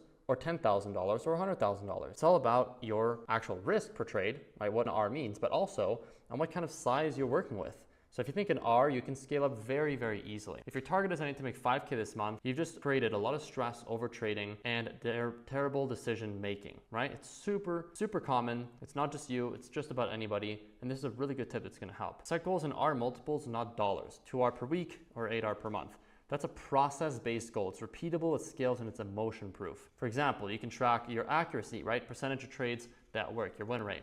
Your average R, right? The reward per trade. Risk to reward per trade, the anticipated risk to reward, and the realized risk to reward. Your monthly R target, right? Realistic based off of your system and your back test. And always remember this, just because your back test says 50% win rate, 8R per month, it doesn't mean you're necessarily gonna hit that, okay? Or let's say maximum 4 losers in a row. I would recommend expecting a win rate that is 50% lower than what you're used to, or than what you're thinking, right? So between like 25 to 50% lower. right? So what does that mean? If you're expecting a 50% win rate, expect 25 to, let's say, 35% win rate at first, right? If you're expecting 8R per month, expect 4R per month. If you have a maximum of 4 losers in a row, expect 8 losers in a row. If you do this, it's going to give you a lot of emotional breathing room, and it's going to allow you to not have all this guilt and all this judgment towards yourself, like all this shame when you're not getting the results that you did in your back test. Because in the end, if you are following the exact same strategies as your back test, you will get the exact same results. Typically speaking, on average, once again, it is still a back test. You're not going to get the exact same results, like down to the fucking tick. Very similar though. You will get different results, at least at first, for your first month. Of course, right now we're in a different stage, right? This is something that's more like in stage 1 to talk about, but I do want to talk about this if I haven't already. It's very important to be aware of this, right? Because whenever you're trading, you need to be aware that psychology is going to play a very big part. I totally lost my train of thought. I'm not going to lie, guys, but what I was saying is just expect to have worse results in your first couple of months trading, just because you're going to be having technical mistakes and psychological mistakes. Can you lower that significantly so that your back test is very similar to your live trading? Yes, of course. That's why I'm saying demo trade a bit, so that you avoid making technical mistakes and you know when to click the right buttons, and you're not like going straight into live markets, blowing up your whole account because you clicked the wrong button. And psychological, by having a very clear plan and rules and making sure to constantly journal. But just do expect slightly worse results at first, and give yourself that breathing room. Give yourself that chance, right? Give yourself a chance to actually improve. And this is something you're also going to experience a bit as you scale up, not only as you start trading, but also as you scale up. So just be aware of that, all right? Give yourself some breathing room and don't make it super tight. Like, I absolutely need to make 5R this month on my 200K funded account. I absolutely need to pass this account. And if you don't, because you make some extra mistakes, don't give yourself that pressure. Ideally, if you expect 10R per month, account for like 5, 6, or 7, just in case, right? You go lower. And if you do more, amazing. And of course, define risk thresholds at each funding stage, right? On a 10K account, it could be max 1% risk. And then on a 50K plus account, it could be max 0.5% risk until 30-day proof. Scaling up doesn't mean increasing risk. You can, of course, increase the risk that you have. It all depends on the drawdown levels that you have, the kind of data you have, the kind of confidence, etc., the experience. But whenever you go from like a 50K funded account to 400K funded account, or 10K to 50K, it is going to feel different. It is what it is, bro. Like, it is going to feel different. And if you're risking less, you are going to feel a lot more comfortable because the numbers are more similar to what you're used to, right? So 1% on 10K is 100, 0.5% on 50K is 250. It's not as big of a jump, right? It's not 100 to 500. So that's going to help. And then also, you're aware that you have now double the amount of drawdown that you had before, right? If you have 10% maximum drawdown, you risk 1% per trade, that's 10 losers in a row. If you're doing 0.5%, that's 20 losers in a row. It gives you so much breathing room to make mistakes and to not feel nearly as bad about it, right? Which also means if you're risking less, that the probability of you not taking a trade out of fear of taking another loss is very low, because you already know that a loss is just like a paper cut, right? It's not like a punch to the stomach. Break big goals into smaller account milestones. Instead of, I want 20K months, map it out. Once again, make a clear path. Step 1 could be 2R per week on a 25K account. Step 2, 4R per month on 50K. Step 3, 100K account of 1% risk equals 1K per trade. Chunking reduces overwhelm and helps with pacing. Create yourself a step-by-step plan based off where you're at, your budget, you know, the kind of numbers you have, etc. If you have all that, you should know exactly what kind of results you should be getting on a daily, weekly, monthly basis, and what kind of actions you should be doing to get those results on a daily, weekly, monthly basis. If I were to hop on a call with you and ask you, what is your intended plan and expected results for today, this week, this month, this quarter, and you don't know what to say, then I'm sorry, but you don't have a good enough plan, and you are most likely going to fail. That is why having a mentor helps a lot. Just like I was saying earlier, budget in funding costs so you're never risking scared money. Make a clear plan based off your budget. You need to plan ahead so you're not trading with desperation. That means budgeting for challenge fees, rebuys, a buffer for mistakes. Start with whatever you can afford at one prop firm and reinvest your payouts into scaling up. Worst case, you lose the new account, but still have your previous one at a level below. Get another payout and try again. Keep doing this until you're max funded, then use a trade copier to expand across firm. Once you're fully funded, you'll have extra cash on hand, so keep the equivalent of 3 to 5 challenges at your target size as a safety net. Super important to do this, guys, or else you're gonna have a real hard time when you get denied payouts, when you lose an account, when you don't pass, etc. And the great thing is, once you have accounts funded and you have payouts coming in, worst case, you lose your funding, but you still have all the payouts, which should hopefully be reinvested into a brokerage account, which you are already trading on the trade copier, right? Just hedge. One of my favorite tricks that you can do just about anywhere, all right? I mean, like I said before, with my semi-automated system, you can trade straight off TradingView with no matter which prop firm, no matter which broker, no matter what kind of asset class you're trading, you're able to trade straight from TradingView with automated risk and a bunch of other risk management stuff and et cetera, et cetera. But you can also hide the dollar amounts very easily. Because if you're trading straight off TradingView, you can just go to your TradingView settings and change it to percentage or pips or ticks. which will remove the actual dollar signs and make you just look at it in terms of pips or percentage. If you look at it in terms of percentage, it's even better because it's not even accurate to your account size, right? It's just based off what the actual chart percentage is. So you don't even know how much you're up or down. You can look at it based off the risk to reward, and you could of course pull up your account, but always having it kind of forcibly in front of you will make you make more mistakes, as opposed to just being able to check up in your position, not even paying attention to P&L because it's just some random percentage that doesn't mean anything. So you're looking at the charts. You're looking at where you are based off your entry, stop loss, take profit. It's significantly better to do this. This is one of the most effective psychological techniques for scaling, okay? This helps maintain emotional stability, position sizes grow. You can also use a master demo account, let's say fake $1,000 balance, to reduce emotional reaction. I use tools like TradingView to change it to pips or percentage to master real balance. This will trick your brain into focusing on execution, not equity swings. All right, hide the money, win the game. And also one last thing over here. If you use, let's say you have a $200,000 funded account and you're not used to seeing like $2,000 risk, like I said over here, you can use a $1,000 master demo account with software that allows you to use TradingView. And with that, you're only going to be risking $10 a trade. So even if you do look at P&L, you won't even care. You could even keep the dollar signs and use a $1,000 master account. You'll see you're down like $7 on a trade. You'll be up $20. You'll be like, whatever. You know, you're actually up $4,000, right? Journal using %/R instead of dollar signs. I don't know why you guys journal with dollar signs. It makes no sense. Just look at R. You can always look at your actual real account on a weekly basis or monthly or whenever you're ready for payouts and shit. Just look at percentage and R. It's going to make everything so much easier. Every entry in your journal should say R multiple, like plus 1.8R or minus 0.5R. Performance metrics, you need to have your win rate over 30 days. Win rate over 30 trades. Growth focus should be based off percentage, not dollars. Because if you're able to go from 3% to 7% a month, then you're able to infinitely scale up what that means in dollar signs as opposed to dollars, which don't really mean anything, right? This helps regulate emotional swings and gives more useful data.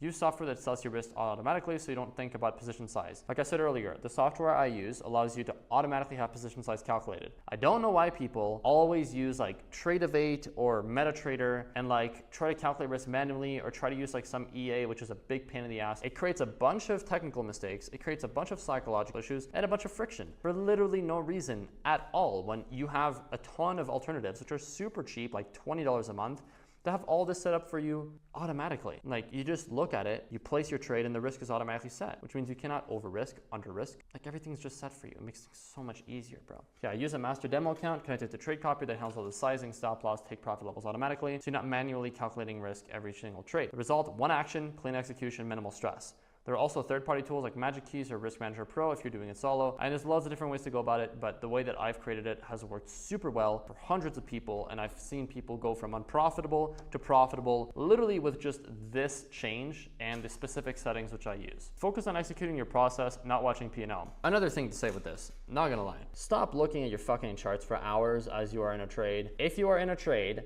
and you're not supposed to manage it, like, why are you staring at it, dude?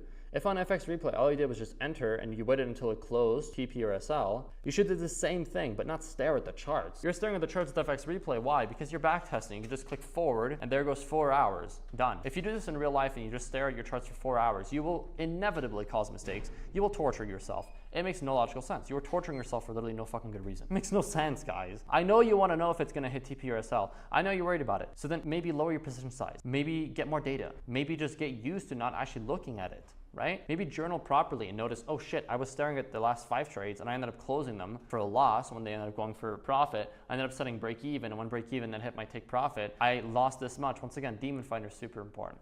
Your job is not to obsess over the scoreboard, it's to run the damn play. Shift your focus from did I win to did I follow my rules. It's not about winning or losing, it's about following your rules and your plan. Stop checking the P&L after every trade or during the trade or whatever. Instead, just review your journal in blind mode. Don't even look at the result, just rate how well you executed. Because if you followed your plan, you already won, even if the trade was red. That's how real traders build long-term consistency. This is why it helps you detach from losses and scale faster. Because when money doesn't control your state, your trading becomes consistent. Most traders slow their growth because they feel bigger money, and it causes hesitation. This technique desensitizes you. Topic 2 is going to be about enhancing your psychological edge, right?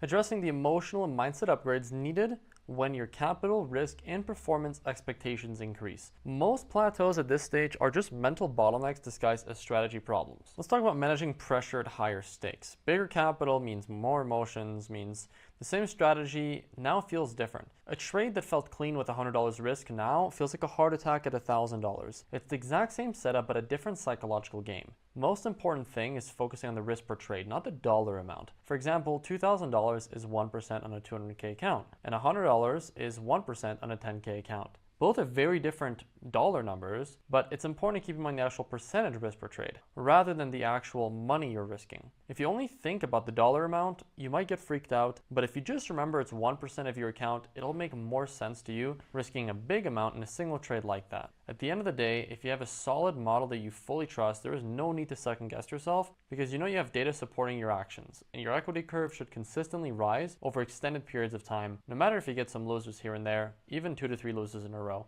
It's all about trusting your data. Now here's some breathing and resetting routines. Simple routines like 3 to 5 minutes of box breathing, clearing your desk, and reviewing your rules out loud will help you a lot. It'll help calm your nervous system and reduce the chance of emotional trades. And don't think this is just for beginners. Even when you're trading with high capital, the same routines still apply, if not even more. Money doesn't change your edge or your process, it just amplifies your emotions. The neutral mindset kills ego and helps avoid revenge. Neutral doesn't mean emotionless, it just means no high after wins, no tilt after losses. It's the same behavior, same process.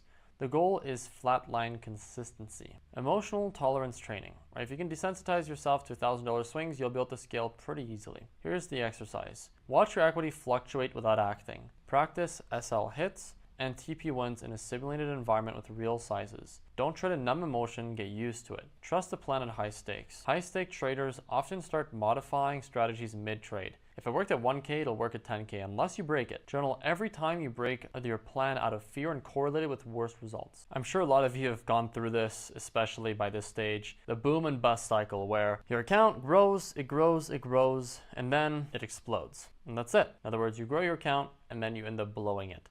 You almost get to pass your challenge, almost get to a payout, and then you blow the account the same day. Let's talk about avoiding that because it's not something you want to keep doing. It's something which is actually, potentially for some of you, the one missing piece that is stopping you from being profitable. If you can recognize patterns, big win equals overconfidence equals over risk equals big loss, you'll be able to actually make a change. Typically, it'll go like this. You had a $5,000 win, you feel invincible, you double your risk, boom, you lose $7,000. You panic, you cut your size, and you start over. It's not a strategy issue, it's an emotional hangover. And honestly, the best thing you can do when that happens is nothing. If you've just had a big loss or you're feeling off, walk away. Take a few days, a week if you need to. Don't stare at charts trying to force a comeback. Clear your head, reset, then come back when you're actually in control again and your emotions aren't the ones placing the trades for you. Consistent risk management's a necessity. Keep risk static until 30-day consistency is proven, bare minimum. Don't increase risk based off of a 1-week win streak. Use a 30-trade or 30-day rule to lock in emotional consistency before scaling risk. There's of course tons of automatic lockout tools. Like I said, I have software which I implement for my inner circle members, which does that. Let's be real, self-control isn't always reliable when you're deep in the red, right? That's where these tools can actually come in.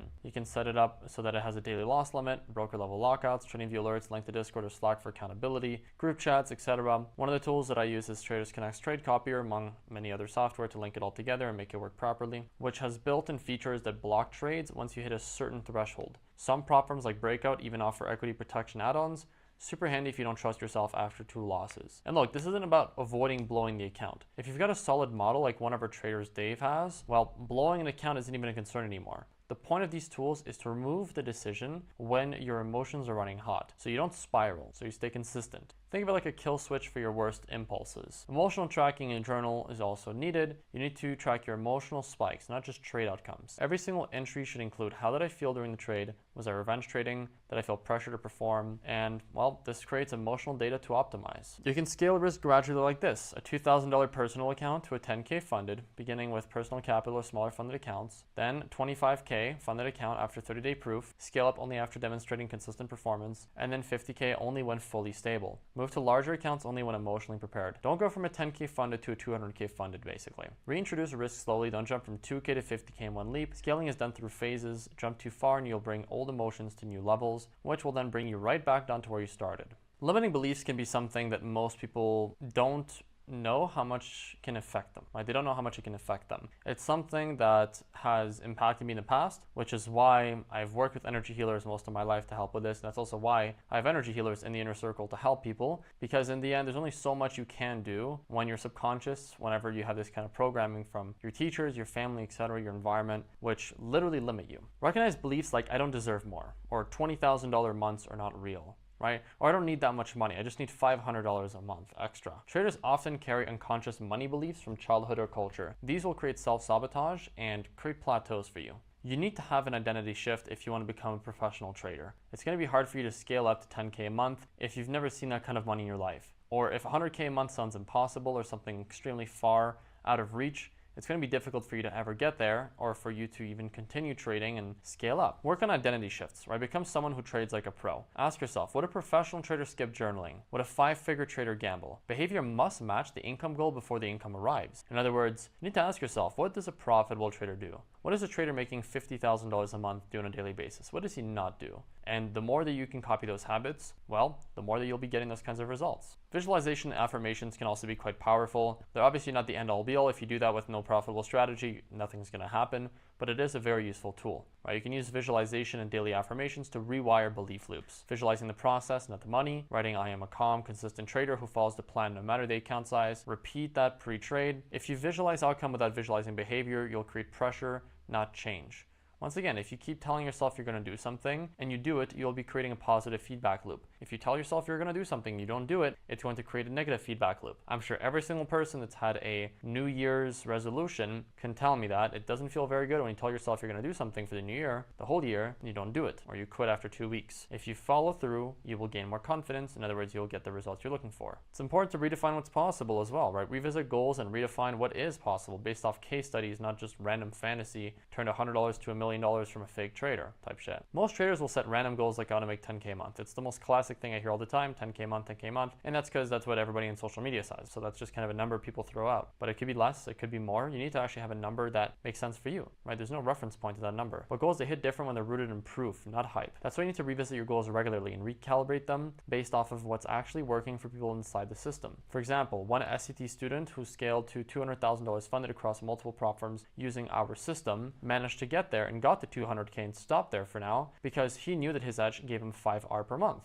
right? And 5R per month on 200K is 10K a month, and that's what he actually needed. Another who cleared $20,000 in a single month with consistent 2R trades using the system. Why did he want to get to 20K a month? Because that's what he actually needs to support his family where he lives in London. That's just what he needs. It is what it is. And plus extra to be able to travel and save more just in case he has a lower month. Why consistent 2R trades? Because he realized that with 4R and 5R trades, his psychology just doesn't work as well. So even though some months he can do very well, other months he's going to lose a lot. So we found 2R to be significantly better, custom to him. When you see what's real, belief expands, but it's grounded. No fantasies, just possibility backed by receipts. Mentorship and coaching is where you can fix just about anything realistically and get really, really good at trading and truly level up. Because you'll have somebody which is multiple levels above you, literally hold your hand to help you get to those next levels. Instead of you having to go through a maze on your own, you have somebody that's already gone through the maze a bunch of times, guide you whether you're going left or right. And if you make a wrong turn, they help you actually figure out where you need to go to actually fix the mistake and to get out of the maze. Coaching can really help you challenge your blind spots and figure out what you need to do next, especially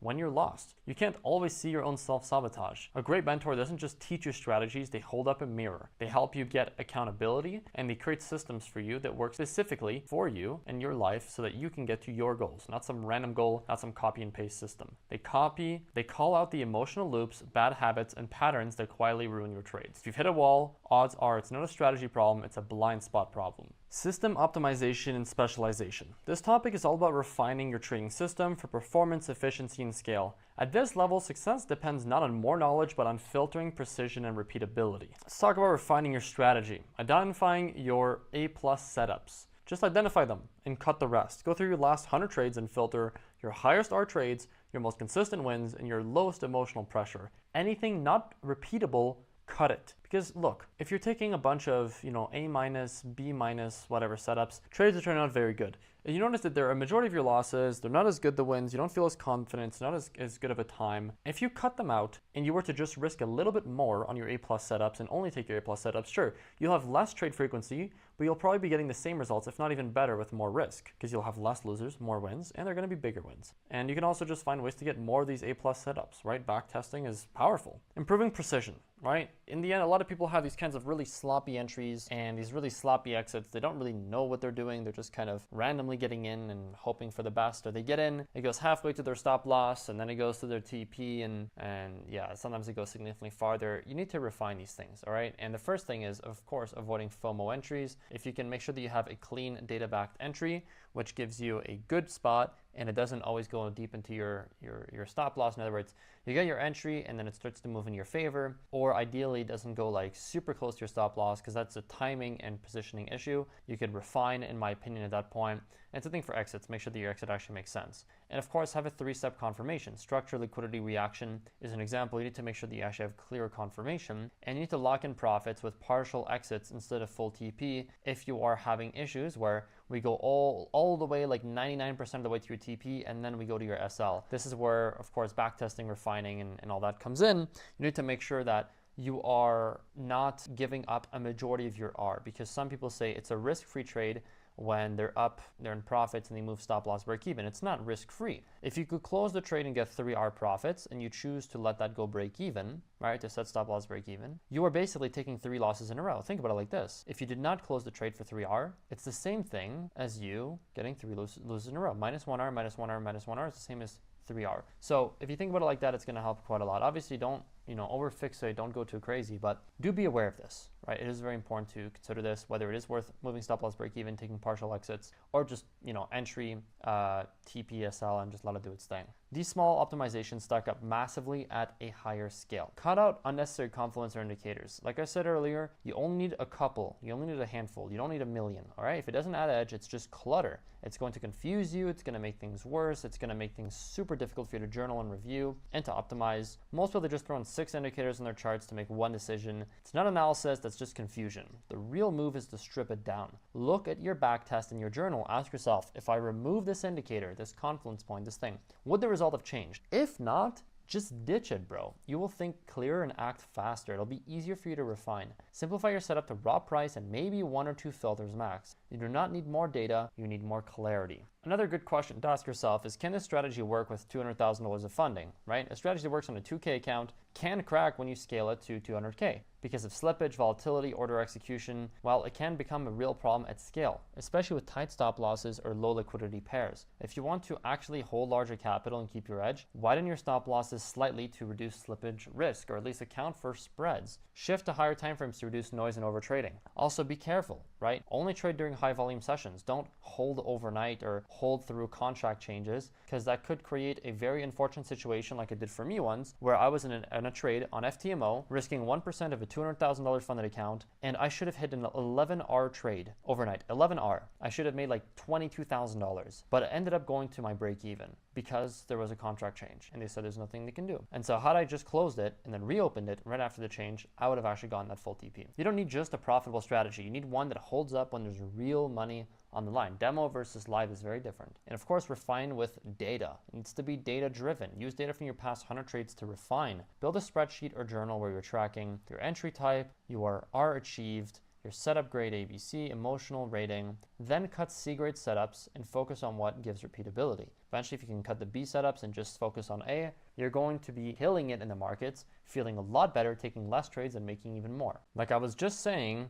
trade less, make more. If you're able to take less trades and make more, then fucking awesome. Isn't that way better? I mean, why take 10 trades a day when you could take 10 trades a month and maybe even make more? Think about it like that. Focus on quality over quantity, right? Fewer trades, higher win rate. You're not a machine, stop trading like one. You're not one of those EAs that does 1,000 trades a day. Most traders think more trades means more progress, but in reality, 5 to 10 high quality setups a month will outperform 50 rushed ones, filled with noise. Filter aggressively, wait like a sniper, only pull the trigger when it matches your edge exactly. You're not here to be busy, you're here to be profitable. There's loads of ways to add filters to reduce low probability trades, right? You could only enter during session overlaps, only enter if liquidity has been taken, taken, only enter after a 15-minute versus a 1-minute market shift. These rules reduce overtrading and FOMO. Using alert-based setups will help you a ton. This is what I like to use to reduce my screen time from multiple hours to just a few minutes a day. Just set alerts on zones, key break levels, candle structures, literally anything. This helps remove emotional decision making. The way that I like to do alerts, guys, is super simple. I go to TradingView, I set my liquidity zones, set an alert onto that line, and then just write a little description. I make sure that it's enabled on my Discord webhook so that I get notified in my Discord. I also like to have my phone notification on and an email just in case, so that I have loads of different ways that I'm getting alerted. Also, if I have my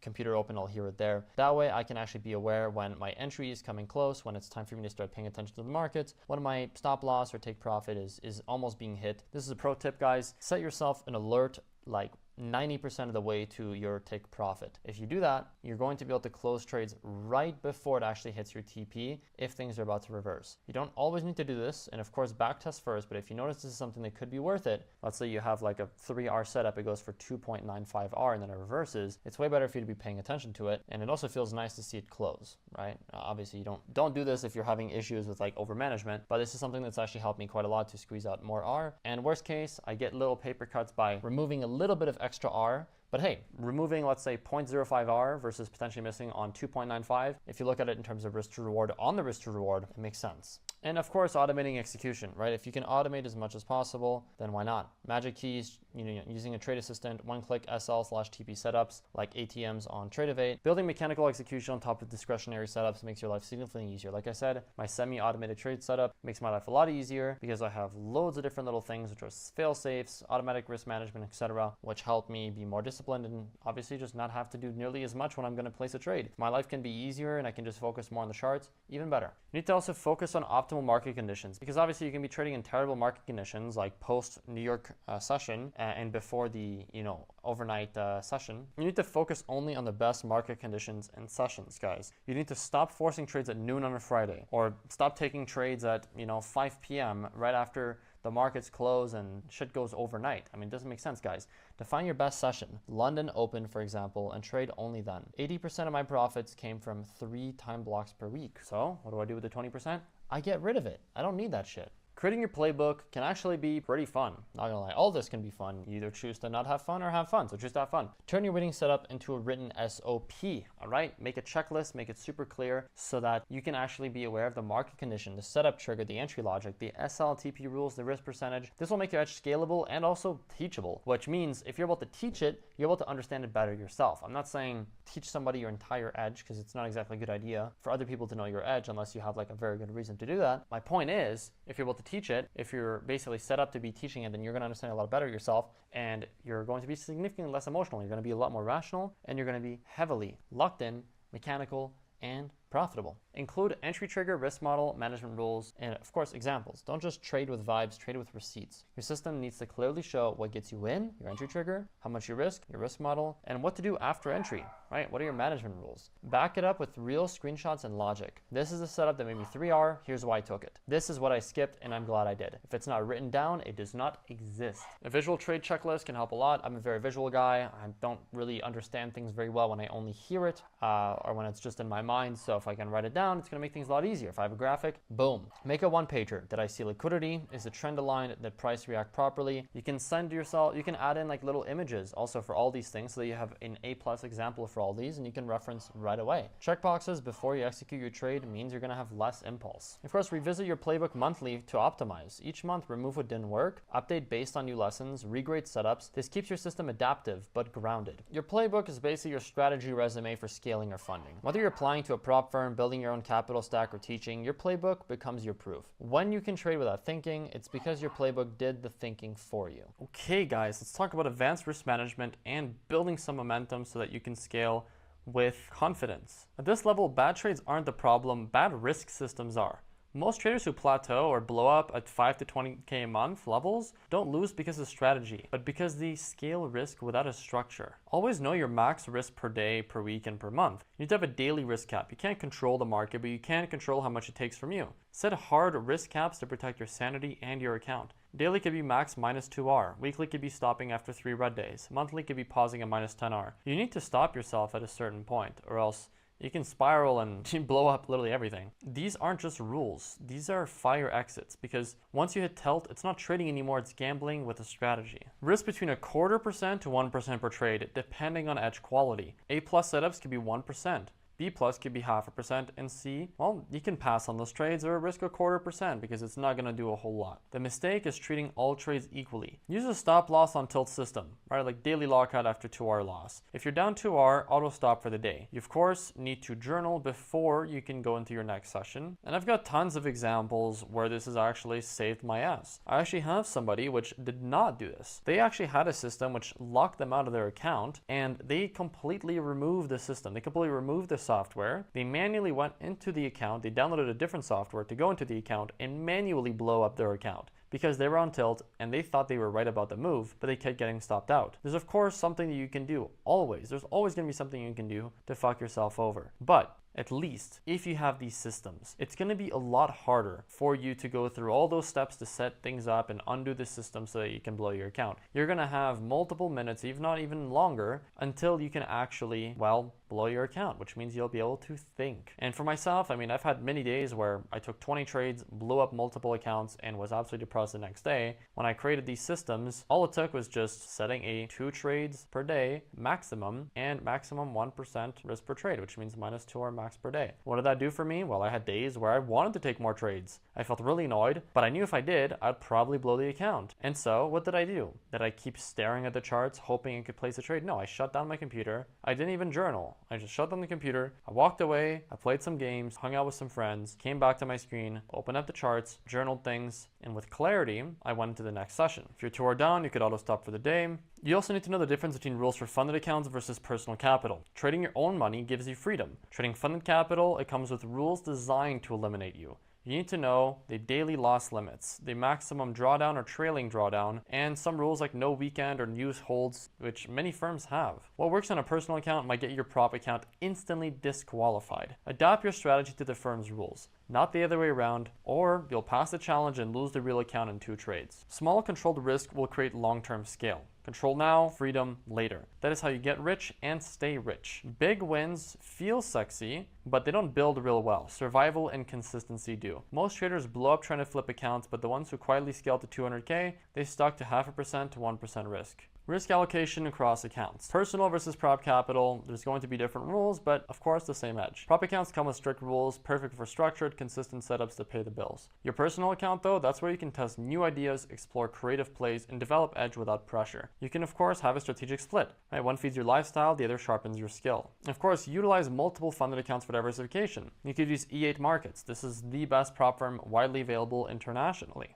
Also, FTMO is amazing. It's not available in the US, although I heard something about them potentially being available in the US. So, I mean, shit, let me know in my IGDMs if you guys can use them again, because they are literally #1. And instant funding is also amazing. They have great instant funding accounts, 1 steps and 2 steps with really good rules. Don't overconcentrate on 100K account. Spread trades across multiple platforms. 3 accounts equals 3x payout potential. 1 reduced pressure and reduced pressure per trade. Combine capital for high volume versus low volume conditions. Not every market condition deserves your full size. Here's how you manage capital like a pro. High volatility weeks like NFP or CPI, split risk across setups, or scale down per trade, even if it looks juicy. Low volume environments like crypto weekends either reduce exposure or sit it out entirely. My advice would be the latter. The goal isn't to force R, it's to preserve edge and smooth your equity curve so your emotions don't spike every time the market does. This is my stacking strategy. You start small, let's say a 50K account, scale up to a 100K account, and then expand farther to a 200K account. Once you're consistent, you're going to be able to actually grow in funding and of course compound your payout into new challenge fees, which removes a lot of the psychological, well, mistakes and pressure because now it's basically all risk-free. Journaling for scaling. Track your metrics per account and funding level. For example, with FTMO, you might have a 73% win rate and 2-hour average. With E8, it could be 65% with 2.5-hour average. Your RR can vary by account size, right? You might easily hit 3 R trades on a 10K account with tighter stops, faster execution, more flexibility, but once you scale to 100K plus, things can change. Typically they don't, but I do want you guys to be aware of this because it can. Slippage can hit harder, partial fills mess up your entries and your R, and prop firm rules might limit your options. That same setup might only cleanly give you 1.5 R now. So, guess what?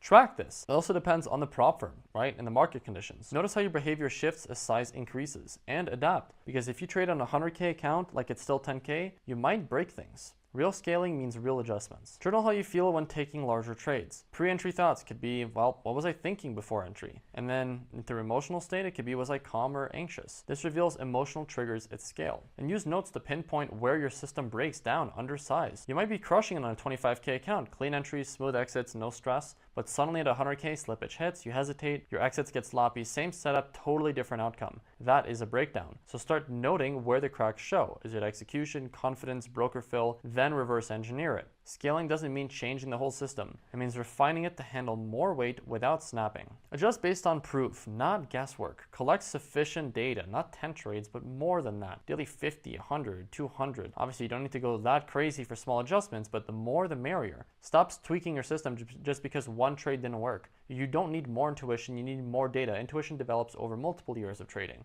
If you're thinking about changing something, ask yourself, do I have at least 20 trades logged that prove this specific setup or rule needs fixing? If not, it's probably just noise. And of course, those trades need to provide a very clear difference in win rate and R, winners, losers in a row, for you to make that change. Or else it's just like, oh yeah, dude, I think it's not a good idea to do this, so I'm going to change it. What is the actual number behind it? You can run the specific number, guys, so do it. Run small experiments as well. Start running small experiments, right? 1 tweak, demo or micro, 2 to 3 weeks. Track it side by side with your current process. Because if your strategy evolves off vibes instead of data, well, you're not optimizing, you're just guessing. And the final topic for part 3 is building momentum and leverage. This is all about using your wins, not just for income, but as leverage to multiply your opportunities. At this level, how you use success matters more than just getting success. Use profits to fund new challenges or bigger accounts. Profits are not just money, they're fuel. Take 30% of every payout and reinvest it into your growth. It could be more, could be less, just really depends on the size of the payout, where you're at in your trading. Obviously, do the math yourself. Buy another prop from challenge, stack a bigger account, add a new funding firm, diversify. Don't cash out every dollar like you won the lottery. Use your past results to buy more buying power and let compounding do the work. Leverage wins to negotiate better deals too, with firms, clients, investors. With a proven performance, right, a 10K in withdrawals and 90% win rate, can ask for better splits. Or you can also attract private capital, which can give you the same amount of money as a prop firm, but way better conditions. Use your track record as leverage in negotiations. Build a funding ladder, right? Phase 1, one funded account. Phase 2, stacking firms. Phase 3, trading 500K plus in capital. Reinforce belief by showing yourself proof, right? Your monthly equity curve. Screenshot wins, chart growth, make proof visible, not abstract. Your journal is not just to obsess over all the little things you can tweak, but also for you to see how good of a job you're doing when you are following your plan. Most traders forget their wins too fast. Then they trade like they're still at zero. Here's how you reinvest intelligently. 25% to 30 or 40, really just depends what your numbers are. These can reinvest into challenges. Then another amount can also be going into a personal account. Another amount can go into improvement, right? Reinvesting into mentorship, tools, etc. And then the rest, well, it can go straight to yourself, to your bank account for whatever the hell you want to do. Reinvestment framework, right? Use money to buy back time, skill, and access. Public proof, private focus. What does this mean? Use social proof, of course, if desired, to attract network, not ego points. You can build recognition in the trading community, right? Grow your brand through the kind of wins you're getting, the kind of profits you're making. You can network, connecting with other successful traders, and you can also recruit people, right? Attract capital or mentorship opportunities. If posting results, do it for strategic reasons, not for validation. Proof builds leverage. Ego will kill it. And of course, track proof screenshots, not for marketing, but for self-reinforcement, right? Like I've said a million times, it's really important for you to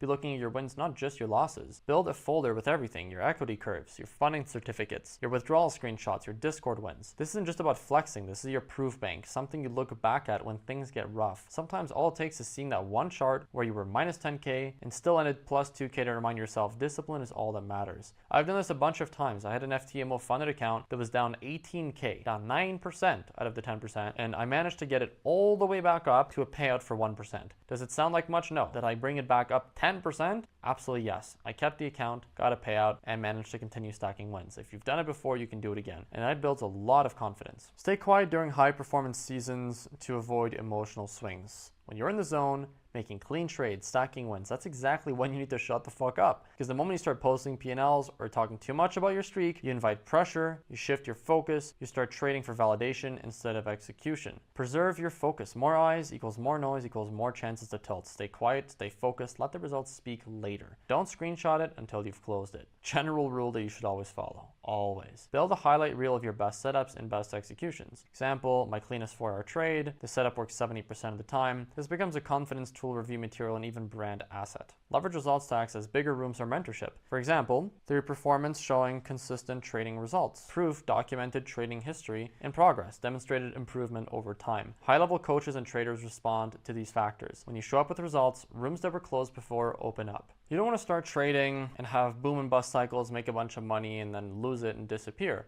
You want to stay in the game long term. So let's just talk about that so that you can make sure that you're actually getting the right habits and have the right mindset. Trading should now feel boring. That is good. If it doesn't, well, you haven't gotten the right habits or you haven't been in the game long enough. If you have, then that's because you've systematized. It works. Now it's repetitive. Boring is the reward, not a problem. You can now take time off without guilt. If you feel guilty for taking a break, your system's broken and your mindset needs to change. The whole point of having a process and trading, period, is so you can step away and your progress doesn't collapse. You're not a slave to the charts. Trading is supposed to serve your life, not consume it. Don't think, oh shit, man, if I don't trade this month, I'm gonna miss out on 20K. Think, dude, I made 20K last month. That's a ton of money. I'm gonna go ahead and take the next month off, go on vacation and have some fun. Forget about opportunity cost. That's not the point. Or else you're always going to be focused on that and you're never going to be able to live. Build a system that gives you freedom, not more stress. And remember, no one gets a badge for burnout. Or else I'd have a lot of badges. Plan months in advance, right? Target challenges, scaling plans, downtime. Reverse engineer from your goal. Always. Figure out what your scaling periods are, right? When you'll be increasing account sizes, when you'll be taking breaks, and when you'll be reinvesting. Don't just see what happens. Build a calendar with specific plans for your trading business. You should treat it that way, like a business, like a professional. And build passive income around trading if desired. Loads of different ways to go about it, right? You can send out signals, build a community. You can also make content, only if stable, only if repeatable, only after consistent results. Don't monetize until you've earned the right to. It's very satisfying to do this. I've gotten a lot of fulfillment out of it, especially out of helping people and seeing how my experience and what I've done can help other people. But don't do this unless you really want to, unless you actually have a passion for it. If you're just gonna do it for money, don't do it because you're going to have to do things which you're probably, hopefully if you're a good person, not going to have aligned with your belief systems, with your values, etc. My point is, a lot of these guys do a lot of shitty shit, fake a lot of shit, pull out bigger numbers all the time just so that they can get the right views. So only do this if you really want to. And there's lots of different ways to go about this. You can also just take your profits from trading, build a completely different business, or reinvest into whatever, the stock market, get dividends, etc. Point is, always trade with the mindset of protecting the machine. In other words, you. Your brain, your health, your energy. Without them, no system matters. Long-term consistency beats short-term performance. You are the asset now. Welcome to the final section, scaling beyond limits, 6 figures and beyond. I don't think many of you are at this stage. Most people probably wouldn't be watching a video like this. But for those of you which are a step behind or just totally new and just watching this whole thing, it is good to know what all of these steps are. So here's how you scale beyond limits. For experienced traders looking to sharpen execution, handle large capital, and sustain high performance without losing edge, discipline, or peace. Here's how you scale capital without losing control. Here's the multi-account capital architecture. You stack accounts across proven firms, not for flex, but for flexibility. FTMO, Breakout, E8, and Instant Funding, only the vetted ones. Separate strategy by account purpose. One account for aggressive growth, another for base consistency. I don't recommend once you scale up to just have $2 million of funding across one trade copy with the same risk everywhere. I recommend having different setups for different firms so that no matter what, if you have one system, one setup that works well. The main reason why it's important for you to diversify is because if your main, entry technique, your main strategy doesn't do well a month or two, well, you're not going to make anything. If you have some diversity in terms of setups, you will have some which are going to do well and others will not as well. In worst case, you're going to have some accounts which are going to get smaller payouts than others. And sometimes you'll have some accounts which are in a bit of drawdown, other ones in more drawdown. It's all about balancing risk. In the end, as traders, we are risk managers. Build a funding ladder, right? Each tier has new rules and emotional demands. If you want to scale to $1 million or $10 million of funding or $100,000 personally funded account, you need to have levels. You can't just skip to that stage. And also create account rotation schedules, right? Avoid burnout by only focusing on 1 to 2 accounts per week. You don't have to trade all the accounts all the same time, the same way. You can rotate. Track capital allocation in a dashboard. Know exactly how much you're risking across all accounts. no guessing. This is where it's really important that you actually have software set up like a trade copier that you've been familiar with. That's why I recommend using it right away, even if you only have one account to start off with. Here's a couple of rules. Never increase size until you've had 30 trades with clean execution at the current size. Success under pressure needs proof, not hope. Use partial scaling. Increase R size on your best setups only. Don't scale every trade, just the top 10%. Predefine risk thresholds at each funding stage. For example, maximum half R risk per trade on 100K, quarter R on 400K. Withdraw before scaling. Secure payout before testing your risk size. It'll build confidence. And build tolerance for loss at size. Visualize losing 5R at 200K level. Train neutrality. Here's some tips to detach emotion from P&L. Use tools that hide dollar values and only show R or percentage like I talked about before. This prevents dollar-based panic or excitement. Journal feelings per trade, not just outcomes. Track emotional state under different risk sizes. And turn your trading into SOPs. This will reduce variance and reinforce consistency under pressure. Practice profit blindness. Ignore the P&L until the weekends. Process will beat results anytime. Remind yourself daily, your job is execution, not profit chasing. You're here to just press the button at the right time and review. That's it. P&L is a byproduct, not the goal. Elite level execution systems. Let's talk about rebuilding strategy for scale. Audit your last 100 trades. Only keep A+ setup. Strip everything that doesn't scale. Recheck every confluence. Remove what adds noise. Keep only the few inputs that truly increase in win rate. Ensure entries hold at larger lot sizes. Test slippage, liquidity, volatility conditions. Prepare and test different brokers. Have different options available. Update trade management rules to suit higher volume. Use partials and trail stops. Avoid greed. And define scalability filters. Would I still take this trade on 500K? That becomes your true system. Here are some tips to sharpen trade timing and precision. Only take trades during defined market windows. New York Open, London continuation. Consistency matters. Practice sniper entries with FX replay or demo trading. Same logic, zero risk, build timing memory. Use pending orders or alerts, not impulse. Prevents chasing and overexposure. Pre-plan exits before the trade starts. It'll take the guesswork out of profits. And maintain a no manipulation zone. Skip low liquidity hours to avoid being hunted during news or rollover. Let's cover a bit more on automation and repeatability. Automate risk per trade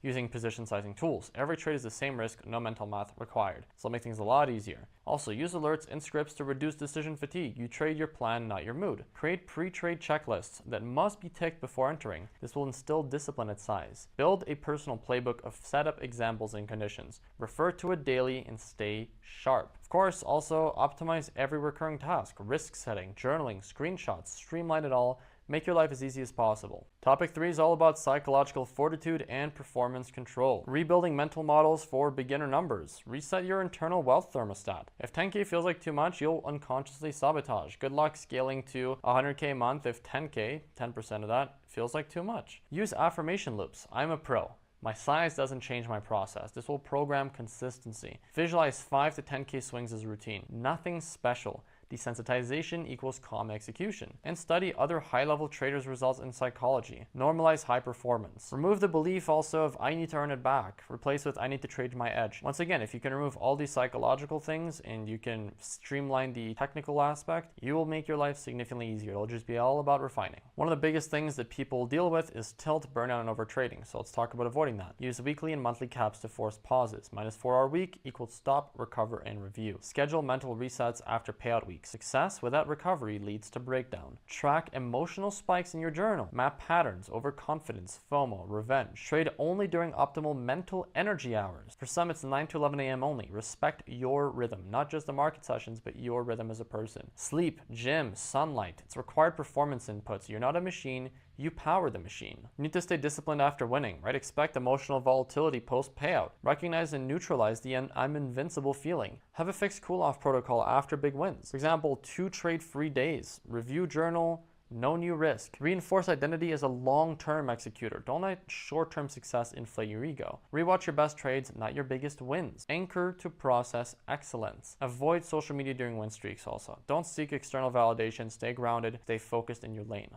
Risk governance and capital protection. Here's how you manage your risk at an institutional level. You define daily, weekly, and monthly R caps. You enforce mechanically. You don't just hope you'll stop. You create firm-specific risk models. Funded accounts have different rules than personal ones. And you use trailing lockout systems or software. Protect your downside at all times. Run stress tests monthly too. What if I lose 10R this month? Plan for it. Always risk based on total capital, not just account size. Avoid hidden overexposure. Here's a framework for adaptive risk allocation. Split capital into core, in other words safe, and variable, in other words aggressive. Each follows different risk rules. Assign setups to capital types. Only run new setups on personal funds. Adjust risk based on market conditions. High volume equals scale down. Trending equals scale up. Log and review risk to reward per account. Some accounts require tighter stops or longer holds. And never let any single account hold more than 30% of your capital. It's a very important rule. Concentration risk is a real thing that people don't think about with brokers and with prop firms. This will reduce emotional impact of losses. When you're in a slump, what do you need to do? Preserve capital. Like I said, we are risk managers more than anything else as traders. Identify early signals of a drawdown phase. In other words, 3 losers in a row, unclear market structure. Downshift risk preemptively, not reactively. Reduce to a quarter risk when clarity drops. Temporarily pause trading